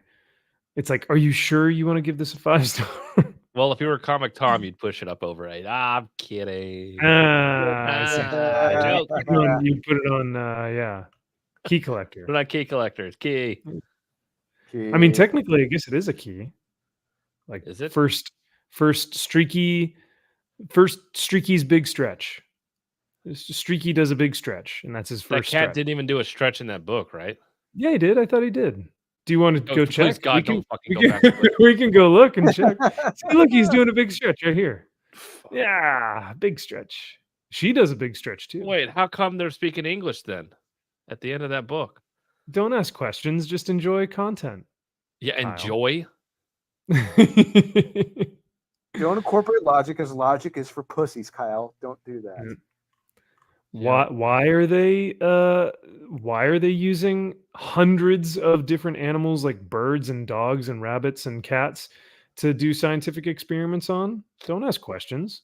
Because it makes sense. That's what you do in science. Well, bad men take the one happy, one sad face. Also, why is Streaky able to hear / know the emotional spectrum of different animals and can sense where they are? Don't ask questions. Because my ask cat does that. I know it. When I talk to my cat, she knows when I feel sad or upset, or I need to go on GoFundMe to have somebody pay my rent. I mean, yeah. So to debunk you, Kyle, to basically put you in your place, yes, Streaky does do a big stretch. So thank you for letting me check on that. Thank you. Just to confirm. And finally, the last one that I actually really liked this book, and you didn't. I give this a very good recommend. Yeah, No. you know what? This was difficult because it. On one hand, it's not really a comic book. It's more of a preview book. That's true. All it is. It's not even a number one. And a lot and a lot of this we've already seen. Correct. A lot of these are pages from previews in like the past year or so. Except for this. Like I'm not gonna lie, this story right here, I'm not interested in this at all whatsoever. The Rook. Oh, this sounds boring. This does not sound interesting. That looks like an MMO RPG video game. Honestly, that's what that looks like. Oh, come on, Jason Fabok. Well, yeah, look, the art is beautiful. The story itself, this is fucking stupid. This just sounds lame. Yeah, it's Fallout. It's any other game that takes place in a post-apocalyptic world. Like that's what that is. It is really upsetting that it's another post-apocalyptic thing. Yeah, it's very frustrating. But so I'm curious, Max, what are your two favorites from this? Ooh, Drew, you read my mind because I was actually going to ask you guys which one are you looking forward to most? For me, Redcoat, and the second is Hyde Park. Yeah, this one down here. Wait for it. Yeah. Yes. Or Hyde Park, Hyde Street. Hyde Street. Oh, I'm thinking of Hyde Street. I'm thinking of Hyde Park in England. Yeah, Hyde Street. Yeah. Dude, Hyde Street looks dope as hell. It looks like Twilight Zone. Yeah, exactly. Yeah. Hyde Street was my favorite for sure. Yeah. I'm here for Hyde Street all day. Like, yeah, this is the guy who's kind of monologuing the whole thing. It's very Twilight Zone. I like it a lot. Yeah, I dig it. And Ivan Reese on the art. Fuck yes. Take my money now. Take my money. Give it to me. Inject it into my veins. And we've been looking for, I mean, there hasn't really been a good like horror comic in a while. So yeah. So yeah, no, I could see that. Redcoat was also super fun. Redcoat is like I picture Chris Pratt playing this character, right? He's very much a likable anti-hero-ish, and a bit of a doofus kind of. I was gonna say one of the Hemsworths. There you go. Yeah. Yeah, he looks like a Hemsworth, but he acts like a Chris. Like he acts like Star-Lord. He acts like Thor and Thor: Love and Thunder. Oh, yeah. No, Thor. British, no, so I know they're Australian, but I feel like Brit. It's like He kind of has that swarmy, this. Yeah. Oh, hello, governor. Let's all go. Oh, yeah. And cheers to America. Yeah. Yeah. Well, aggressively relaxing. I hope you were aggressively relaxing and enjoying the stream, brother. And have a big stretch like the Catsy Watsy. Yeah, like having a big stretch.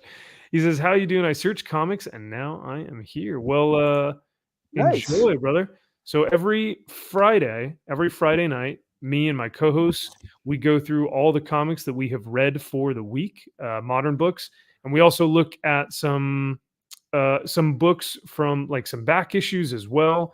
We do some show and tell stuff, and every now and then we'll cover some interesting topics that are like hot within the news. So right now, a lot of Rippaverse and comic skate stuff is going on, so we talked about that. But yeah, so hopefully you enjoy and enjoy aggressively relaxing. But the Geiger story for me, It's a There's reprint. nothing We've there. already gotten this. Yeah, I it swear, didn't really we've do already much. gotten this. Yeah.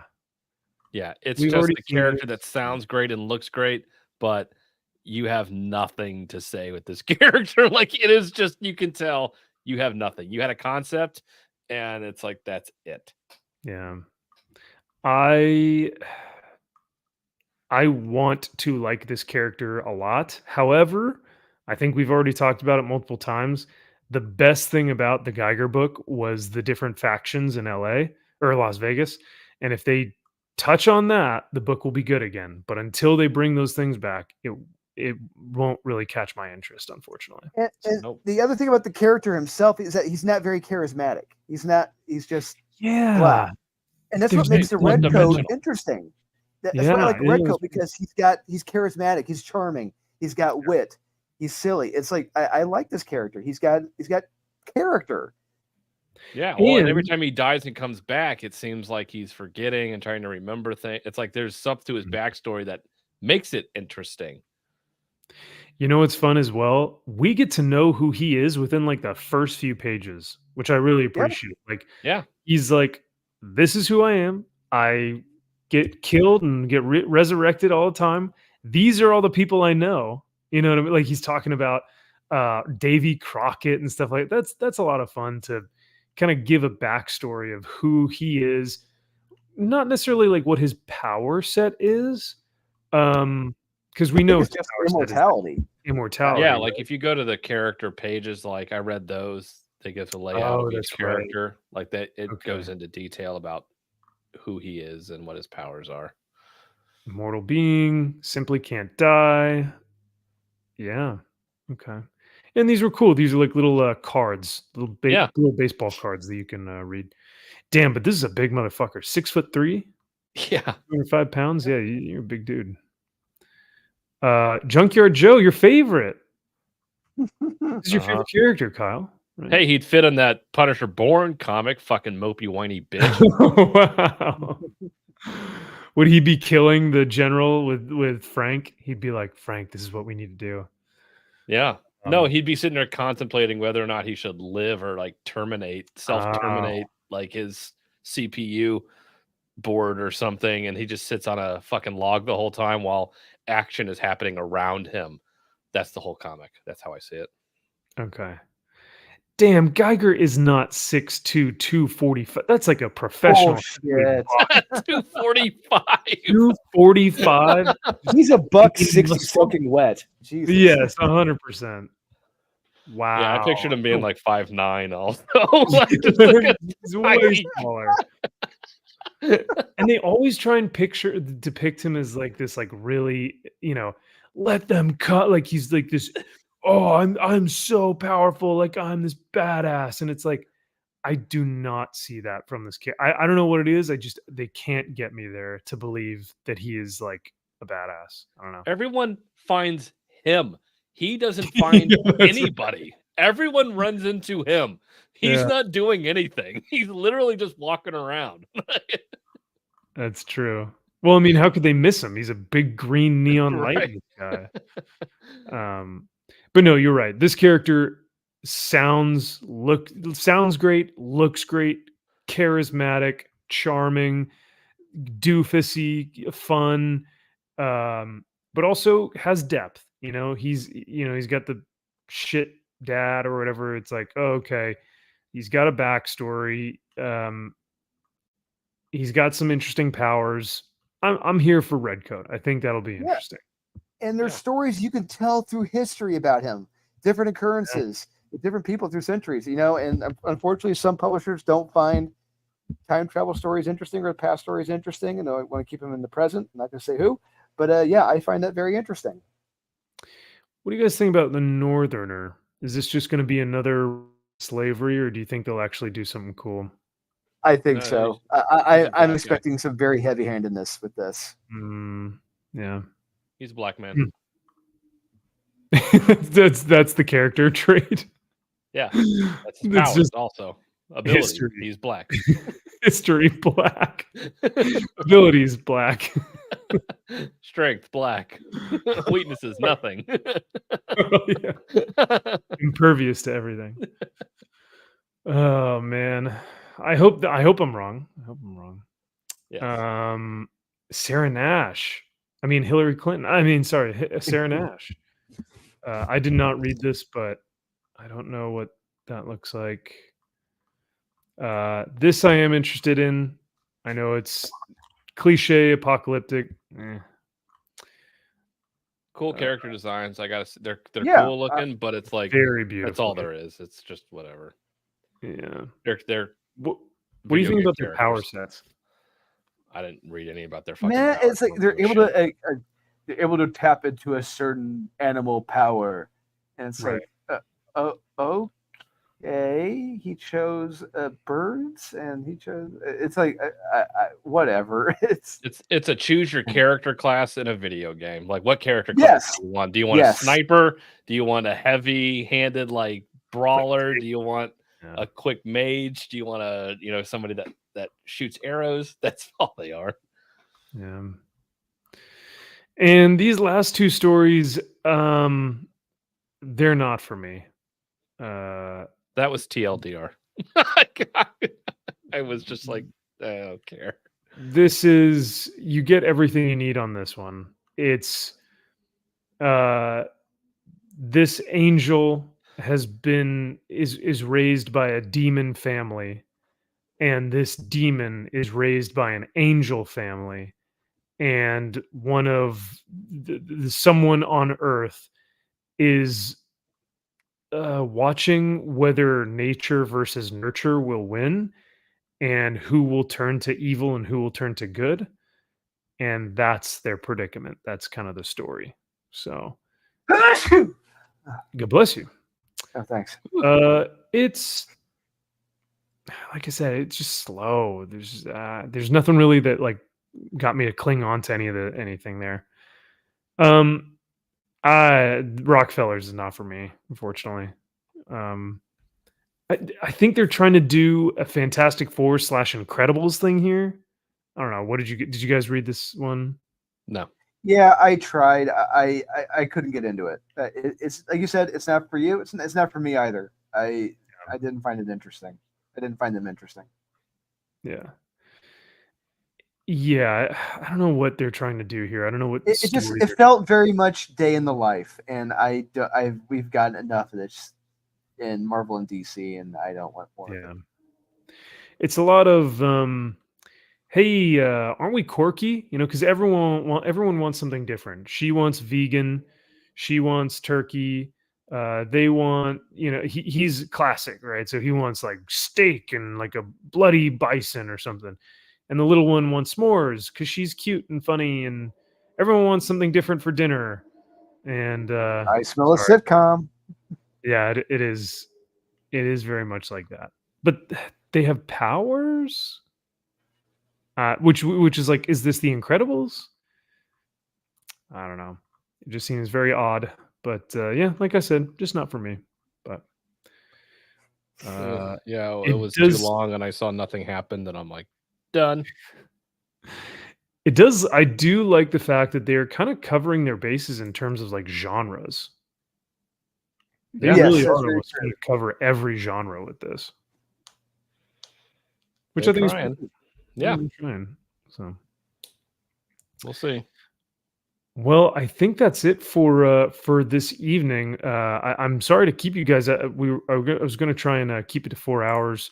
Well, initially I was like, oh yeah, we'll do like 3 hours tonight.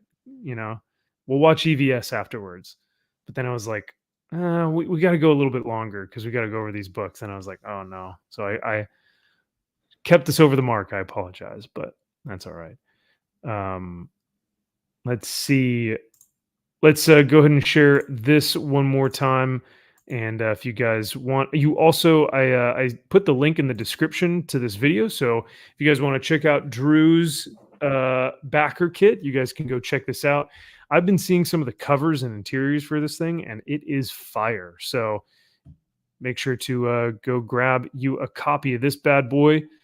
And anything else you guys want to say before we dip out for the evening? Thanks again for having me. And thanks again for showing up on Holy Nightmare. I appreciate it. And if you're still watching, and if you haven't backed it yet, I encourage you to check it out and reach out to me if you want to talk about it and see if I can see what I can do to put you in an issue of Unholy Nightmare #1. Hey, amen to that. Yeah.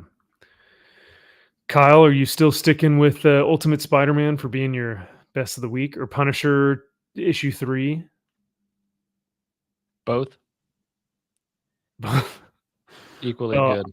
I'm gonna say Marvel Meow trumps all of those, and it is the pick of the week for me this week. If I have some stuff for show and tell for next week, watch out. Watch out. It's gonna make Marvel Meow look like gold. The cat piss that it is. Yes. Oh, right. Okay, never mind.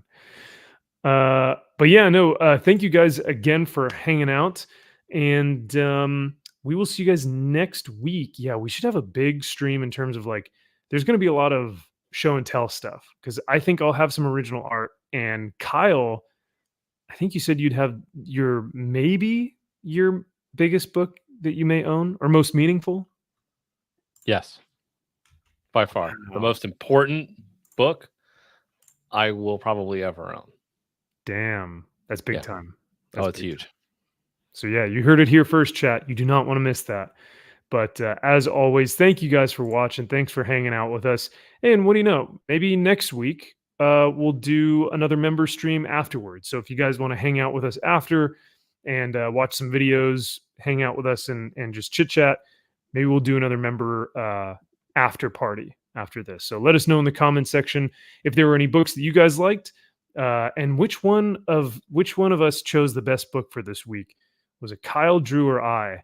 Was it Adventures of Superman, Ultimate Spider-Man, or Born, issue #1? I don't know.